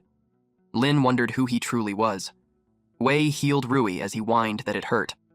While the healing was in progress, Lin approached Chen to keep watch with him. He thought she needed to rest. But she was fine thanks to him and Wei. Also, she didn't get hurt. In total, Chen gained 210 souls. It was more than he expected. He thought of continuing at that pace. Suddenly, they heard Rui scream that he's quitting the test. But Wei reminded him that they worked so hard to get the test slot. She requested that they stay longer. Lin rushed to them and asked what's his problem now. He argued that he was up killing monsters and questioned what they were all doing. He complained that he wasn't going to pass the test with a bunch of insects like them. Lin answered that if he hadn't charged in so recklessly, the team wouldn't even be in that mess. Wei tries to calm her down. She told them not to fight and convinced them to regroup and finish the test. Rui whined that he's the tank and he got injured so badly. And without a tank, they wouldn't be able to do anything. This was just his plot to make them realize how important he was. He wanted them to beg him to keep tanking. But to their surprise, Chen suggested that he could just wait for them there. He volunteered to be the tank and finish with the rest of the team. Rui couldn't believe Chen could tank. For Chen, it was a rare chance to enter the fissure, so he can't just leave without leveling up, so he expressed that if the team needs a tank to move forward, he can do it. Rui called him an idiot and pointed out that just because he used a longsword to kill a few rock wolves, he already thought he was hot stuff. He told him that without any gear, a guy like him won't even be dust in front of the final boss. Lin and Wei both agreed with Chen's suggestion. Rui was furious at them for believing the kid who has no gear and potential to get them through the test. Lin replied that he had his skills, so it was worth a shot. Wei felt sad since they worked so hard to get the test slot, so she didn't really want to give up. Lin also pointed out that he was more reliable than someone who cries and moans about quitting over a little scratch. She told him that if he's not coming, he could just stay there and wait for them. She called the newbie and told them not to worry about Rui. Rui trembled in anger. He was the captain, and yet those people ignored him. He planned to make them regret it. Deep inside the fissure, more rock wolves charged at them. They were shot by an arrow. Lin was pleased to have interrupted their attacks, and Chen finished them off. He acquired 30 souls each. Wei informed them that there was a shadow wolf on the front left. Lin released an arrow towards it. They were oblivious that a shadow wolf sneaked up on them. Fortunately, Chen saw it and threw the rock wolf at it. With that, he gained another 10 souls. He asked them if they're okay. Wei replied that everyone was fine. It seemed like that was the last monster. Lin asked how many have they killed so far. Wei estimated it to be around 40. She didn't realize that it was that many already since everything was going smoothly. Wei responded that it was because the newbie was an amazing tank. They were under no pressure at all. Chen replied that it was only because they were working well together. Lin could tell they were close to the final arena. She encouraged them to push through and clear the test. Wei was totally on board with that idea. While they headed there, they asked Chen what was the blue light that appeared on his arm during the fight. It kept appearing and disappearing, and they had never seen something like it before. Chen realized that they actually noticed. It would be a pain to explain, so he bluffed. He told them that it just showed up one day. They asked if it was armor. It seemed like it's an effect of attachment-type potential. Because of that, it made sense to Lin that he dared to be the tank. Wei inquired if he awakened early. He gave a vague reply. Lin remembered when he joined, he said he didn't have any potential. She figured he was lying. Wei gave him the benefit of the doubt for not knowing the rules since he's a freshman, though early awakenings were really rare. She told him that if he has potential, he has to report it when he joins a team. That way, he won't be discriminated against for his abilities. Members who can tank were high in demand. Internally, Chen wondered if the mission had to be a group effort. Those two managed to get the last hit on most of the enemies they fought, so he missed out on a lot of souls. He wanted to clear the fissures on his own. That way, he wouldn't have to compete for kills. Currently, he has 810 souls. He needed to save 2,000 to level up. Han couldn't believe that an E-rank freshman managed to turn the team around. She saw how strong he was, plus his commands were on point. He was a better fit for captain than Rui. Now she understood why N wanted him on her team. At that rate, they'll be able to finish the test soon. She glanced at Rui. He hid his presence and tailed the team. It made her curious about what he was planning. Eventually, Lin was surprised. They reached the dead end, which was supposedly the final area, but nothing was there. Wei suggested that the mission doesn't have a boss, or they have already killed the target without realizing it. But Lin wasn't convinced. If the target was dead, the fissure would have already started to close. It was a headache. If the fissure doesn't close, it means that the test wasn't completed. Wei wondered if it was a special case. Suddenly, Chen sensed a presence. He warned them that it's above. Unexpectedly, a large creature lunged at them. They stepped back to evade it. Apparently, it had waited to ambush them. They waited for the dust to settle. And the silhouette of the creature was revealed. Wei and Lin turned pale when they saw that there were D-rank giant shadow demon wolf and a D-rank rock wolf king. Han frantically appeared and informed them that the test had been aborted. With 3 elite levels and 1 boss level, the difficulty was way beyond the scope of the test. When the fissure level was scanned, the star energy fluctuation wasn't that high. She knew that there was no way they could handle that with their current skills. There was still a chance for the test takers to leave, but if they wait until she attacks, she won't be able to protect them. Meanwhile, Chen was thinking how much souls those 3 elites and a boss would worth. But he's also aware that if he tries to take them alone, the risk is too high. Suddenly, a mission popped out. It was his first time receiving a wish mission since the fragment. His task was to acquire the Rock Wolf's soul. And leaving the fissure would mean abandoning the mission. He was reminded that once the contract was established, even the slightest thought of defiance would be met with the torment of punishment, continuing until death. He wondered if it was trying to cut off all his escape routes. The set conditions had forced him to fight. He could tell that it was looking down on him, and it got our boy thrilled. Then, he told Han that he would handle it. He claimed them to be his enemies. He activated the combat skill, Demon Armor. At this point, our boy looked like he was about to use Chidori. To recap his stats, his bloodline was Human Thief, and his potential hasn't been unlocked yet. He was at level E6, with 30 Constitution, 0 Agility, Strength, Spirit, and Sense.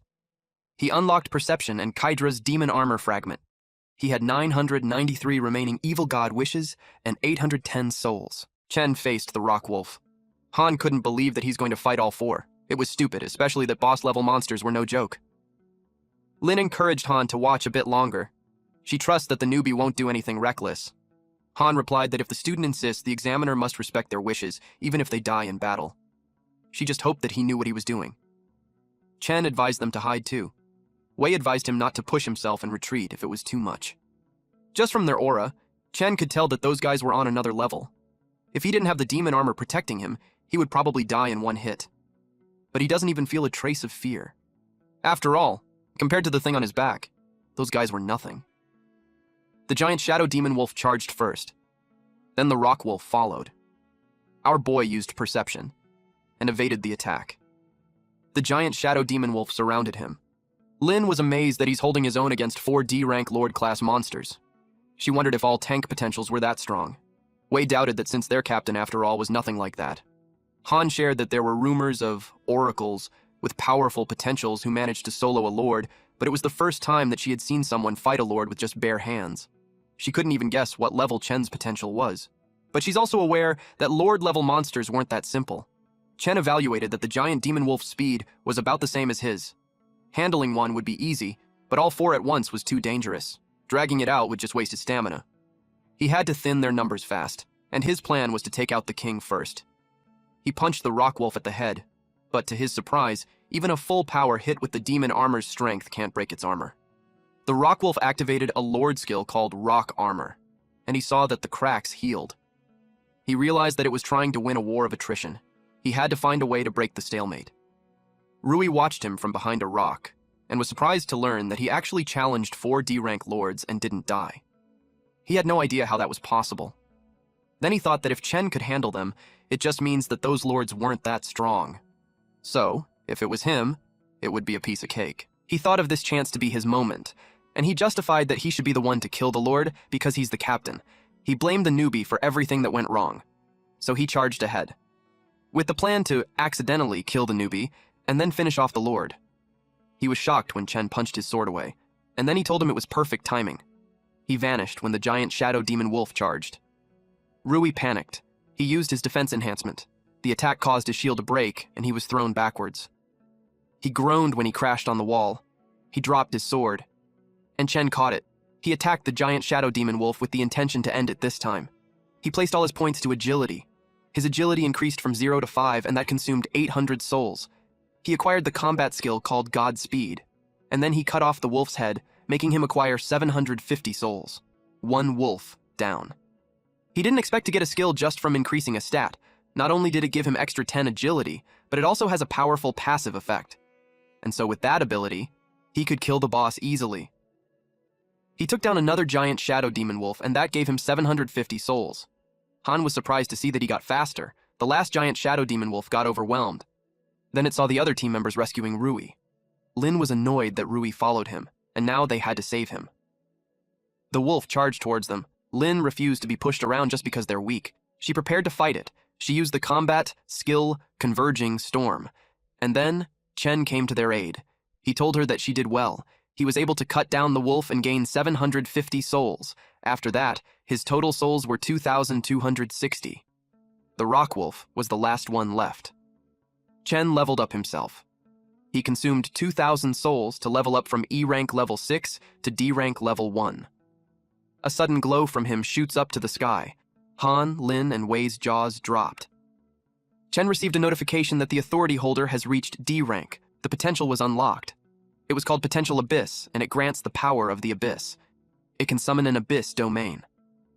His wish was completed, and he got the reward called Exclusive Combat Skill. The remaining evil god wishes he had was 992. He glanced at the rock wolf and activated the Touch of Death. This exclusive skill allows him to summon 4 of the evil god's death tentacles from the Abyss domain. Death tentacles had a piercing attribute. The rock wolf's eyes widened as it sensed its impending doom. Chen walked towards it, told it that it was a checkmate, and then cut off its head. Chen acquired 5,000 souls from the rock wolf.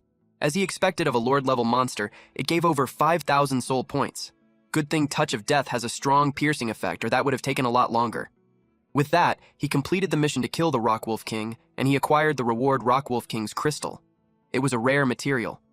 This was formed from the condensed power of a rock wolf. Wei expressed that he was amazing. She can't believe that he really soloed a lord. No one would have believed it if they told them. Lin asked if it was really dead. She got scared that there might be a second phase. Han answered that the fissure's star energy fluctuations had stabilized, so it looked like the lord was definitely dead. So that means they passed the test. Lin and Wei were so happy that they hugged each other. After so many tries, they had finally passed the test. They even thought they would never pass in this lifetime. And it's all thanks to Chen for carrying them. Lin sincerely thanked him. Han informed them that she would be reporting the results of the test now. She told Wei and Lin that their performance on the mission was excellent. According to the test regulations, they would each be awarded 5 academic credits. Wei replied that they didn't do much because it was all the freshmen's work. Han knew that wasn't true because those 2 girls did what they were capable of. They understood their own limits, followed procedures, and didn't drag the team down. They also remained calm during an emergency, and they didn't give up, and that was commendable. And as for Chen, his performance was the best she had ever seen from a freshman. He has outstanding personal skill and strong leadership, not to mention his achievement of soloing 4 lords. She awarded him a perfect base score of 10, and she'll add Rui's 5 points to him for a total of 15 academic credits. Wei and Lin were shocked. It was such a high score, and it's the first time they had seen someone received it. Chen thanked Han. Han replied that if it weren't for the mission limits, she would have given him more. Then, Rui protested when she gave his points to Chen. Han replied that he won't be needing it anymore. It was because, as a captain, he abandoned his formation and deserted his teammates, and he puts the team in grave danger. His actions were a serious disqualification. He even attempted to attack a teammate. In accordance with the regulations, the Academy will nullify his test results. He was no longer eligible to take the entrance exam. He argued that there was no grounds for it since he was just trying to end the fight faster. He demanded a review. Han simply told him to file whatever he wanted. She knew that, when the higher-ups investigated, his situation would only get worse. He realized that he's screwed. She told them that they would head back before the fissure closes. When they were back, Han informed them that she had submitted the test results and their payment would be deposited into their accounts within 24 hours. Concurrently, Rui walked away while looking glum. Lin and Wei asked for Chen's contact info, so when they got a good mission, they would hit him up. Han also knew he doesn't have a guild yet and invited him to the Ghost Shadow Guild.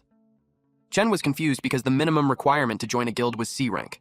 Han explained that it was the requirement for the major guilds, but mid to high tier guilds weren't that strict. With his skills, she could negotiate a 3 million contract with the guild master. Compared to this 3 million, Lin En's offer really was insane. Chen declined Han's offer. Han assumed that since Lin En was his mentor, his target would probably be Shenhua Guild. It was a shame, but if ever he changes his mind, they would be happy to have him. Someone arrived and commented that the test looked like it went well. It was Lin and Shi. They came to get him. She inquired what they were just talking about. Han replied that it was nothing much since she was just congratulating Chen on passing the test. Wei and Lin said goodbye to Chen. Chen approached Lin En and asked if they were waiting for him. She replied yes, but she didn't expect that he would be done early. She already sent his luggage to the dorm, so she led him there. They arrived at his dorm room. Once he earns more academic credits, he could apply for a better room. But to Chen, that room was already amazing. Now that he passed the test, he deemed that it's time for her to explain why she wants him in her guild. She got worried. She asked Lin En if she's really going to tell him. Lin En assured her that it was fine since she chose to recruit Chen. It means she trusts him. Besides, Chen passed the test, so it should be enough to keep the others quiet. She explained that she's the public heir to the guild, but only because her father was the previous guildmaster. In reality, the guild has already split into 3 factions, all fighting for control. To secure her inheritance, she needs to build her own team of guild members. And for that, she needed Chen's help. Chen summarized that the original guild members can't be trusted. He asked why she trusts him. She saw him fight in the Blackwater district and the exchange tournament, and he was impressed. His pure obsession with strength is something she values. And there's one more important thing. She knew he was in massive debt. She did some digging and found out that he had debt with a small agency in Light City. But the ones really pulling the strings belong to a major loan corporation that works with the central government. They can use their authority to get and alter people's information, especially for pawns like Chen who have the ability to repay. Even if he paid off that huge sum, he'll never be free. They would just use other means to force him to work for them. As it happens, her rival was the boss of that company. She urged him to join her, and she could help run interference, protect his information from being used, and once she had beaten them, she'll delete the files they have on him, and he would be truly free. In short, their interests align. Chen knew that having a guild backing him would definitely be safer. Not to mention, guilds have a lot of convenient perks he might be able to use in the future. There was no reason for him to refuse an offer that good. He expressed to her that if she needs him, he's willing to do his part. But he had no idea what exactly he needed to do. She was pleased to hear that. She told him that there was no rush. He could just keep doing what he's doing. Then she called Shi to do the next step. And just like that, Chen received a notification that 5 million had been transferred to him. He couldn't believe that she sent 5 million just like that. Lin En told him that the minimum guild contract level was C rank, so he could consider the 5 million as a sign of her good faith. He'll get the rest when he officially signs the guild contract. She looked forward to it, and since it was getting late, she encouraged him to rest and just contact them if he needed anything. He thanked them both for everything. As soon as the door shut, Chen jumped to bed. He was glad to finally have a chance to rest. It was also the time to finally organize what he had received. Hitting D rank unlocked a lot of new functions. He saved up over 5,000 souls, so he wanted to see if he could level up. To level up from D1 level 7 to D2 level 8, he needed 5,000 souls. To increase his constitution from 30 to 31, he needs 3,075 souls. For agility to increase from 5 plus 10 to 6 plus 10, 4,000 souls were required. And for spirit, sense, strength, which were all at 0, to increase to 1, 30 souls required for each. And lastly, for potential to increase from 0 to 1, 60 souls were needed. The potential option was new, so he wondered if the stat were related to his abyss potential. And the soul cost to increase potential was double that of other stats. The cost to level up also jumped. It looked like the higher the level, the more it multiplied. Using it all to level up doesn't seem worth it for Chen. But increasing stats given new skills, he got Godspeed from increasing agility. He tried putting 5 points into potential, leaving him with 3,600 souls left. His potential abyss had been strengthened. So Abyss Touch of Death increased to level 2, making his Touch of Death summons increase to 6. He also acquired an exclusive skill called Abyss Space, where he unlocks the storage function that allows storing one's own items inside the Abyss Space. Space Level 1 has 60 capacity. He was glad that, just as he thought, increasing the potential stat strengthens all of his Abyss skills. He tried using the storage. The system showed him the contents of his storage, which were 1 water bottle, Rock Wolf Crystal, and Kadra's Demon Armor Fragment. Then he pulled out the water bottle from the storage. He realized that all the items he gets would be stored there, and he could take it out freely. That much would be more convenient for carrying things. He saw a rank up option, but he doesn't have the key for it yet, so he decided to ignore it for now. What he's more excited about was the exchange shop. It has items like Lesser Recovery Potion, Lesser Stamina Potions, which requires 100 souls each. There were also weapons like a Lesser One-Handed Sword that cost 1,100, Lesser Shield for 1,100, Lesser Greatsword for 1,500, Lesser Axe for 1,700, Lesser Dagger for 1,200, and Lesser Warhammer for 1,500. He realized from the battle earlier that a weapon was important. He heard that even a standard issue weapon from the school cost hundreds of thousands and custom forged ones were insanely expensive. He wondered what the quality of the shop's weapons was like. He purchased a Lesser Greatsword. He was impressed by how good it felt on his hands. But just like that, his 5,000 souls were down to 2,160. He needed them for leveling up and for the shop, and yet they don't really last long. He decided to save the rest instead. Suddenly, the boss in book form appeared since it sensed an aura. Chen shared that he awakened the Abyss potential, so now, not only could he store items, he could also summon that guy to fight with him. The boss didn't expect him to be able to use the Abyss so soon. He asked if Chen had figured out how to level up. Chen replied yes and shared that he was assigned a test and made it back from the fissure safely. The boss wondered how much time had passed. He didn't expect this to happen, but it was perfect, because it saved him a lot of trouble. Since Chen can enter fissures now, it was time for him to push him to work, at the level assessment department. The boss asked what Chen was doing there, sitting on the side. Chen explained that he was waiting for his potential rating. He reminded the boss that he was the one who told him to hit more fissures. So once he got his certification, it would be easier to find missions. He was called by the staff. The staff checked his file and learned that he was a freshman who just got there. She shared that not many people reach D rank and awaken their potential at his age. Since he's a freshman, he probably doesn't know about the ratings yet, so she explained it to him. The machine would test his potential's rarity and use a color to classify it. From lowest to highest, they are bronze, silver, gold, platinum, and legendary. In all, there were 5 types. The higher the rarity, the stronger the potential, and the more room he had to grow. She advised him not to get discouraged if he gets a low rarity. He could still make a comeback in the future with a second awakening. On their way there, they saw some students, in which one student was glad that he got the silver tier, while the other was sad with the bronze tier. Finally, it was Chen's turn. He was told to give her the black card, and then placed his hand on the machine. It would be quick. He did what was told. The staff was confused because the color was fluctuating. It should normally get a red immediately. Then she checked the test panel. Instead of the normal colors, the machine started acting weird. The energy from the machine strengthened. It caught the attention of the other students.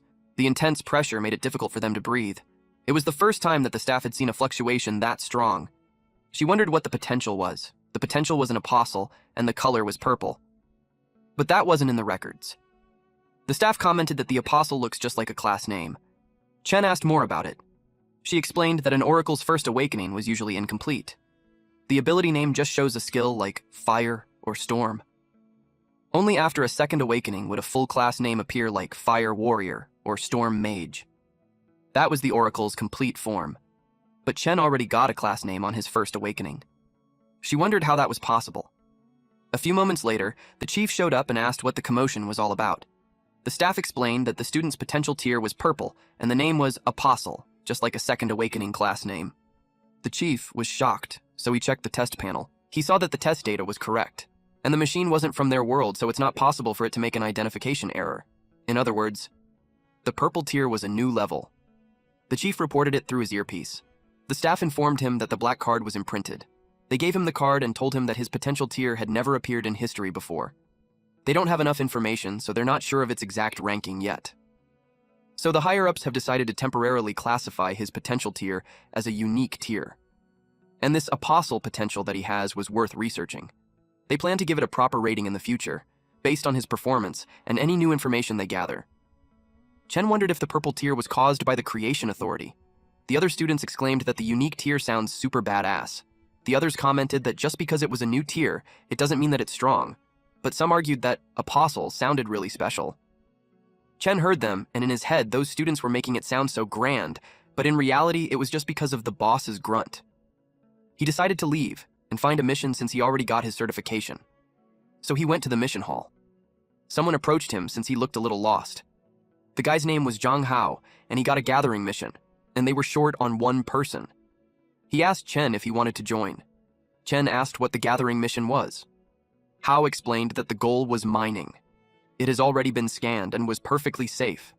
The academic credits were less than a subjugation mission, but it's safer and pays more. There were 4 people, 2 academic credits and 50,000 gold each, so there was no reason for him to turn it down. He accepted it. Hao guided him to download the official school app, and after registering, he just needed to find the post and then click join. Then he has to go to the recruitment post and accept the mission first. Everyone posts for recruitment in that app, so it was super convenient. Once Chen was done, they would be heading out. They met the other 2 members. Chen inquired if their mission does not have a safety supervisor. Hao told him that it would only be free during freshman tests, but for other missions, they have to pay to hire one. And since their mission wasn't hard, they didn't need one. They arrived at the Crystal Ore Cave. It was an incredible place because of the huge crystal ore vein. Chen also finds it pretty. The boss sensed a familiar sensation. Chen already knew he had another wish. The wish mission was to collect at least 150 crystal ores within 1 hour. Failure to meet the deadline would be considered abandoning the mission. The authority holder would be penalized. The star energy in the crystal ores was really dense. The boss could absorb them to recover his power. It was such great luck for Chen's trip, so he advised him to work hard. Hao lent him his extra tool and told him they should hurry, finish it, and turn in the mission. They mined lots of crystals. Hao was impressed by how strong Chen was. He inquired if he has a strength-type potential. Chen simply gave a vague reply that it was something like that. After hearing that, Hao's eyes sparkled since it would be easy to find a team with an attack-type potential. He shared that his potential just enhances eyesight and wasn't useful in a fight, so he could only do gathering missions. The boss told the kid to stop chatting because he couldn't absorb the crystal ores. He asked if Chen messed up with something. The system notified Chen that he had no ownership rights, so he couldn't store the crystals. Hao saw him and asked why he's spacing out while holding the crystal. He thought that maybe Chen was considering stealing one. He told him not to do anything stupid. Everything in there belonged to the school, and he'll be heavily punished if he takes anything. He realized that everything had to be turned into the school. No wonder he couldn't take them. The mission is only an hour long, so he wondered where he's supposed to find that many crystal ores in that time. The boss answered that it was not his problem, so it was for Chen to figure out. Suddenly, they felt tremors, and then one of them saw something. It was a crystal-eating earthworm. The crystal-eater Worm King makes its nest in the vein. It's extremely sensitive to the ore, so their digging must have pissed it off. They decided to forget the rest of the ore and retreat to where they came from. They ran as fast as they could. It almost caught up to them. Chen glanced behind him. Then he pushed Hao forward. Hao was saved from the attack, but he got worried for Chen. Chen was inside the mouth, but he's preventing it from closing. The boss commented that Chen got sloppy for letting it eat him, but Chen actually did that on purpose. Because Hao said those things make their nests in the ore veins, so he figured that its lair might be stocked with goodies. And if it was an off-the-books nest, the school doesn't know about it, which means they won't have to hand a single rock over to them. The worm dove deeper, and at the right timing, Chen jumped out of it and kicked it away. And they landed on the nest where there were so many crystals. The boss was impressed with the kid, but it also looked like he got quite a welcoming party to deal with. Chen expressed that he was worried that the run would be a bust for souls. But it seems to be the perfect chance to test the limits of Touch of Death. Clock was ticking, so he speedrun it, and in an instant, he killed several worm, which continuously gives him 120 souls. Although he could only activate 6 tentacles at once if he kept cycling them, he could create an omnidirectional kill zone. The boss noticed that. He's getting the hang of it. He replied that Touch of Death was way faster than getting his hands dirty. The only catch was the cost. It doesn't have a cooldown, but every cast drains his spirit. The system warned him that his spirit was reaching critical levels. Excessive depletion may cause fatigue, unconsciousness, or death. He was turning pale, but at least the trash mobs were cleared. He took out his blade and activated Godspeed, and in quick successive movements, he slashed the last worm into pieces, giving him 7,000 souls. The boss commented the performance wasn't terrible, and he would give him a passing grade on that fight. Chen replied that he's a tough crowd, and the boss replied he still has a long way to go. Then he told him to go to work before the fissure closes. Chen used tentacles to dig, and he was just commanding them while he sat on a worm. At that point, he already has 80 out of 150, and failure to meet the deadline would be considered abandoning the mission, which would lead to penalty. He had 37 minutes and 24 seconds left. That haul gave him 13,000 souls plus the 2,000 he had left over, which brings the total to 15,000 souls. He had learned that solo leveling was the way to go. He drank a lesser stamina potion to slowly recover his stamina and spirit. Increasing his agility and potential to level 5 gave him a skill each. He tried pumping the other stats. The system prompted a level up requirement, but he saw that the level and constitution costs way too many souls, so he decided to bump them up by 1 for now. He consumed 5,000 souls to level up from D rank level 1 to D rank level 2. His constitution also increased from 30 to 31 after consuming 3,075 souls.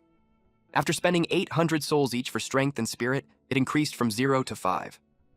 The souls left were 5,485. His strength reached level 5, and he also acquired the skill Heavy Strike. It increases resistance while charging attacks. Plus, it prevents staggering.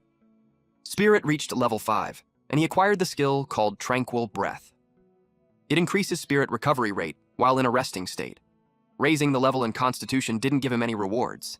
He wondered if it was because the base values were too high.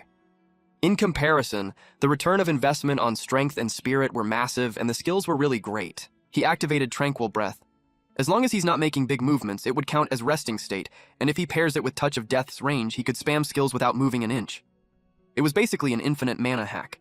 He saw the Sense attribute and wondered what it actually does. The Constitution was about strength, agility for speed, spirit, and potential for skills. Basically, all those attributes were combat related, but he can't figure out what Sense is for. He had some souls to spare, so he decided to try it out. He consumed 800 souls to increase Sense from 0 to 5. The souls left were 4,685. From that, he acquired the skill called the Eye of Authority. It identifies detailed target information. It has a permanent passive effect. Basically, Sense was an intel stat. He was surprised to learn that he could read the data of the worm. It was totally a game changer. But he noticed something glowing on the deceased worm near him. He ordered Tentacle 6 to dig it out. He got the item, but he doesn't know what it was. He just found it inside the Lord's corpse.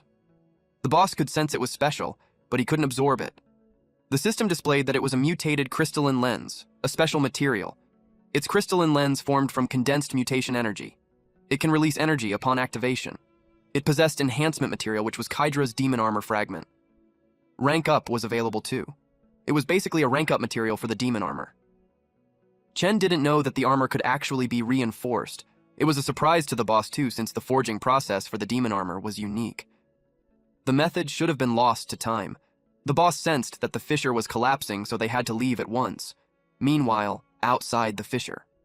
The members were outside and they saw the fissure was closing. Hao was in despair. The other members were confused because it was a gathering mission, and yet the fissure was closing, which could mean that the Lord was killed. One of the members of the crowd answered that it wasn't always like that. Some gathering missions auto-close when the timer hit 0. They asked what would happen to the guy inside. Someone simply replied that he's done for. One of the team members pressured the staff since it has been 30 minutes, and they haven't sent a rescue team yet. The staff explained that it was because the Crystal Eater Worm King's nest was a labyrinth. Without a map, it was easy to get lost, and if they get swallowed by the king, the survival rates were practically 0, so no one would want to take that risk. Hao sobbed. He blamed himself for dragging Chen into it. He thought that if Chen hadn't tried to save him, he wouldn't be missing. But unexpectedly, the crowd saw someone coming out. They wondered if it was the guy attacked by the Worm King. They were so confused because he was standing there when they thought he was eaten. But more importantly, it was a puzzle how he made it out alive. And he escaped without any gear. Meanwhile, Chen was confused as to why there was a crowd. Hao was so relieved to see him alive. He asked him if he's okay and how he got out. Chen replied that he's fine, and he just got lucky to get stuck in the worm's teeth. He explained to them that he wiggled out of its mouth and crawled his way out based on his memory. He added that it was a shame that he couldn't save their gear or crystals. Though in reality, once they abandoned the crystals and lost ownership, he scooped them up and turned them in for the quest. Hao told him that the gear didn't matter as long as he's alive. They were off to turn it in and get some dinner paid by Hao. The system notified him that the wish mission to collect 150 crystal ores within an hour had been completed. He also acquired a reward called Crystal Eater Worm King's Crystal. That night at the hospital, Yue King was shocked. Her mom wasn't on the bed. She immediately asked the nurse where her mom was since the room was empty. The nurse informed her that the patient has been transferred to the VIP intensive care unit. Her jaw dropped since only the super rich could afford that. The nurse explained that Principal Hugh from Light Oracle Academy prepaid for 6 months of care just earlier. He also said he was handling paperwork on behalf of the patient's child who couldn't make it in person. The nurse asked if it wasn't her. Yue Qing already knew who it could be. Meanwhile, Chen was at his dorm, looking at the rank-up armor on his hand. He consumed 3,000 souls for that. He also acquired traits like Adhesion Enhancement, which increases strength boost when attached, and Perfect Adhesion, which releases energy upon attachment, negating attacks. The boss didn't expect the Creation Authority fragment to contain a rank-up method. It was such a surprise. Chen concluded that their day was a fruitful one. He got 2 more crystals from mission rewards and storage and rank-up materials too. If he kept grinding missions, he'd figure out how to use them eventually. He transferred 3 million of the 5 million he got from Lin En to Principal Hu to take care of his mom. He used the remaining 2 million to pay off the smallest debt. He could breathe a little easier now. Mission rewards would be enough for his daily expenses. Once he could take high-level commissions, clearing the debt was just a matter of time. The real problem was getting out of it safely. He's not saying he doesn't trust Senior Lin En, but things could get messy. He needed to get stronger, enough to project himself and the people around him. He planned to hit more fishers, so he checked the campus recruitment board. There were posts about D-rank subjugation, a need for 2 damage dealers, a gathering mission by hunting monsters, and a subjugation mission with all pros. Chen saw those pros competing for kills with 3 other people, and it wasn't worth his time. But also, he can't enter missions solo, so he wished for a team full of noobs. And he realized that, since there wasn't one, he just built one himself. He posted a recruitment announcement with the following details. First, a support role, non-combat preferred. They could bring their own mission and any content would do, and the captain guaranteed the carry so they would just follow orders and not interfere. Lastly, the loot split was 50-50. The boss asked if anyone would really bite on those ridiculous terms. Chen admits that it sounds pretty sketchy, and he's not expecting much. It was just worth a shot. It was time for him to crash. If it doesn't work, he'll just find a regular team tomorrow. The next day. Chen woke up haggard. His doorbell has been blowing up for 10 minutes already. He opened the door and asked who it was. The female on the other side of the door was glad that he's up. It was Wei, along with other students. Chen didn't expect them, and he had no idea what was happening. He asked Wei what they were doing outside of his dorm. Wei replied that it was because of his post of looking for support teammates. Everyone sent him a message, but he didn't reply, and since she knew him, they asked her to bring them to him. Chen realized that his phone was silent, so he didn't notice the messages. The truth was, he placed it on silent because of scam and debt collection texts, which were so annoying. He thought that the conditions were so ridiculous that no one would believe them. He didn't expect so many people. Wei explained that it was because low-level supports were limited, and everyone prefers finding damage dealers to finish battles faster. Supports have a hard time finding teams, so everyone was anxious to meet him. Upon seeing Chen, the supports have gossiped among themselves, wondering if Chen could really support them because he looked unreliable. Clearing a fisher with just 1 damage dealer was unheard of, so they thought it was a scam. Wei vouches for Chen since she teamed up with him before. One of the supports clarified that they don't really need to do anything and would still even get a share. Chen replied, yes, as long as they listen, and not interfere with his actions. After saying that, the supports voiced out that they wanted to be picked first. The crowd became noisy. Wei expressed that she didn't expect that many people either. She just wanted to show off that she knows Chen. She asked him which one he would pick first. Chen simply replied that he'd take all of them. That night, at the Hengsheng Group branch, a man was punched. The blonde supervisor continued to hurt this man for having the lowest performance in the whole team. And because of him, the supervisor got chewed. He was so annoyed that the man's guts weren't as fierce as his face. He told him that if the payer doesn't have the money, he should go collect it in person, and if they still don't have the money, he should have taken the valuable parts of them, or just kidnap some passerby and sell them as slaves. It's something that he shouldn't be teaching already. The supervisor warned the man that if his performance was like that again next month, he would be replaced. Then the debt he owes the company would be taken from his body and from his little precious too. He was warned of the consequences. The injured man left the building and was greeted by his men. They got worried when they saw the wounds on his face, but he told them that it was fine. His men felt bad because, with only debt collecting, their performance can't keep up with the other teams. He suggested that it's time to expand their business just how the others does it. The injured man smacked him for thinking of doing disgusting things like the others. He asked if he's not afraid that his kids would be born without parts. The lackey explained that if they do anything, the injured man won't be spared. The injured man told him that it was enough. Their plan was to see if they could get money somewhere else first. Then he remembered the hidden rank guy named Joe Chen. He was surprised when he saw the records. Chen had paid back $2 million recently, and he even got into that expensive Dawn Academy, when the injured man thought he was just a broke kid. He wondered how the kid suddenly got so much money. He didn't expect him to be a big fish. Meanwhile, inside the fissure, Chen's team faced a rank D cave tree demon.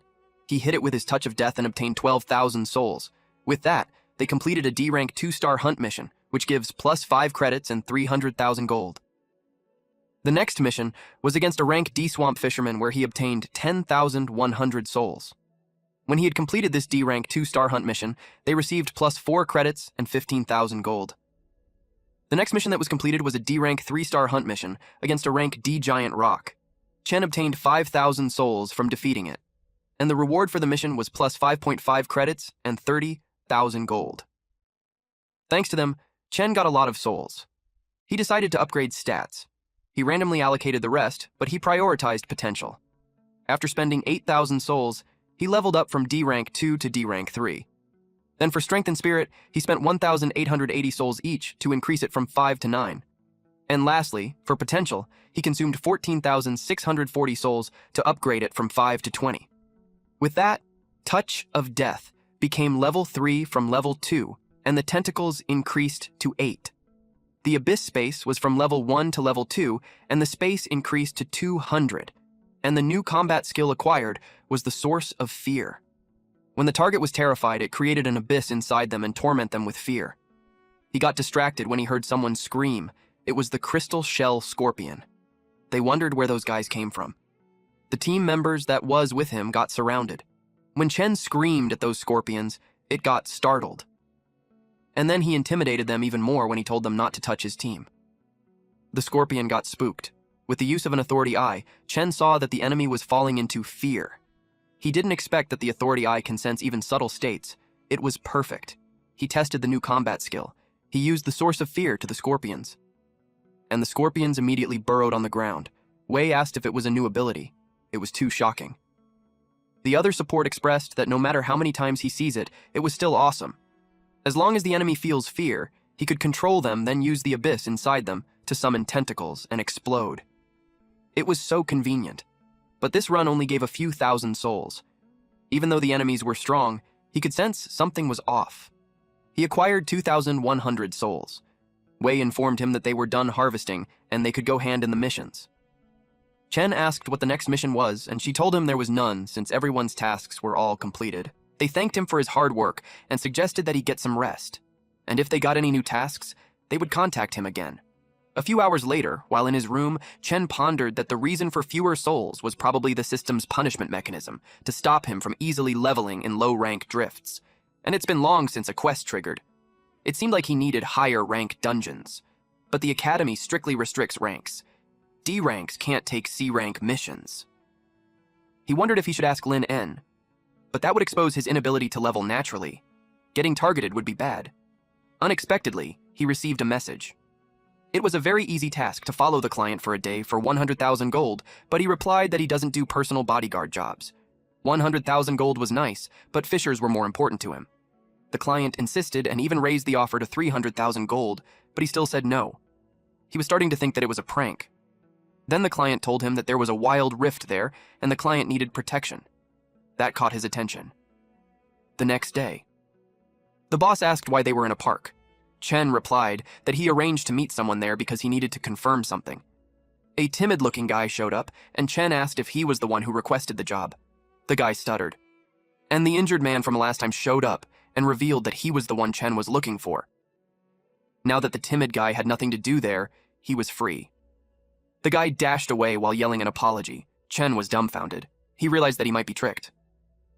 This injured man knew that Chen paid off 2 million in one go recently. The man wanted to know how he made that money, and if he told him, he would be able to leave safely. Chen simply sighed and walked away. He was disappointed that there was no wild rift after all. He began thinking where he could find a higher rank rift. The man took off his sunglasses and yelled at the brat that he didn't say he could leave already. He felt that the brat was looking down on him. He used a star energy combat skill, Pressure. It has been too long since he showed his power. His name was Lin Yu. Chen hasn't heard that name in a long time. Apparently the guy was the loan shark who gave him high interest. Chen informed Yu that he already made the repayment on time and inquired why he was still looking for him. Yu responded that it's because he has the money that they were looking for. Chen scowled when he realized that even when he pays them back, he won't get any peace. It led him to think that those guys couldn't really be trusted. Yu was amused that he had the guts to talk back. He compared him to the brat earlier who thought of himself as a hotshot just because they got into some academy. He threatened to punch him a couple of times so he would behave, but before he could finish his sentence, Chen's fist had already landed on his face, and that blood splurts through his nose. He had no idea what happened or when the brat had attacked. He finds it impossible that he couldn't see his movements when he's rank C, and the brat was only at D rank, and he was certain that Chen Yu was hit by his star energy pressure, so he should be suppressed. He dismissed it as a coincidence. He felt offended that he was being looked down on. This led him to activate his combat skill with a heavy pressure fist.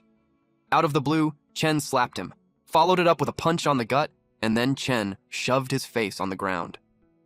Yu realized that he had no power to fight back, and the guy wasn't D rank at all.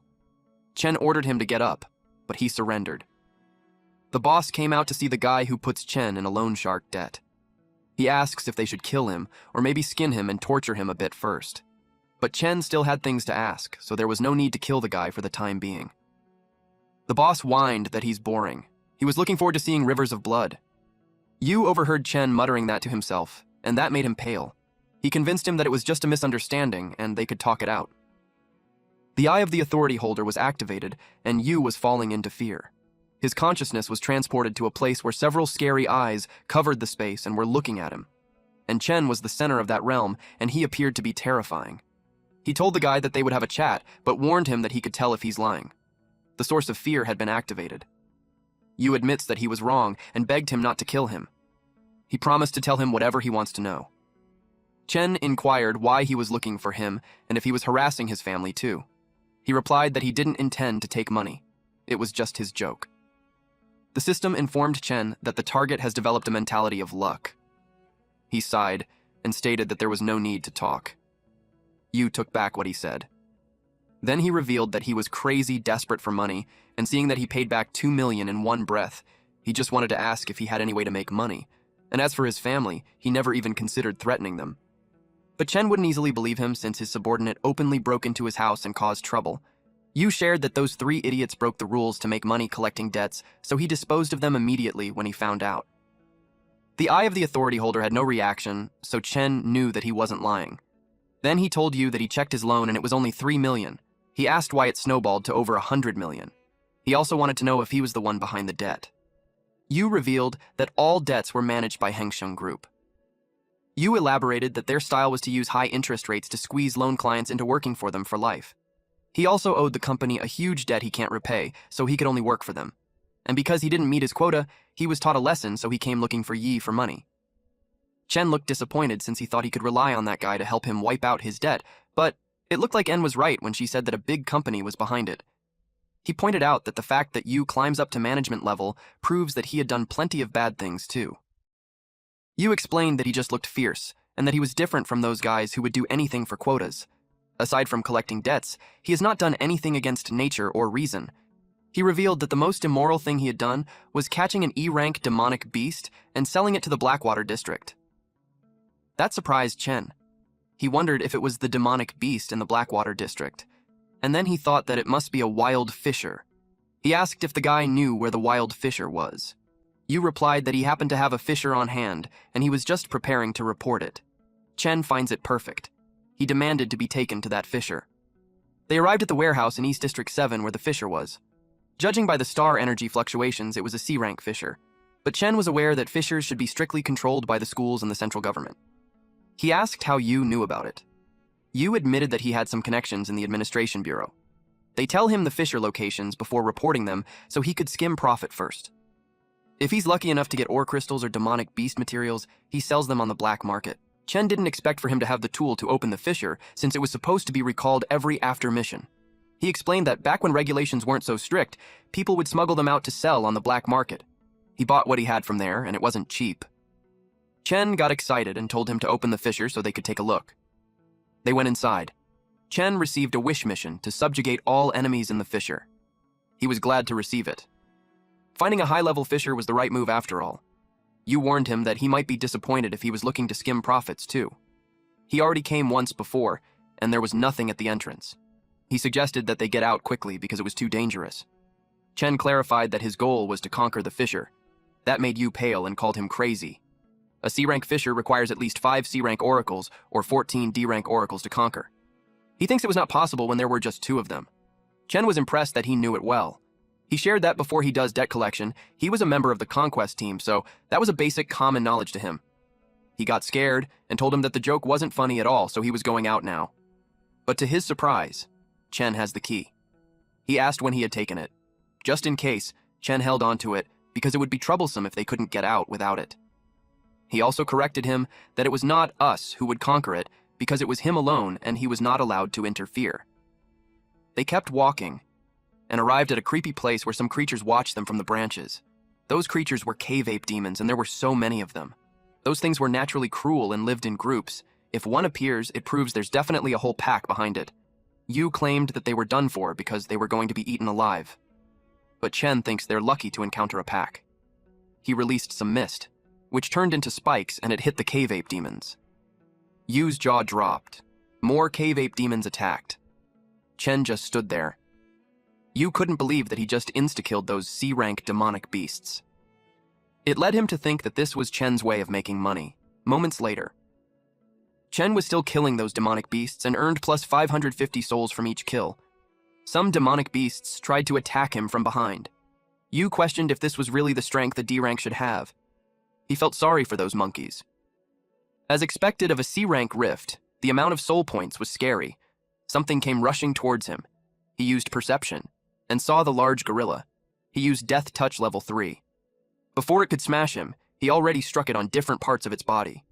To his surprise, the tentacles couldn't actually pierce through, and it hit him instead. Our boy dodged the attack, but he immediately instructed Yu to find a place to hide himself. This monkey looked like the boss. He used the Eye of the Authority to identify it. It was an ape demon chieftain, C rank, a special variant of a demonic beast that became king through cruel struggles. Its Lord Combat skill was at Rage. Rage is when it enters a berserk state, pain sensitivity decreases, and fearlessness. Yi teased it for being angry after he killed its subordinates. He promised to take it down to find them soon enough. He retrieved from space level 3 the lesser greatsword. The monkey got triggered and punched him. He leapt out and used Godspeed, making him move in zigzag motion while attacking. Yu watched it from behind a tree, and he doubted that this kind of movement technique was really something a D-rank should have. He was curious about those tentacles, as he had never seen one before. Soloing a rift alone was already shocking, but he didn't expect him to be evenly matched with the boss. He knew that if he told anyone that he's afraid, no one would have believed him. It made him intrigued on who exactly he is. Chen moves at the speed of light as he hits it all over its body, to the point that the berserk state had deactivated and the target had generated fear. And then our MC used the skill Source of Fear. The ape demon chieftain was stunned due to the fear it sensed. Its eyes started to bleed. In one last strike at the chest, the ape demon chieftain has died, making Chen obtain 32,000 souls. When it was done, he commented that just as expected, a C-rank boss hide was really thick. Luckily, he got scared at the end, otherwise it would have taken a lot more time. The wish mission was completed, and he got a reward of Ape Demon Chieftain's Pure Crystal, a rare item. Adding that new crystal, he has a total of 3, but he had no idea what it was used for. The system notified him that he could now use the 3 crystals to upgrade into an accessory. Now he knew that it was a thing used for synthesizing equipment. He upgraded it so the Rockwolf King's Crystal, Crystal-Eating King Worm's Crystal, and Ape Demon Chieftain's Pure Crystal would now consume 3,000 souls to upgrade into an accessory. With that, he obtained a rare item called Lucky Hunter. The Divine Sense requirement has been met, and item stats preview was available. It increases the drop rate of rare demonic beast materials upon kill. He liked that perk. Yu was sweating buckets when he realized Chen had really killed the Lord. Chen called him, and he was ready to serve him. Chen asked if those guys had anything valuable. He replied that C-rank demonic beast materials were very scarce in black market. Although many corpses were destroyed beyond selling value, there was still quite a bit left. Chen asked if he could handle it, and he assured him that he could leave it to him. Looking at Chen's skills, he's at D3 level 9 with 31 constitution, 15 agility, 9 divine sense, 9 strength, 5 spirit, 20 potential points. His general combat skills were perception, wisdom eye, godspeed. And he has exclusive combat skills like demon armor attachment, heavy strike, breath control, eye of authority holder, abyss death touch level 3, abyss space level 2, and abyss source of fear. The remaining wishes of the evil got was at 989. In the abyss space level 2, the stored equipment were lesser greatsword, plus 1 Kydra's demon armor fragment and lucky hunter. 2 hours later at Pier Warehouse, someone announced that Yu has arrived. Yu greeted Wang. Wang commented that it was rare for him to come over that late. Yu expressed that he was anxious since there were goods, and then Wang noticed a person behind him. He assumed that Yu was getting into some new business. Chen was there. Wang commented that the land was handsome, had delicate skin, and tender flesh, which means that he's a top-quality goods. Which was perfect since he happened to know a few buyers who were very thirsty for this type. He asked if he wanted to be introduced because the lad would definitely sell for a good price. But then, Yu grabbed Wang's hand and intimidated him as he told him that they're only discussing the business rift and he's not interested in anything else. Wang got scared, and deep inside, he wondered what was wrong with him that day for being so protective of the kid. Wang apologized to Chen and then guided them inside to talk about business. Once they're inside the room, he asked what it was that Yu wanted to sell urgently. Yu proudly responded that it's all heavy and good stuff. He didn't say much and let him take a look. Wang's eyes widened. When Wang opened the box, his pupils shrank. Inside were wolf demon claws, thick fur, and primary star crystals, and there were a lot of them. On top of that, there was even the horn of the wolf demon patriarch. He looked up immediately and asked Yu where he managed to get such high-quality goods. Yu calmly told Wang not to ask about the source and to just inspect the materials and give a price. C-rank materials were extremely rare, and distributing them would take some effort. After a moment of calculation, Wang quoted a price of 1.5 million. Chen didn't expect that number. He couldn't help but wonder, were monster materials really this valuable? Now it finally made sense why the Academy and the Center controlled them so strictly. Yu frowned and asked if Wang hadn't touched C-rank treasures for so long that he had become forgetful. He pointed out that C-rank monster materials were worth far more than that. If that was the best he could do, they could always go to someone else. That immediately made Wang change his tune. He raised the offer to 2.2 million, emphasizing that it was already a very generous price. Yu wasn't satisfied. He demanded another 300,000, bringing the total to 2.5 million. He calmly reminded Wang that the true value of C-rank monster materials was far higher than this, and that he was already being given a bargain.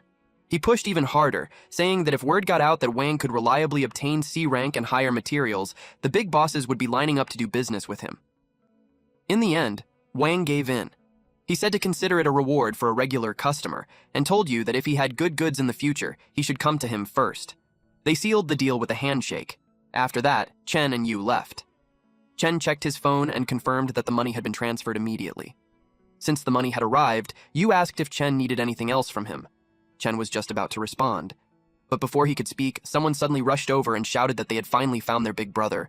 It was Yu's men. Yu frowned and asked why they were there. They explained that he had gone out for too long without sending any news, and his calls wouldn't go through, so they got worried. When they heard he arranged a meeting with Wang, they hurried over. Then they noticed something. They recognized Chen and casually remarked that they had already caught the brat before. They assumed Yu had been busy teaching the kid a lesson, which was why he hadn't returned for so long. They asked if the kid had already handed over the money. If not, they warned that they wouldn't be polite. The next moment, Yu slapped the man who spoke. He yelled at him to shut up. He scolded them for being disrespectful to Big Brother Joe. Then he immediately apologized to Chen, saying he had been too busy and had neglected disciplining his subordinates. When they heard him call Chen Big Brother Joe, everyone froze in shock. Chen waved it off and said it was fine, then told Yu he would be heading out. He added that he would split 1 million with him, and that the transfer would be done shortly. Yu was stunned. He hadn't done anything to deserve that much money. He quickly asked why Chen would give him so much. Chen simply said that he knew Yu needed money. and that this was a reward for his pleasant cooperation. Yu then asked if Chen needed a ride. Chen refused, saying it wouldn't be good if people saw them together and misunderstood. Then he turned and left. The boss, still in his book form, appeared and asked why Chen just let him go. If it were up to him, he would have kept Yu as a slave for life. Chen replied that Yu might still be useful in the future, and besides, his real enemy wasn't him. Yu's subordinates finally dared to ask what exactly was going on. Yu only sighed and said it was a long story. He then ordered Ozzy to notify everyone below to search for information on wild rifts with everything they had. Even if the agency fees were higher, it didn't matter. This was their only chance to redeem themselves. A few days later, at the Breaking Dawn Branch Academy Commercial District. The place was packed with people. It was Chen's first time visiting the Academy's commercial street, and he didn't expect it to be this lively. Now that he had some money, he decided to take his time and look around. He entered the Nikru General Store. He checked out the skill stones, but they were shockingly expensive. Even a mediocre C-rank offensive combat skill cost over 500,000. Looking at it this way, he realized his 1 million wouldn't last long. That said, he didn't really need offensive combat skills anyway. He picked 2 instead. One was the Terrain Detection General Combat skill for 100,000, which could indicate direction and record routes to prevent getting lost. The other was Carving Mastery, also for 100,000, which provided knowledge related to carving materials. Skills that improved convenience during rift conquests were always worth it. He then moved on to check the rift quality armor. At that moment, he realized his clothes were also a problem. They weren't suitable for combat and would get damaged easily if he moved too much. He definitely needed proper armor. As an agility-type ability user, heavy armor was out of the question. He kept browsing until something finally caught his eye. Suddenly, a voice spoke from behind him, saying he had good taste. Chen was startled. The man was wearing a pink shirt and maroon pants. He was muscular, with curly blue hair. He proudly introduced the armor as his masterpiece, lightweight, durable, and perfectly balanced. At a glance, he knew it would suit Chen. Chen admitted that he liked it too. The man suggested that if Chen tidied himself up a bit, the armor would look even better on him. Chen realized his hair had grown long and asked if there was a nearby place to get a haircut. As it turned out, the man was the best stylist on the entire street. His name was Tony. Chen decided to let him handle the styling. With the skill stones, the armor, and the haircut, the total came to 910,000 gold. Tony happily thanked him for his patronage. Chen left the store feeling satisfied. The 700,000 armor was comfortable, and combined with the new hairstyle, his overall appearance had noticeably improved. He immediately started drawing the attention of nearby women. The boss scoffed, unimpressed by how quickly people's attitudes changed just because of an outfit. Chen replied that humans naturally liked looking at good things. He then told the boss that he had an outfit prepared for him as well, a frilly piece of cloth. The boss immediately told him to get lost, refusing to wear something that flashy. Chen teased him non-stop, trying to convince him to at least try it on. While they were fooling around, Chen suddenly noticed someone nearby. It was his senior, Lin En. It had been a while since they last met. She said she almost didn't recognize him at first. Fortunately, they ran into each other. She had actually been looking for him. The surrounding students immediately recognized Lin En. When they saw the handsome guy beside her, curiosity spread quickly. Some even commented that the two of them looked like a perfect match, a real feast for the eyes. Lin En overheard the comments and became embarrassed, so she suggested they find a quieter place to talk. They went to a cafe and took the time to catch up, since so much had happened. She was shocked to learn that it hadn't been long since Chen enrolled, yet he had already broken through to D rank and even awakened a new potential level. She praised her own eye for talent. Chen said that it would still take time to properly confirm the ranking of that new potential level. As his manager, she felt ashamed that she didn't know anything about his recent growth. Chen told her it was fine. He had already adapted to campus life and was grateful for all her help. He also mentioned that he hadn't seen her recently and assumed she had been busy. She explained that the guild had been dealing with many troublesome matters lately, leaving her no time to rest. Chen asked what kind of trouble it was. Her expression turned serious as she answered. It was a battle that concerned every major guild. The Golden Radiance Rift was about to appear. And of course, our boy knew absolutely nothing about the Golden Radiance Rift, so he immediately asked En for more details. En explained that it was an extremely special rift, one that only opened once every 2 years and lasted for an entire month. Inside it were countless otherworldly ruins and towering structures scattered across the land.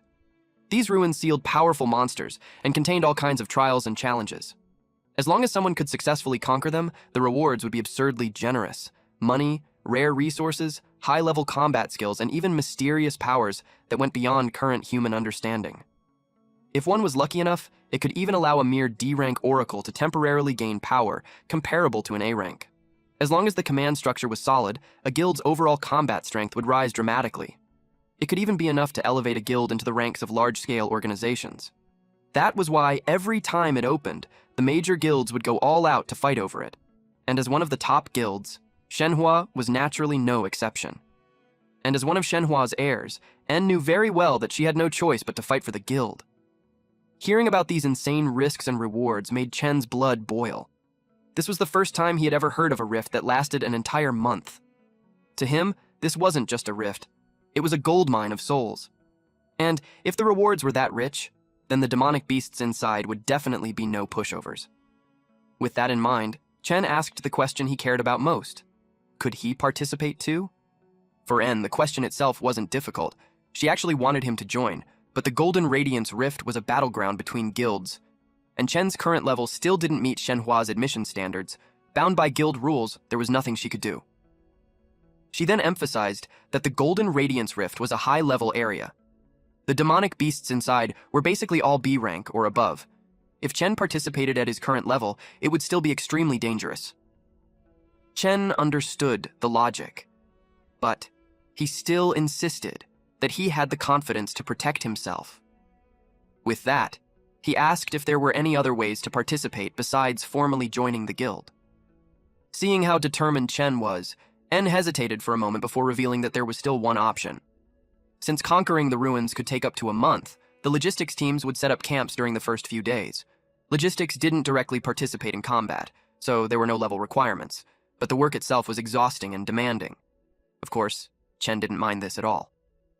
Waifu number 1 then finalized the plan. The Golden Radiance Rift would appear in about 2 weeks, and she would take him to the assembly point when the time came. With an alluring smile, she added that to celebrate Chen's enrollment, she had prepared some gifts and already sent someone to deliver them to his dorm. She hoped he would make good use of them. A few hours later, Chen was on his way back to the dorm, talking with the boss. His thoughts were heavy. The average demonic beast level inside the Golden Radiance Rift was B rank. With his current strength, dealing with a single C-rank ape demon chieftain had already pushed him to his limits. He knew that he had to raise his level as much as possible within the remaining time. The boss immediately noticed Chen's renewed motivation. And right on cue, Chen spotted a purple box placed neatly outside his room. He paused, wondering if this was the gift Senior En mentioned. He entered the room and opened the box. Inside were high-grade star energy supplements. His jaw nearly dropped. There were so many of them. This alone had to be worth at least 1 million G. Chen finally understood the terrifying resources of a large guild. Guys, our boy had officially found himself a sugar mommy. Unfortunately, the boss pitied him, since these supplements were useless to Chen at his current state. And that was the real problem. Chen couldn't explain himself if he returned them, and he definitely didn't want others discovering his abnormal leveling speed. Selling them was also out of the question. It was a gift after all. That would be downright unethical. Suddenly, our boy had a eureka moment. 2 days later, inside a D-rank subjugation mission rift. A phone rang. Chen answered it. On the other end was Jiaru, practically shouting with excitement. He said the supplements Chen sent were incredible and asked where he even managed to get them. Xiaoxia quickly cut in, saying the supplements were far too valuable and asking if Chen was really giving them away. Chen explained that he couldn't use that many anyway, and keeping them would just be a waste. While he was talking, he casually activated his skill and wiped out the D-rank cave spiders behind him. Wenhao and Tiantian also chimed in to thank him. Since it had been a while since they last talked, they took the chance to catch up. Apparently they had an entrance test coming up in a few months, and the supplements would be a huge help. Jiaru suddenly noticed the background noise and asked what Chen was doing. Chen casually replied that he was doing some school missions, which immediately made Wenhao jealous. A few seconds later, the call ended, and at that exact moment, Chen finished off the last giant cave spider, earning 900 souls. The 2 students watching nearby were completely stunned. Killing monsters while casually chatting on the phone was something they couldn't even imagine. They called it ridiculously badass. The girl simply told them that she was already used to it. Meanwhile, Chen was starting to feel pressured. He had completed countless tasks over the past few days, yet he had only accumulated a little over 10,000 souls. Even after adding the gains from Wild Rifts, the total barely exceeded 50,000. The level restriction was seriously holding him back. This amount was nowhere near enough to challenge the Golden Radiance Rift, and with no other choice left, he decided to try one last thing. Somewhere outside the campus, a notification appeared. 50,000 souls had been spent to purchase a fragment rift. Using it would open a random rift. The boss asked if this was really the method Chen wanted to try. Chen nodded. This was a new item that appeared in the store after his oracle level increased. Because of its insane price, he had ignored it before, until now. Since he was about to open a literal rift, Chen deliberately chose a secluded area like this. A key floated above his palm, radiating a faint golden glow. Although 50,000 souls could significantly raise his level once spent, it would be extremely difficult to earn them back. That was why he had to gamble, betting this key could earn him even more. A classic re-roll. Even though he didn't fully understand what a fragment rift was, he believed that something costing 50,000 souls couldn't possibly be ordinary. With that, he activated the fragment rift. A notification appeared stating that he was now being connected to Grilalfa's treasure palace. Slowly, a mysterious rift formed before his eyes. But unlike any rift he had seen before, this one looked luxurious, almost ceremonial. Chen frowned. This was the first time he had ever seen a rift like this. Even the boss remarked that there was something deeply unsettling about its aura. After a brief pause, Chen stepped inside. He was transported instantly. The fact that he could enter without a world tree fragment already proved that this was anything but normal. Chen had expected something maze-like given the rift's name. Instead, he found himself in a vast forest. The scale alone was overwhelming. Since he had no idea what kind of enemies he would face, he immediately went on guard and began warming up. Right on cue, the boss warned him that something was approaching. Two goblin-like monsters appeared, looking equally confused at the sudden intruder. Chen was momentarily stunned. Goblins. He hadn't expected something this basic. For a split second, he underestimated the difficulty of the rift. That was when his eyes widened. A palm was already inches away from his face. The attack came from the goblin. Chen barely managed to dodge in time. Before he could fully regain his balance, the other goblin lifted a stone in its palm, ready to throw. The stone flew. Chen dodged again, but the tree behind him exploded on impact. He froze. There was no way a simple stone should have that much destructive power. Reality hit him hard. These weren't ordinary goblins. They possessed terrifying strength and speed. He immediately decided to end the fight quickly with Death Touch, but then a notification appeared. At that moment, Chen knew he had messed up. The notification stated that the use of Abyss was prohibited. To clear Grilalfa's treasure palace, he would have to complete a hidden mission, survive until the second day. On top of that, Death Touch and Abyss Space were also sealed. His most overpowered abilities were completely locked, and while he was still processing this, the goblin attacked again. Chen shifted sideways, narrowly avoiding the blow as it slammed into the ground. The sheer force sent shockwaves through the earth. He realized that although their attacks were simple, their raw power and speed were absurd. One mistake, and he would die here. But retreat was no longer an option. Grinding his teeth, Chen steadied himself. He was going to fight back, no matter what it took. Chen stepped away from the goblins. He used the Eye of Authority holder to check their information. To his surprise, he couldn't see anything about them. He figured his level wasn't high enough, or there was another reason. A goblin tried to claw at him. Although its power and speed were very fast, its attack pattern was very simple. He used Godspeed and struck its arm. He didn't expect it to block. The goblin charged again, and he deflected its attack using his arm with the Tier 1, Kedra's Demon Armor Fragment. A perfect attachment. It released energy the moment the armor formed, nullifying the attack. He clenched his fist and punched its face, sending it crashing and bouncing across the ground. But even with Godspeed and the demon armor, he couldn't kill them. He couldn't use Death Touch, and relying only on combat skills and taijutsu wasn't enough. He didn't expect losing his potential would affect his combat this much. The goblin roared loudly. The sound waves traveled far. Chen sensed something coming. More goblins showed up. He didn't expect them to have reinforcements. Those goblins charged at him. They ran really fast. Chen became more cautious, and at the right moment, he purchased a lesser one-handed sword, which cost 1,100 souls. He killed several goblins, earning plus 1,000 souls. Although his potential was sealed, the shop and stat values could still be used. So he didn't hold back on spending souls. Since his potential was disabled, he decided to dump all his souls into stats. His strength increased from 9 to 11, and heavy strike rose from level 1 to level 2. If his strength was low, he couldn't kill quickly, and if his speed was low, he would get surrounded easily. His agility increased from 5 to 10, Godspeed rose from level 1 to level 2, and his agility bonus increased from 10 to 17. And he kept earning souls for every goblin he killed. If his spirit was too weak, he would get tired easily and couldn't sustain combat. His spirit increased from level 5 to level 10, and breath control was promoted to level 2. If his divine sense wasn't strong enough, he couldn't clearly see the enemy's information. His divine sense increased from level 9 to level 10, and Eye of the Limit Breaker rose from level 1 to level 2. He realized that his old method of focusing only on potential level was wrong. In reality, every stat mattered in combat. The goblin's combat skill was Claw Raid. A goblin was a low-tier demonic beast with a small amount of intelligence. Their battle intent increased during team hunts, but when the team fell into a disadvantage, their morale dropped. And Chen's target had already fallen into fear. He was glad he could finally understand them, and now he was ready to kill it. Meanwhile, En asked how the preparation for the Golden Radiance Rift was going. She answered that it should be finished by tomorrow.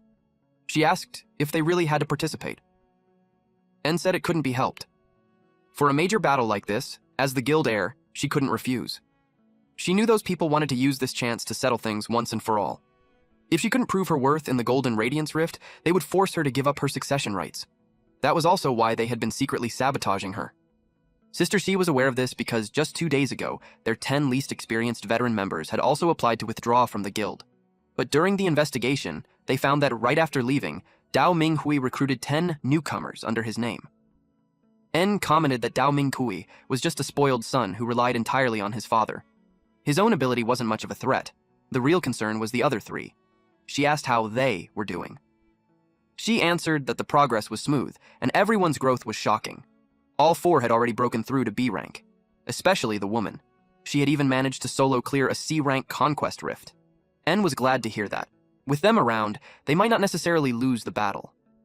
She added that it would be even better if Chen could learn something inside the Golden Radiance Rift.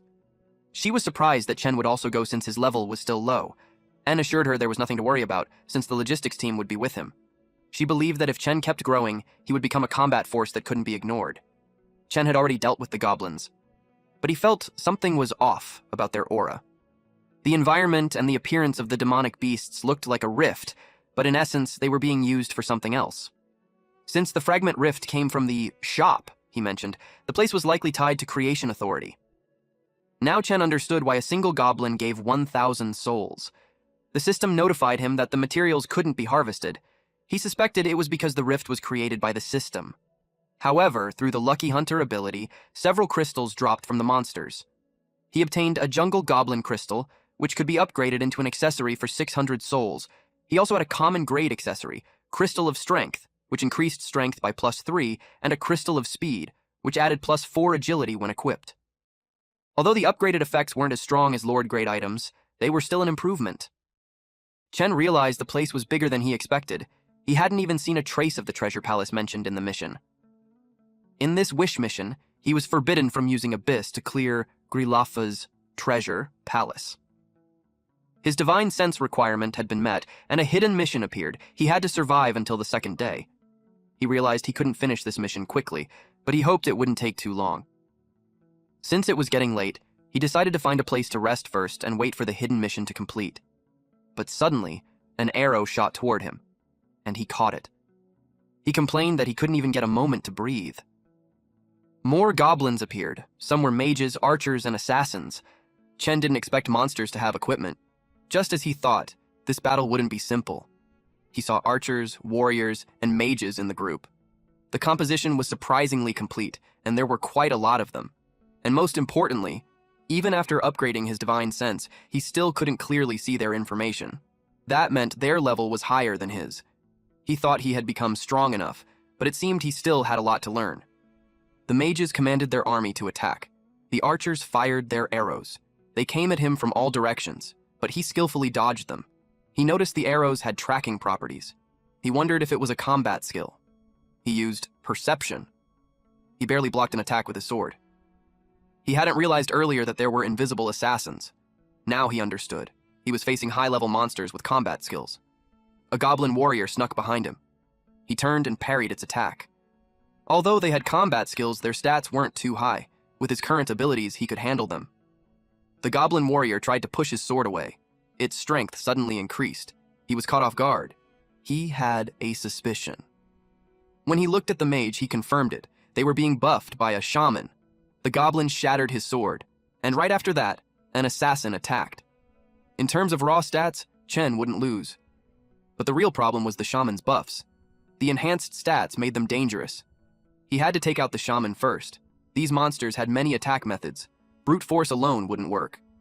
Since weapons were their advantage, he came up with a plan. He would use weapon types to counter and suppress them. He spent 1,200 souls to buy a lesser dagger. The one-handed sword wasn't fast enough, so he switched to a dagger. He forced the assassin goblin to drop its weapon. Through perception, he realized the buff required the staff to gather star energy. As long as he destroyed the staff, the buff would stop. He struck the staff. Just as he expected, once the buff ended, their movement slowed down. He slit the goblin's neck and gained 2,500 souls. Then he jumped back to avoid the warrior goblin's sword. Against enemies using one-handed swords, a lesser greatsword worked best, so he bought one for 1,500 souls. He slashed the goblin's face and gained 4,000 souls. The archers released arrows, so he bought a lesser shield for 1,100 souls to block their attacks. While blocking, he charged forward. One arrow slipped past the shield, and a goblin with a shield rushed in. 3 tanks stood in front, blocking his attacks and protecting the shaman. To break through those shields, he spent 1,500 souls to buy a lesser warhammer, and with one strike, he crushed the shield goblins. The shaman goblin was horrified. It was the last one left. So it ran. But it was stabbed from behind. Chen threw his sword at it. He spent 1,100 souls on that one-handed sword and gained 7,000 souls from killing the shaman. More goblins came. He watched them carefully. At that moment, he spent 100 souls to buy a stamina potion. He drank it and recovered his stamina and mental energy. He already knew he wouldn't get any rest that night, since these goblins kept coming to him. It saved him the trouble of hunting them. The Wish mission forbade him from using Abyss to clear Grilalfa's treasure palace, and the hidden mission was to survive until the second day. It was quiet when the sun rose. Apparently, Chen had wiped out all the goblins. He rested on a pile of corpses. Chen used breath control, and his mental energy returned to full. The boss was impressed that he survived. He honestly thought Chen would die there. Chen replied that it was thanks to the stamina potion and breath control that he managed to kill them all.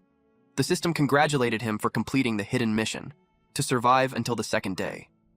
As a reward, the talent Mist was unlocked, and one of its skills was spirit enslavement. This skill allowed him to capture and control the souls of defeated targets. The enslaved souls retained their abilities and memories from when they were alive. It also detected the host's potential, and the attributes of souls controlled by spirit enslavement were increased by 20. He was surprised that the hidden reward was a new talent. There were actually 2 types of talents. He wondered if this was some kind of second awakening, but it confused him, since the previous test labeled him as an apostle. He couldn't figure out what was going on. The boss asked what was strange about it. Every demon god usually possessed more than one authority. As an apostle of a demon god, it was natural for him to have multiple abilities. Now Chen understood. Seeing that Chen had dealt with the goblins and gained Mist, the boss couldn't help but comment that Sadazoth, the creation demon god, was truly unpredictable. But he didn't mind. Chen growing stronger would benefit him as well. Since this power was different from Abyss, Chen believed using it wouldn't violate the mission rules. The boss wondered why he hadn't been using Abyss all this time. That was when he learned it was restricted by the mission. Chen tested spirit enslavement.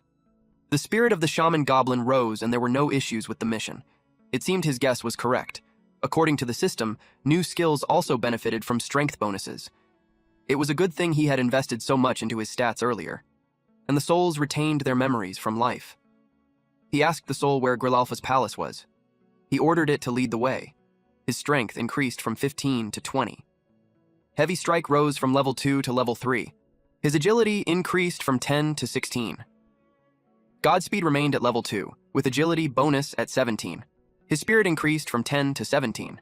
His breath control stayed at level 2. His divine sense rose from level 9 to level 15, and the Eye of Authority holder reached level 2. He didn't expect controlling souls continuously to be this exhausting, so he decided to invest more into spirit next. The shaman goblin pointed toward the palace. Chen didn't expect such a massive structure inside the rift. It looked almost like a human town. The civilization had already surpassed Grilalfa's palace, and the goblins lived in an organized way. He couldn't help but be impressed by the creation authority behind it. But with so many monsters, he knew charging straight in wouldn't work. He assumed the unique building at the center was Grilalfa's palace, and the boss was inside. He noticed some goblins pulling a wagon full of supplies. They stopped chatting when they saw the shaman goblin. They asked the Lord Shaman why it was there. In the next instant, their heads rolled on the ground. The last goblin standing was shocked. It realized this was a raid, but it didn't survive the next moment. The shaman goblin had already stabbed it. Chen didn't expect it to work. He wondered if they really couldn't tell something was wrong. If that was the case, things would be much easier. He ordered his spirit goblins to pull the wagon, but they were stopped by guards. The guards asked why they were so slow. The king was getting impatient. The spirit goblins simply apologized, and the guards waved them off, telling them to hurry.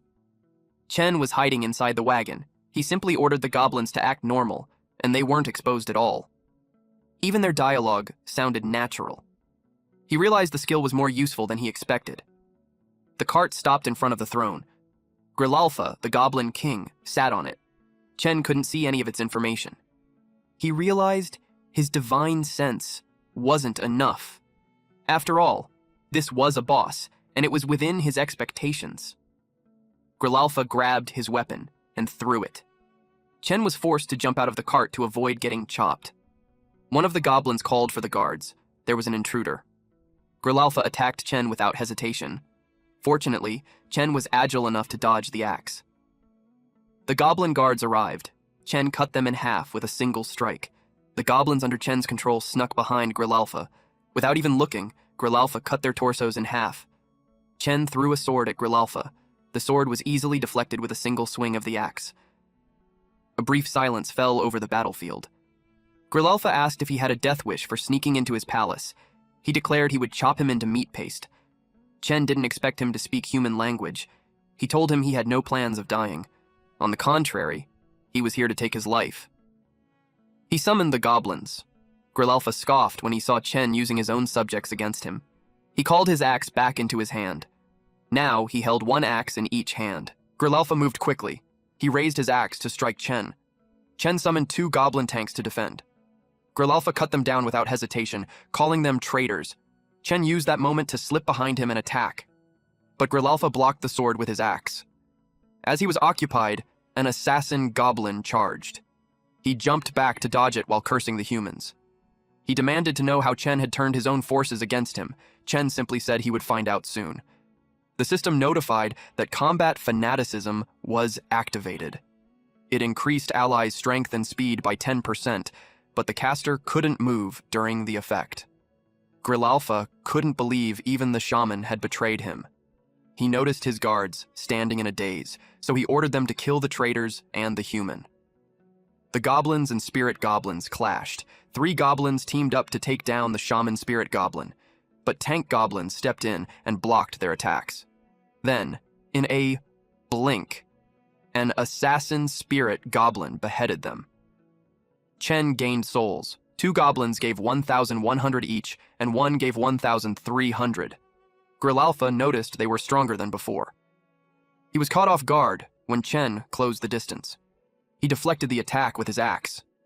Grilalfa admitted Chen had skill. Chen was stunned when his swords shattered. Grilalfa declared the fight was over. With 1,500 souls, Chen bought a lesser greatsword.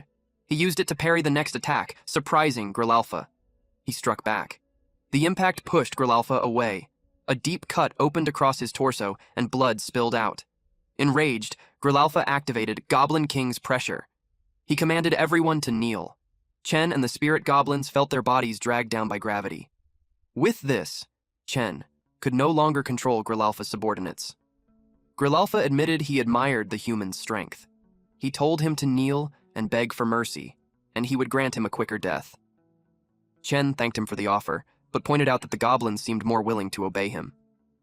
Suddenly, arrows struck Grilalfa. He was confused and demanded to know what Chen had done. Arrows rained down on him. He deflected them by spinning his axe.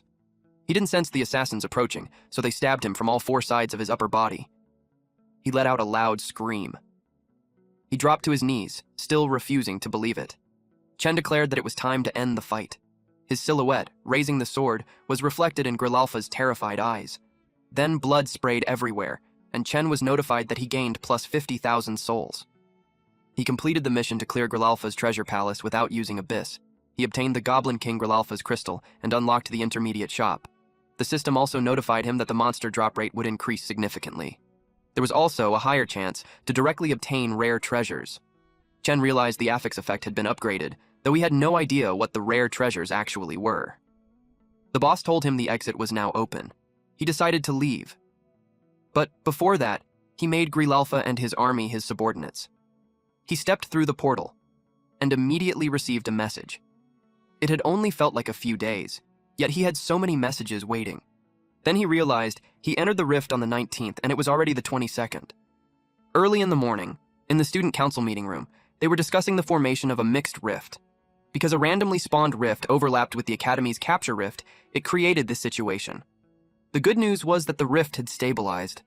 To ensure student safety, they wanted the student council to dispatch an advance team to explore it first. One student said the rift was around C rank, or possibly even B rank based on its size. They were frustrated with the timing of its appearance. The one speaking was the acting president, Lu Yunzhou, a B rank level 9. He stated that according to regulations, a B rank rift must be explored by a team led by an A rank, or at least 3 peak B rank oracles. But a mixed rift had too many unknown variables. Che Li, the vice minister of the executive department and a B rank level 10, questioned what there was to fear. He believed the 3 of them would be enough. The student council secretary, Ji Yun, a B rank level 7, said that the opening of the Golden Radiance Rift was near, and all high-level combatants in the academy were preparing for it. There were no better candidates than them. Su Han said she had someone to recommend if they lacked manpower. Although he was only a freshman, she explained that he could solo a D rank boss, and his strength was definitely not weaker than a peak C rank. Lai was unimpressed since the person was just a freshman. Yunzhou reminded them that safety must come first. Yun had already looked up the person and showed them the data. She explained that he had completed nearly 40 commissions in less than a month, cleared every rift he entered, and there were no casualties among his team members. His potential had been evaluated as a unique class just a few days ago, making him a key target of the Academy's protection. She was referring to Zhou Chen. Lai insisted that no freshman had reached C rank yet. If Chen were truly that strong, his star rating shouldn't be low. Yunzhou also felt the data might be exaggerated. Without seeing it himself, it was hard to judge. He asked where the student was. Han admitted she contacted him yesterday, but there was no reply. According to people who knew him, no one had heard from him for several days. She had already informed him about gathering at the site tomorrow, but she didn't know if he would show up. This made Like angry. He said she shouldn't make decisions about such a dangerous matter on her own. She defended herself, saying she only told him that a special rift had appeared and hoped he could help. Yunzhou said it was fine since they didn't even know if Chen would show up. He decided they would wait and see tomorrow. Han thanked him, while Li stayed silent. He adjourned the meeting. They would meet again the next day, in front of the rift. The 4 of them gathered. It seemed like it would just be them, so Yunzhou suggested they head in. Han felt disappointed that Chen didn't come.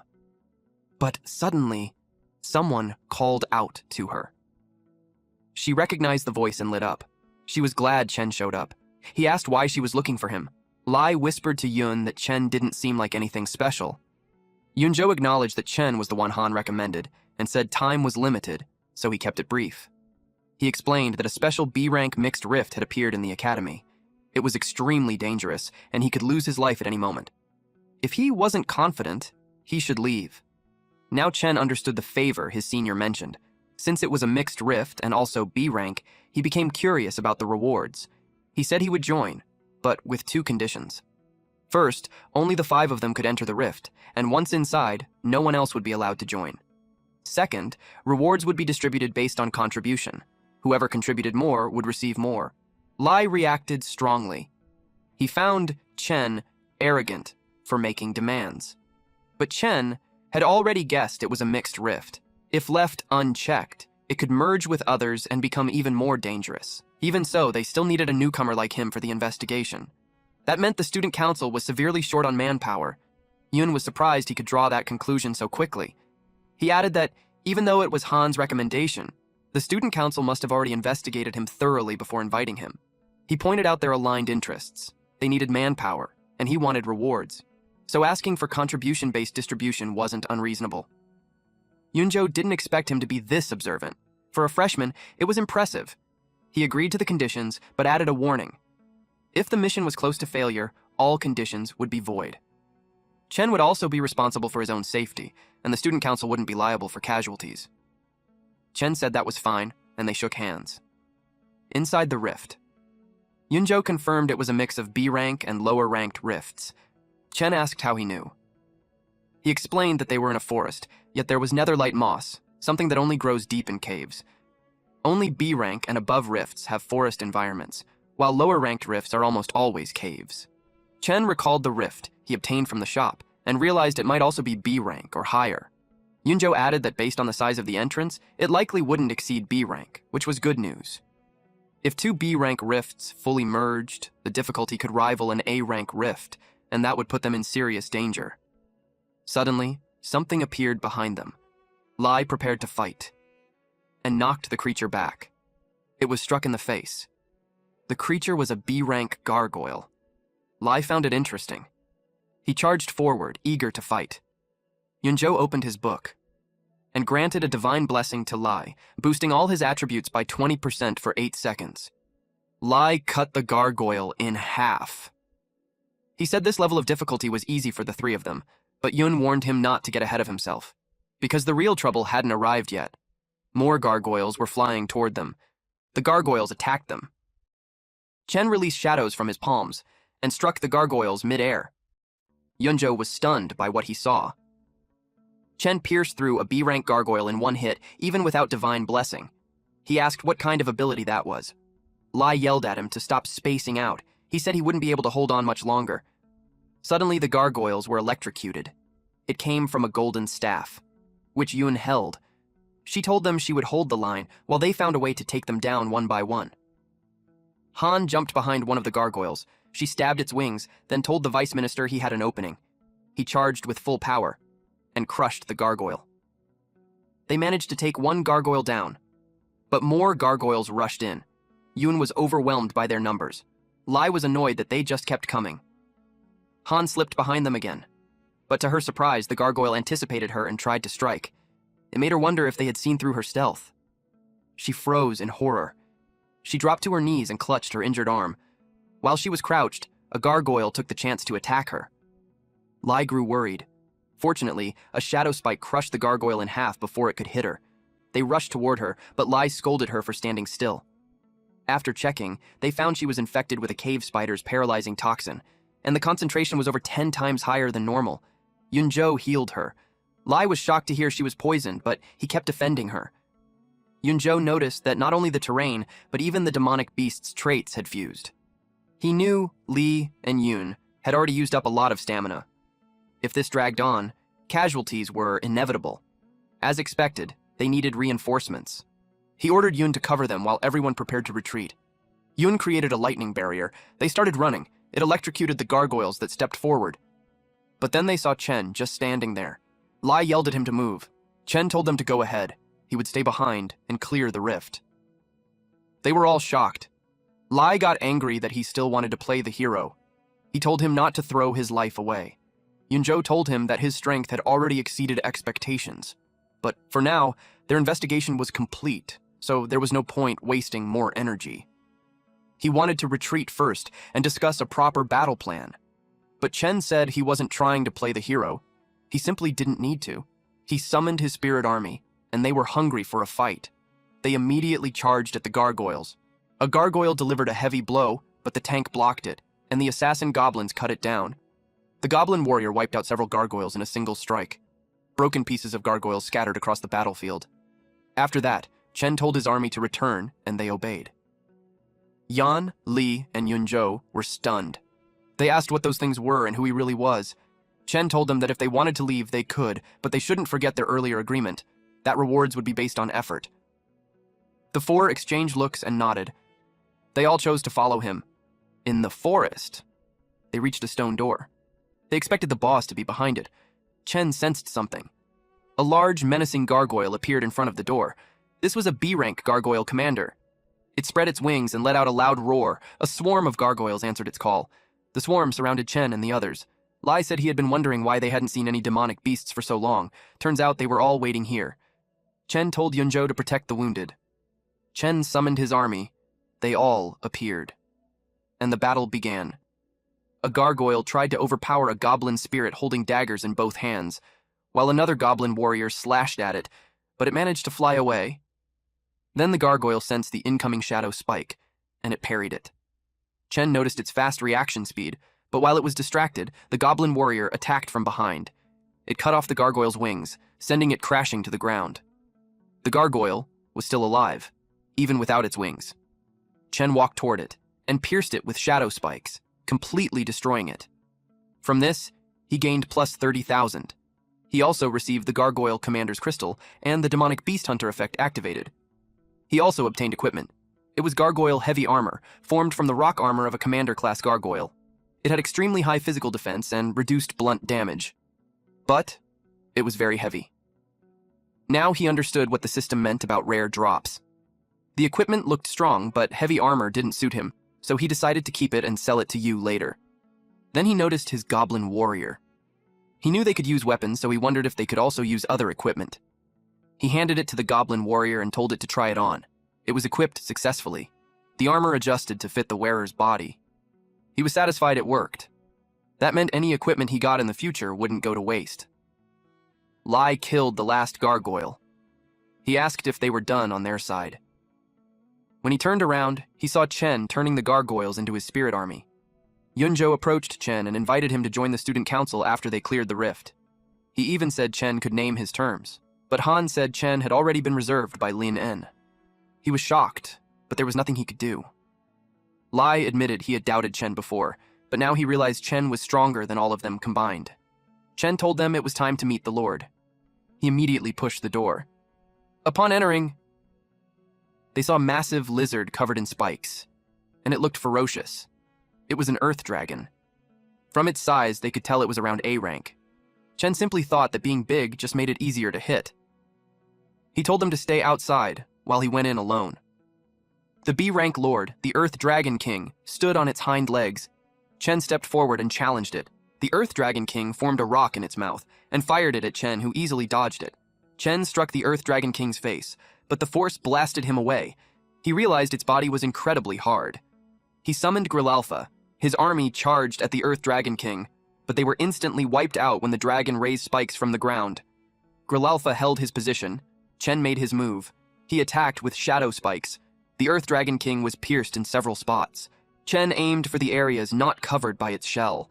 He summoned his gargoyle army next. And they flew toward the Earth Dragon King. They struck it, trying to break through the hard shell. The Earth Dragon King's torso began to glow. It released a burst of fire breath and wiped out all the gargoyles. Chen stood behind a defending gargoyle, but that was burned down too. The Earth Dragon King mocked him, saying those lower life forms could never kill it. The boss in book form appeared. Chen replied that the dragon was nothing more than an oversized lizard. This enraged it. The dragon prepared to show its wrath. But it suddenly felt something. Chen asked if it had finally noticed. It was paralyzed. Chen knew the toxins wouldn't last long, but he had plenty of gargoyles carrying poison. This dragon was now at his mercy. He asked the dragon who the real lower life form was now. The dragon panicked. The system notified that the conditions for Eye of Fear had been met. Shadows engulfed the Earth Dragon King, killing it, and Chen gained plus 80,000 souls. The demonic beast hunter effect activated. When it died, a crystal dropped from its mouth. Chen wondered if it was a skill stone. The system identified it as lava breath. It gathers earth fire energy and releases lava in a fan-shaped area, capable of burning a wide range of enemies. He thanked the boss for the help. The boss said to treat it as a reward for helping it recover power. Though even without its help, Chen likely would have handled it. Chen said he could manage, but in truth, he only had a few spirits left. Grilalfa and the others couldn't be summoned again until tomorrow, and it consumed a huge amount of mental energy. Now that it was over, his next goal was long-awaited treasure hunting. He went to check for valuable materials. They exited the rift. Chen let them handle the reward calculation and just transfer his share to his account. Yunzhou told him the student council had unanimously decided that the full 1.5 million reward for clearing the rift would go to Chen. Chen was surprised, especially since he had said earlier it should be split based on effort. He acknowledged that they had contributed too, but Yunzhou explained that without him, they wouldn't have closed the mixed rift, so he deserved it. They also hoped to work with him again in the future. Chen agreed and thanked them. While walking, En appeared and asked where he had been. She pointed out he hadn't replied to her messages and expected a proper explanation. He had completely forgotten. He explained he had been inside the rift the whole time and couldn't reply. He had just finished dealing with a mixed rift, and since he hadn't slept well, he asked to go rest. She reminded him to reply faster next time. She noticed his star energy hadn't increased much, but his aura felt completely different. Han admitted she was the one who asked Chen. She could tell Chen had cleared the mixed rift alone. Yunzhou confirmed it. She asked them all to keep Chen's abilities and the recent events a secret. The next day, Chen wanted the shaman goblin to learn a skill. He gave it a stone, but used it the wrong way at first. Then he told it to place the stone in its palm and treat it like part of its own body. The stone began to glow brightly in its hands. Chen watched, amused. So, it could learn. That meant enslaved spirits could use the same things oracles used. The boss knew these skill stones weren't cheap, so he wondered if Chen really wanted to use it like this. Chen explained that the rift En mentioned, the one where they snatched the golden radiance, was opening today. He needed every boost he could get. Lava breath was strong, but it took too long to prepare and drained too much mental energy. Right now, this was the only practical option. The boss suggested taking the Earth Dragon as an enslaved spirit instead. That had been Chen's plan at first, but when he released his mist toward the Earth Dragon like usual, he saw something strange. A massive dragon silhouette. After that, the Earth Dragon's soul completely vanished from his senses. The boss hadn't seen any of that, but based on Chen's words, he figured it was due to the dragon race's aura interfering. Dragon souls were far tougher than normal demonic beasts. Even with a thin bloodline, the Earth Dragon still carried some of that power. There was no point regretting it now. Chen shifted his focus back to what mattered, preparing for the Golden Radiance Rift. Since enslaved spirits could use equipment and skill stones, he decided to stock up on useful ones. Our boy arrived at the designated location. The ex-thug boss greeted him. Chen asked about the items Yu reported earlier. Yu told him everything was ready. He laid the items out on the desk for inspection. There was a weapon enhancement stone, which could temporarily boost weapon power. There was also a shadow step, short-range teleport stone that let the user instantly appear behind a target. Chen gave a small nod. It wasn't bad. Yu proudly said these were the most cost-effective combat tools he could find. Then he asked why Chen needed so many. Chen simply said it was for the Golden Radiance Rift. Then, without warning, Chen took out several items and told Yu to sell them. Just like before, they would split the profit 50-50. His share would go toward covering the expenses. Yu froze when he saw the dragon scales. He never thought he'd see something like that in his life. Chen told him if the money still wasn't enough, he'd cover the rest himself. Yu quickly said it was more than enough. Chen handed everything over and left. As he stepped outside, a car was already waiting for him. He paused. Something felt off. The window rolled down. It was En. She asked if he was fully prepared. She came to pick him up and clearly expected he hadn't forgotten what day it was. The car drove away. En told him not to be nervous. She said she hadn't been looking into his private life. She just wanted to explain the rules of the Golden Radiance Rift clearly before they arrived. To enter the rift, a person needed a ticket, the Golden Radiance Fragment. These fragments only appeared inside the rift at certain times. Some demonic beasts would gain powerful star energy after consuming them. That was how the rift they were heading to, the Shattered Gold Wasteland, came to be. As long as he defeated those glowing demonic beasts, there was a chance to extract fragments from their bodies. Although she couldn't let Chen enter the Golden Radiance Rift under Shenhua's name yet, he could still obtain a fragment on his own. Once he had one, he could enter freely. Chen asked if he would be going alone. She didn't answer directly. Instead, she said that if it felt too difficult, he could say so, but Chen cut her off. He admitted that this was exactly what he wanted. She was left speechless. There were already many people gathered at the entrance. Chen looked around and asked if all of them were here just to fight over fragments. En told him it was more than that. The entrance in front of them was only one of many. More people would arrive in waves later. Chen spotted Shenhua's team and said they lived up to their reputation. En, however, thought they looked like a disorganized mess. She explained that her father had disappeared in a rift years ago, leaving only her and her grandfather behind. Now that her grandfather's health was declining, they needed to choose a new president soon. Her father had vanished 8 years ago, and no one knew what had happened to him. With her grandfather growing weaker, the pressure to choose a successor was rising fast. Chen assumed she was the rightful heir. En replied that while she was the heir on the surface, Shenhua was a top-tier guild. In terms of strength and resources, she couldn't fully convince everyone. She added that several people in the guild were also aiming for the president's seat. Some of them were even stronger than her. Others controlled most of the guild's resources. One of them was Shen Xinghe, a mid-A rank who joined later, but quickly gained massive popularity. Many members had already recommended him as the next president. Then there was Qin Mo, a low A rank who looked harmless at first glance. But in every major guild battle, she managed to secure a large share of resources and hide it well. En had only recently noticed, but still had no solid proof.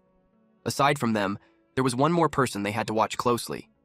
Pojin, a peak A-rank oracle, and the strongest of their generation. Although he respected En's grandfather, he led a militant faction within Shenhua. He believed En wasn't strong enough, and he was one of her biggest critics. Someone noticed En's arrival and greeted her as the eldest young miss. Then they glanced at Chen and questioned where this unfamiliar man came from. En turned to Dao Minghui. She acknowledged that his father had made great contributions to the guild. Then she questioned his own achievements. She bluntly called him trash, someone who hadn't even reached A rank yet still acted arrogant in front of others. Pojin then asked if the man beside her was the reserve member she had recruited at a high price before. His eyes swept over Chen. A D rank. He asked if she was trying to humiliate him, or Shenhua itself. Chen met his gaze without backing down. Someone quickly stepped in and told them to stop. En and Pojin both lowered their heads and bowed. The president had arrived. It was En's grandfather. He told them this wasn't the time for internal conflict. En greeted her grandfather. The president scolded Pojin, reminding him that as a core member of Shenhua, every word he spoke represented the guild's image. Pojin replied that he understood and thanked the president for his guidance. En's grandfather announced that it was time to depart and told them to witness the true strength of Shenhua. They soon arrived at the Shattered Gold Wilderness. It was Chen's first time seeing the place. If a rift of this level was only being used to compete for tickets, he could not imagine what the Golden Radiance Rift would look like.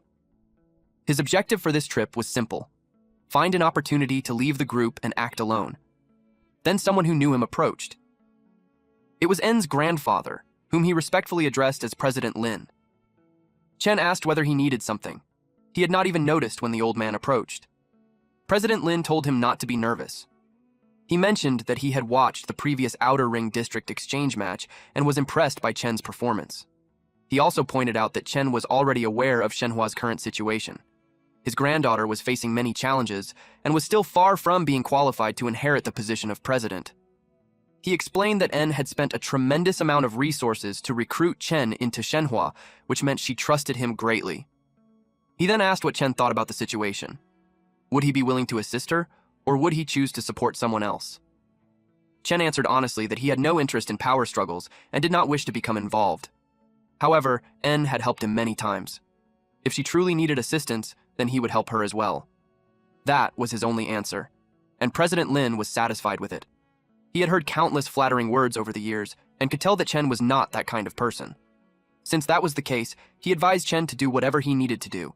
He wanted to see what Chen was truly capable of. Chen's expression became serious. He headed toward a secluded area.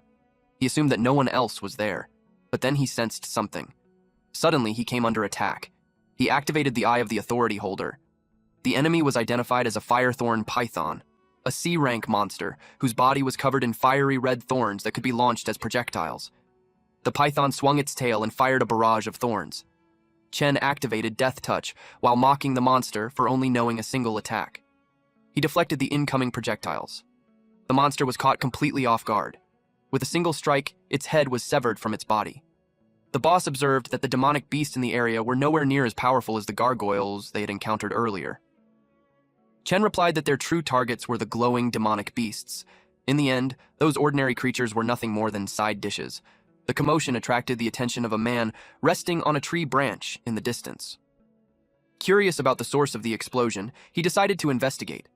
After finishing off the ordinary demonic beasts, Chen decided to search elsewhere. He noticed sand scattering across the ground. Before long, he found himself surrounded. Then he sensed someone standing behind him. Without hesitation, he unleashed a strike while demanding to know who it was. The man casually blocked the attack with one hand. This person was Amir, an A-rank oracle.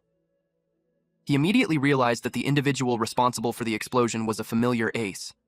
Chen recognized him as well. He had not expected Amir to come and compete for the Golden Radiance fragments. Amir remarked that Chen possessed a very unusual power. His intuition had confirmed it. Chen was the lone star. Chen had no idea what he was talking about. Amir replied that there was no need for him to understand. He informed Chen that he would not survive the night. In an instant, Amir appeared behind him and launched an attack. Fortunately, Chen managed to parry it. The impact forced both of them backward. Chen scoffed. Amir acknowledged that he had some skill. Our boy then stated that regardless of Amir's reasons, killing him would not be easy. Then he summoned his fighters. Amir watched Chen. He quickly realized that Chen possessed the ability to control dead souls. He asked whether Chen truly believed he could bridge the gap between them through sheer numbers. A giant undead fighter attacked first, but Amir used Sand Shadow Step to evade it. Chen was able to follow the movement trajectory. Amir instantly appeared behind him. Chen deflected the attack, then his undead soldiers charged forward. Amir found it hard to believe that a mere D-rank could track his movements. He admitted that he was genuinely surprised. He then unleashed Sunwheel Slash against the undead.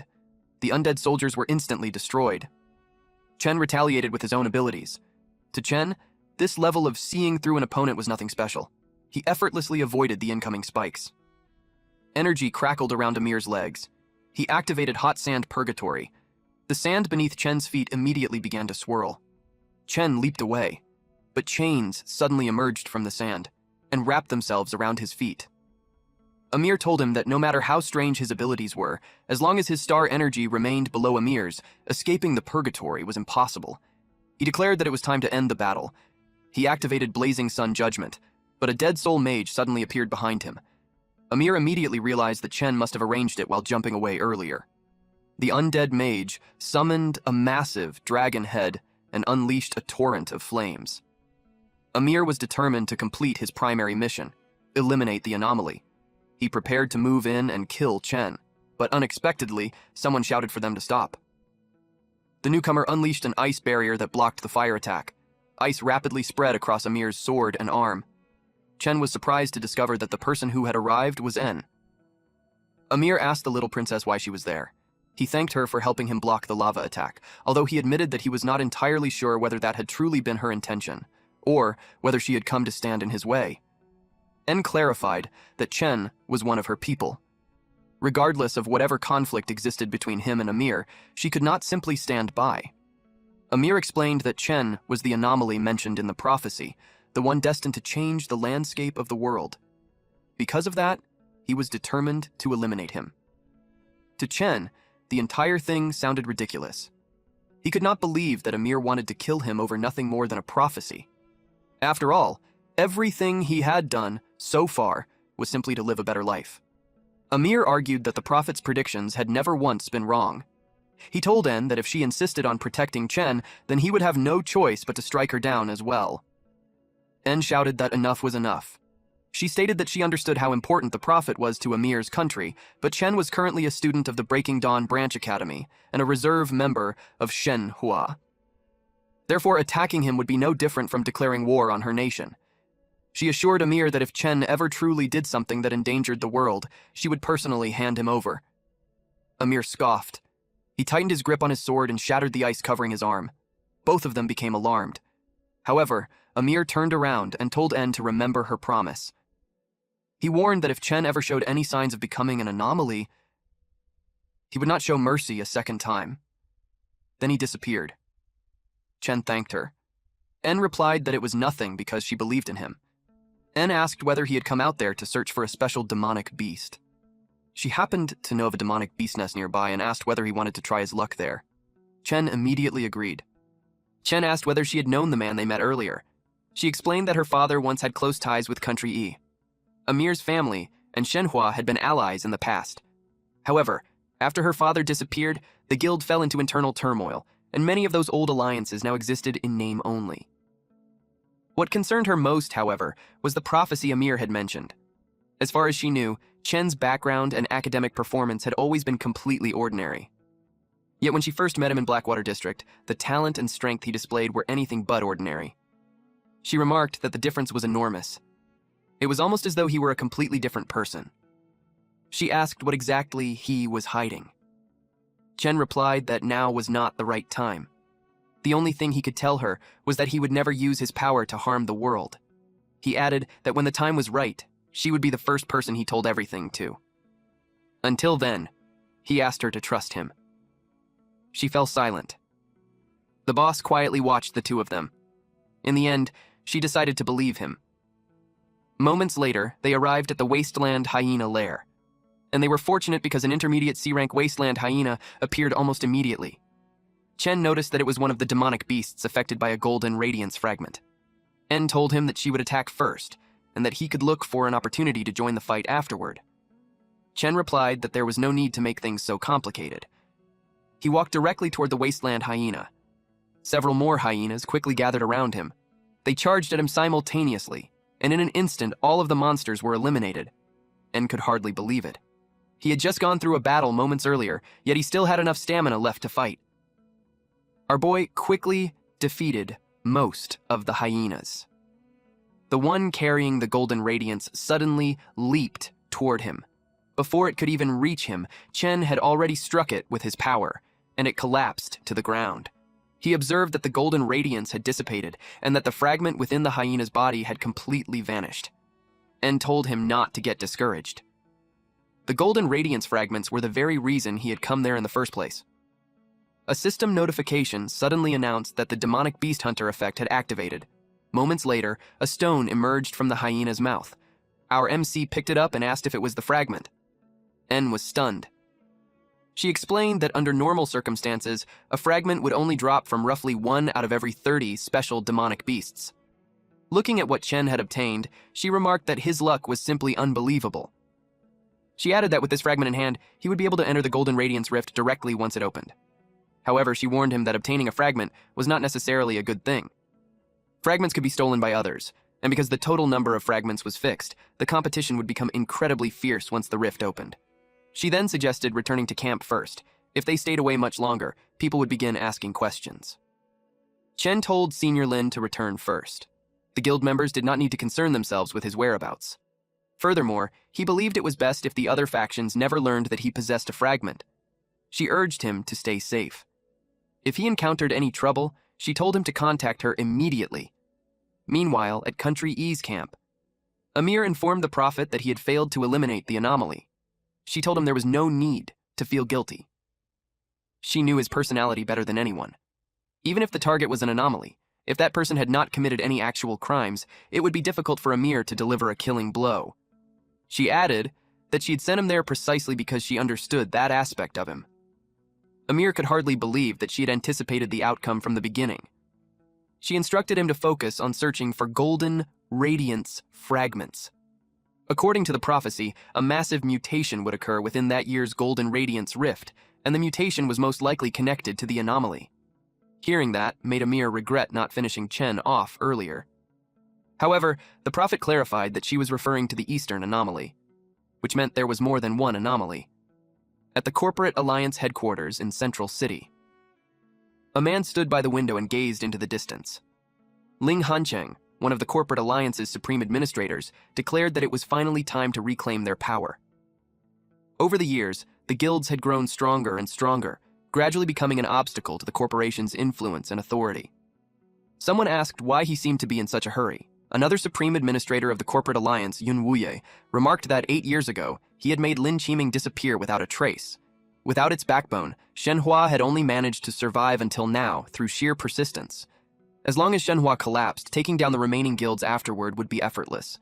They would become nothing more than easy prey. Someone argued that Shenhua possessed far too many valuable resources, and that there was no reason to continue delaying their plans.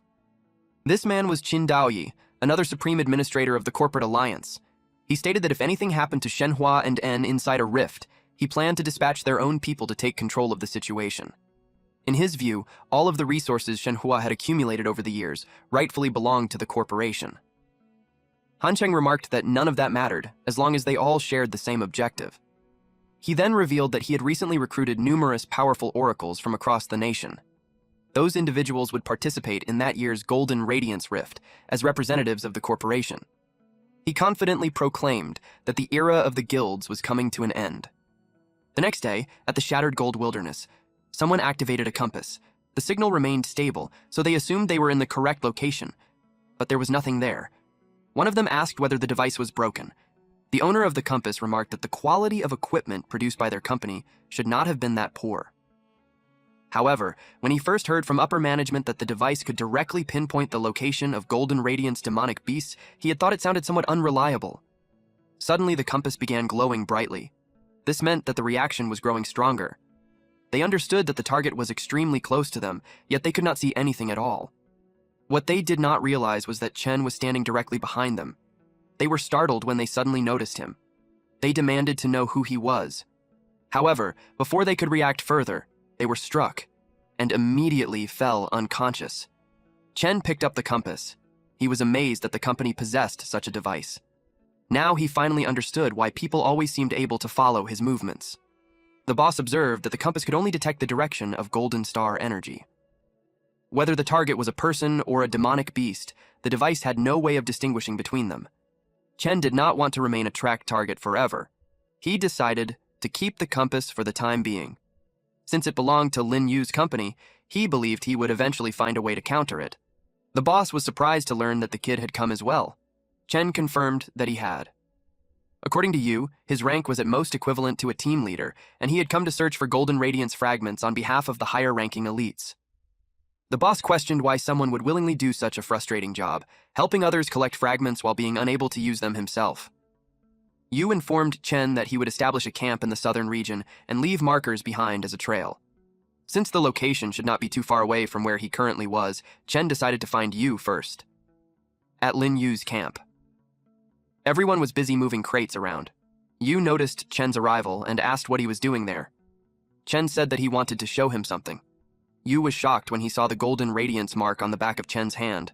Yu immediately invited him inside to discuss it. After learning that Chen had already obtained a fragment in just 2 days, Yu became excited. He exclaimed that Chen was simply too fierce. Chen replied that he had only gotten lucky. He also mentioned that obtaining the fragment had attracted some trouble. He expected Yu to know what he meant. Yu immediately understood. Chen must have been targeted by a radiance tracker, which was indeed troublesome. Since the tracker was now in Chen's possession, it meant someone had already found him through it. Chen asked whether there was a way to solve the problem. Yu handed him a bracelet and told him to put it on. It was a storage bracelet issued by the company and specially designed to store golden radiance fragments. As long as the fragments were kept inside, they could not be detected by a radiance tracker. Chen found it amusing because the oracles from the company he had encountered earlier did not seem to possess such a bracelet. Yu explained that only team leaders and those of higher rank were qualified to receive one. Yu warned him not to even think about stealing someone else's storage bracelet. Every bracelet had a unique serial number. According to company regulations, each team leader was required to submit at least 3 fragments. If the higher-ups discovered that someone had stolen company property, the consequences would be severe. However, Chen was free to use his bracelet however he liked. Chen asked what Yu would use if he handed his bracelet over. He wondered whether the company could simply issue another one. Yu replied that replacements were not allowed and that he would be fined. Now that Chen possessed a fragment, Yu suggested that he leave the area immediately. The Shattered Gold Wilderness would only become more chaotic as time passed, and leaving now would be the safest option. Chen was concerned. The Golden Radiance Rift only opened once every 2 years. If Yu failed to submit fragments and also lost his bracelet, the company would not let him off easily. Chen considered removing the fragment first and returning later to give the bracelet back. Suddenly, a system notification appeared, informing him that he had to clear the Shattered Gold Wilderness within 5 days. He immediately realized that someone did not intend to let him leave peacefully. Clearing the rift itself was not difficult, but collecting so many fragments would inevitably create conflict. At the same time, he also had to look after Yu. The situation had become rather troublesome. Then an idea suddenly came to him. He asked Yu what was required to clear the rift. Yu explained that, generally speaking, the rift would close once all the Golden Radiance fragments had been collected. Based on previous estimates, the total number of fragments was around 30,000. Even in the fastest years, collecting all of them had taken at least half a month. However, with the company's newly developed Radiance tracker, the process would likely be much faster this year. Chen stated that he had a business proposal. He asked whether Yu was interested. Yu was overwhelmed that Chen was discussing business at a time like this. Since everyone wanted Golden Radiance fragments, all they had to do was collect them before everyone else and sell them afterward. As long as the fragments were distributed among various buyers, Chen would no longer need to worry about becoming a target. At the same time, Yu would be able to submit fragments to satisfy the company. Chen also believed that Golden Radiance fragments would undoubtedly sell for a very high price. Yu did not mean to doubt Chen's abilities, but he pointed out that the drop rate for Golden Radiance fragments was notoriously low. He honestly had no idea where they would find enough extra fragments to sell. Chen revealed that he already had a solution. The real issue was that such a business would inevitably attract the attention of various factions. What they truly needed was a secure sales channel. Yu understood that if the company discovered the scheme, Chen could end up implicated as well. But after thinking about it, he realized that the company had never truly treated people like them as human beings. So he agreed to the plan. He knew that Chen was looking out for him, and he could not bring himself to let Chen down. Yu promised to find people capable of distributing the fragments. Together, they would make a fortune. Meanwhile, in another setting, some men were struggling against a giant spider. 2 guilds were arguing over ownership of the target. The North Wind Guild claimed that the monster belonged to them. However, the Frostwolf Guild strongly disagreed. Suddenly, the monster was struck down. Everyone was shocked and demanded to know who had killed it in a single attack. They spotted a hooded man standing nearby. Chen collected the Golden Radiance fragment. The members of both guilds immediately charged toward him after realizing that he had taken the fragment. Determined not to let him escape, they rushed after him. The men chasing after Chen shouted at him not to run. They quickly realized just how fast he was. One of them specialized in agility, yet even he could not keep up. Our boy found them incredibly troublesome. So, he struck the ceiling of the cave.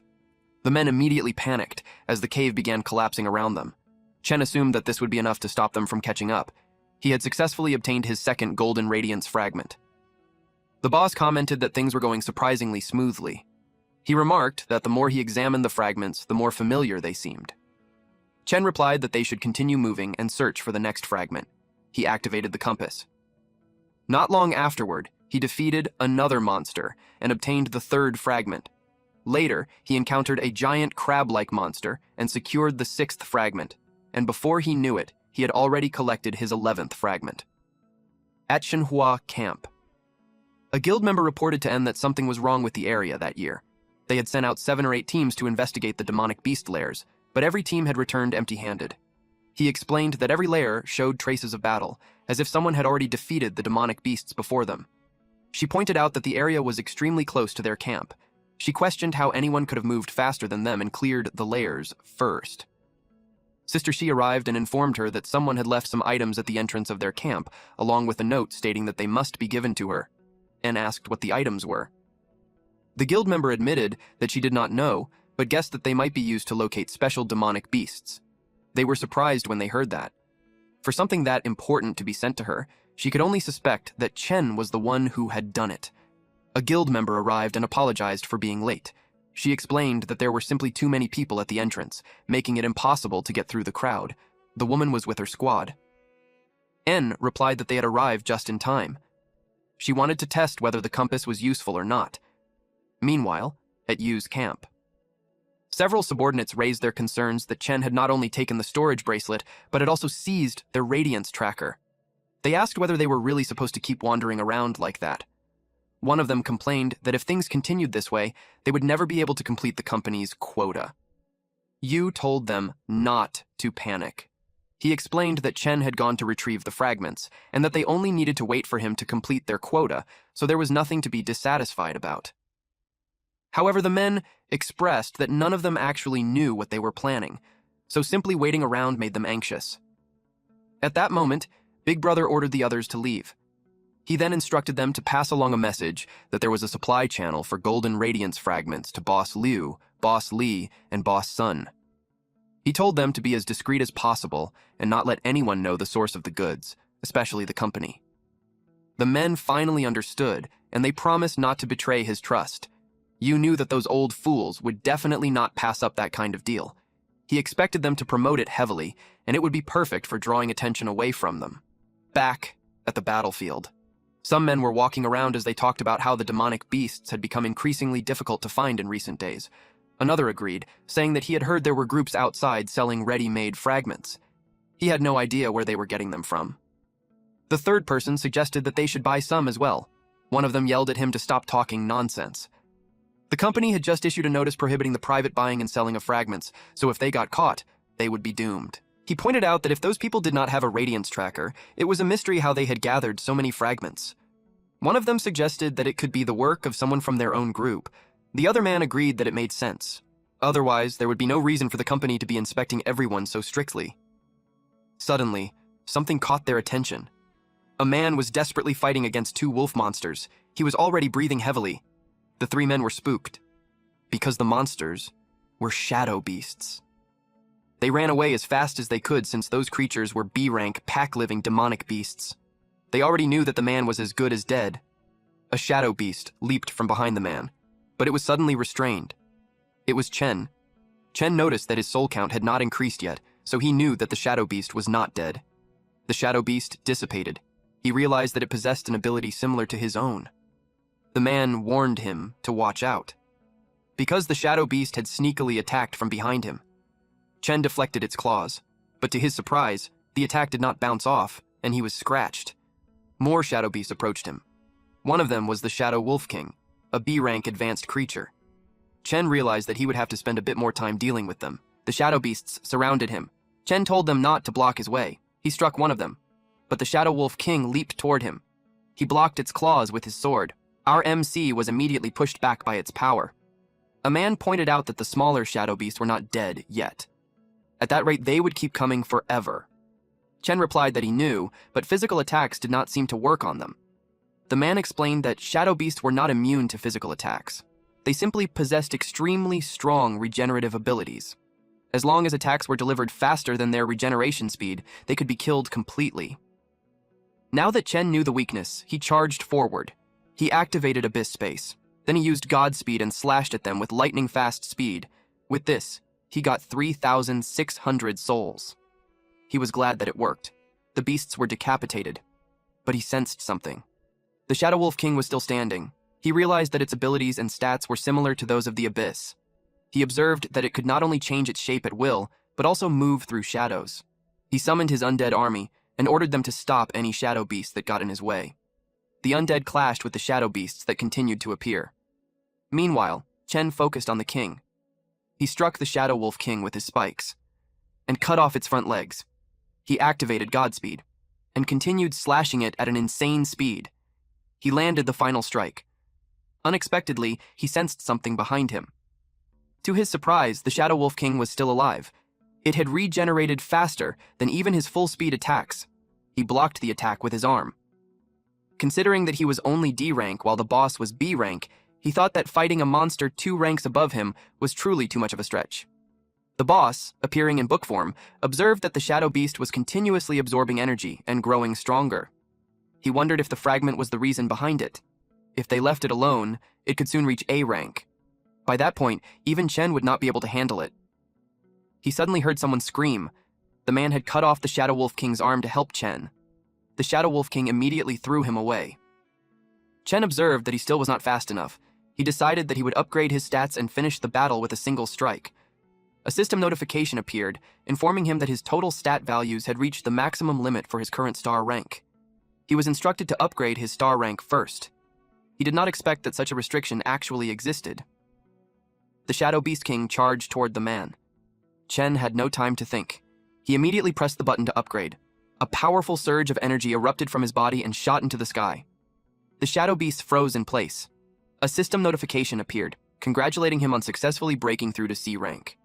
His current rank level was now rank 1. His stat cap had been lifted, and his summons had also been upgraded. The summons immediately attacked the Shadow Beasts. Meanwhile, the Shadow Beast King lowered its body and prepared to launch itself forward. But Chen struck first. He was overflowing with power. He hit the Shadow Beast King with several spikes at the same time. He saw that it was trying to escape, so he chased after it, and slashed it repeatedly from all directions. Chen earned 100,000 souls, and the demonic beast hunter effect was triggered. He obtained 10 fragments from the Shadow Beast King. Now it made sense why it had been so powerful. The boss praised him for a job well done. He realized that Chen had been hiding a trick up his sleeve. The man noticed the bracelet and asked whether he was from the Corporate Alliance. In his impression, people from the Corporate Alliance always focused on cost-effectiveness, so he questioned why Chen was in a place like that. Regardless, he thanked him for the help. He introduced himself as Wan Li and asked for Chen's name. Chen gave him 1 fragment and advised him not to casually let others see the fragment mark on his wrist. Wan Li was stunned. He asked why Chen was giving it to him. Chen replied that he had just saved him, so he deserved it. Before leaving, Chen added that it would be best if he did not tell anyone that he had seen him. Wan Li was left speechless. He muttered that Chen was a weird guy. 5 days later. There were 7 hours, 56 minutes, and 34 seconds remaining. For Chen's hidden mission, his progress had reached 614 out of 500. The time was almost up. The fragments should have already been scattered, and there should not have been many special demonic beasts left. But he had no idea where they were. Suddenly, he noticed a group of people. 2 guilds were facing each other. One guild confronted the other, claiming that they had been very active lately, and therefore must have collected a large number of fragments. Their leader demanded that all of them be handed over. A mage asked a man named Dao Minghui whether he truly intended to kill them all. A guild member from the mage's side suggested that they attack together since they had the advantage in numbers. Everyone charged forward to fight. The mages unleashed their spells. Dao Minghui smirked. He ordered the tanks to form a barrier. The barrier protected them from the incoming attacks. After that, he unsheathed his sword. He charged forward alongside his men. He activated Phantom Shadow. The mage was completely overwhelmed. His staff shattered when he used it to block the attack, and his body was covered in cuts. From a cliff above, Chen watched the battle unfold. He observed that the competition had become increasingly fierce, with people risking their lives for fragments. However, according to Yu, that was exactly why the fragments were selling so well. The boss estimated that those people probably had dozens of fragments in their possession. He wondered whether Chen should make a move. Chen dismissed the idea. With his current identity, he knew it would not be wise to appear in front of Dao Minghui. They saw a rainbow-colored vortex appear in the sky and realized that the rift was about to close. It seemed that all of the special demonic beasts had already been wiped out. That saved Chen the trouble of searching for them. Meanwhile, Dao Minghui forced the mage onto his knees. The mage gritted his teeth. Dao Minghui asked whether he still wanted to continue fighting. The mage looked at his guild members with concern. In the end, he decided to concede. He ordered his guild members to hand over the fragments. At the entrance of the rift, many people could be heard complaining that it had ended after only 5 days. In previous years, it had lasted at least half a month. Most of them were angry because they had not even caught a glimpse of a single fragment. Someone else added that they had heard fragments had been appearing everywhere recently, and people were obtaining them with surprising ease. Meanwhile, Chen received several notifications. He completed the mission Clear the Shattered Old Wilderness within 5 days and earned a reward of 150,000 souls. He had also completed the hidden mission to defeat at least one special demonic beast strengthened by Golden Radiance fragments. The total reward he received was 300,000 souls. He was surprised to receive so many. When he had forcibly broken through his star rank earlier, his souls had nearly been depleted, and the demonic beasts within the rift had been fiercely contested.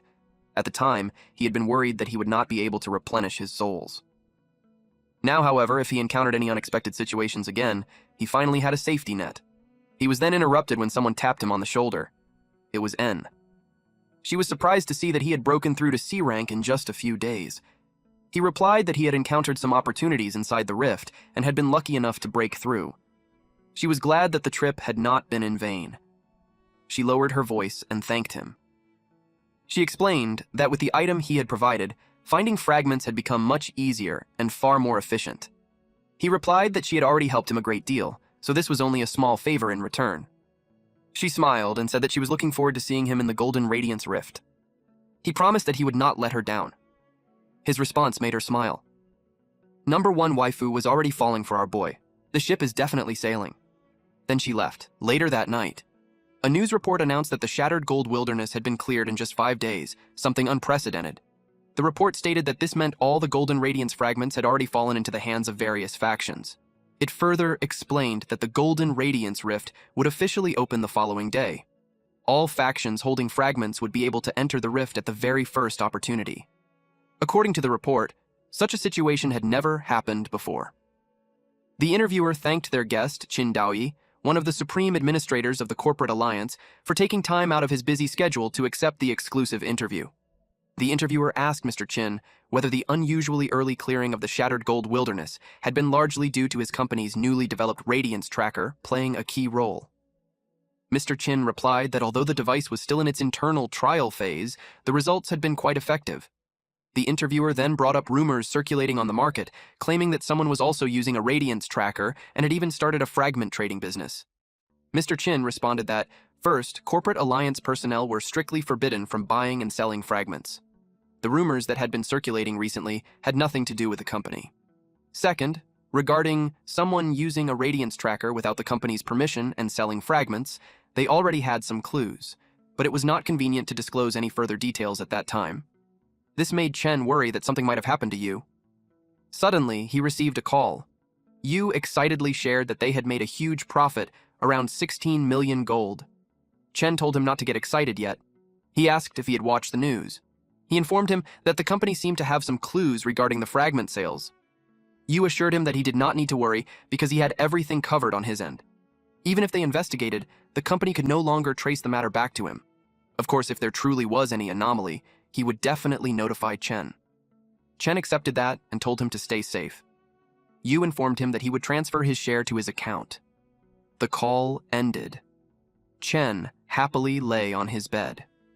He could not help but think about how much they had earned. Moreover, he had already broken through to C rank, and there was still a month left before he officially joined Shenhua. Now, he no longer had to worry about money. However, the formal process of entering the guild would definitely have to wait until after the Golden Radiance Rift ended. For now, he decided to focus entirely on the Rift.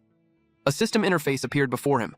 He checked the intermediate store, which had Abyssal Erosion for 100,000 souls, Rift Fragment for 150,000 souls, and Armament Upgrade for 80,000 souls. He had 467,150 remaining souls. He realized that he had not carefully checked the intermediate store when it was unlocked earlier, so now seemed like a good time to study it. He observed that the costs in the intermediate store were on a completely different level. After taking a closer look, he realized that most of the items were one-time purchases, so he figured the prices were still acceptable. He noticed that the store even contained combat skills like Abyssal Erosion, an Abyss-type combat skill that infused attacks with the Abyss, causing Abyss energy to continuously remain within an enemy's wounds. It cost 100,000 souls, leaving him with 367,150 remaining souls. With this combat skill, he thought that if he encountered enemies that did not feel fear, he would have more offensive methods available, so he wanted that skill. He selected Armament Upgrade, which cost 80,000 souls. That left him with 287,150 remaining souls. According to his usual playstyle, directly upgrading the weapons in the store would likely provide a decent boost. However, he decided not to buy a new Rift Fragment for now, and instead keep the remaining souls for unusual emergencies. Now, he was satisfied. After that night, some people gathered in Central City beneath the World Tree. En saw that Chen had arrived. She introduced Ling Xiao, Bai Ya, Hu Po, Shi Lan, Fei Yan, and Shi Yue to him. Those 6 were like him. They were the new generation of Shenhua with extraordinary strength, whom she had recruited from all over. She claimed that everyone there was a trustworthy partner. He was puzzled to hear that from her since she had mentioned before that almost no one in Shenhua, from top to bottom, could be trusted. This led him to think that those 6 were direct forces she had personally cultivated. Yue extended her hand to him while telling him that En had told them about him. She told him to take care of them from then on. He was left speechless as he realized his seniority over them. Fei Yan teased Yue, saying that she had scared Chen. Chen replied that it wasn't that. He had just thought of some acquaintances. He told them to take care of him from then on. She replied yes. Minghu approached them and asked if there was a welcoming party. He recalled Chen from back then. He knew that Chen wasn't on the list for fragment distribution, so he suggested that Chen's fragment had been brought from outside. Yue was annoyed with him. She wanted to beat him up, but Yan stopped her, saying that it wasn't time yet. Xinghe placed a hand on Minghu's shoulder and told them not to say that, since everyone was a partner of Shenhua. He told Chen that how he got the fragment wasn't important, and that being able to get it also required skill. Mo also agreed. She stated that even if it had been bought, having such connections was also considered a kind of strength. She pointed out that Minghu was the least qualified person to judge him. Minghu couldn't believe that even Qin Mo had spoken up for that kid. Then, Pojun noticed them. He watched Chen carefully. And, in his point of view, there's something different from our boy now. Pojun then asked if Chen was already C rank. To be able to break through in such a short time, he stated that Chen was truly qualified to join Shenhua. But he added that wanting to carry the main burden of Shenhua at that level was still far from enough. Minghu was surprised since back in the Shattered Gold Wilderness, the kid had only been D1 rank. Now he knew why they had all spoken up for him. He assumed that those two old foxes had taken a liking to the kid's talent. Then, suddenly, the tree emitted a strong light. A man exclaimed that the rift had opened. Chen simply watched it. The Golden Radiance Banquet had officially begun. Alright, that's it for today's story. If you want the weekly chapter updates for this series, those will now be uploaded on my second channel, Manhwa Updater. So if you don't want to miss what happens next, make sure to check it out and join the update gang. Thanks for watching, stay cool, stay awesome, and I'll see you in the next one.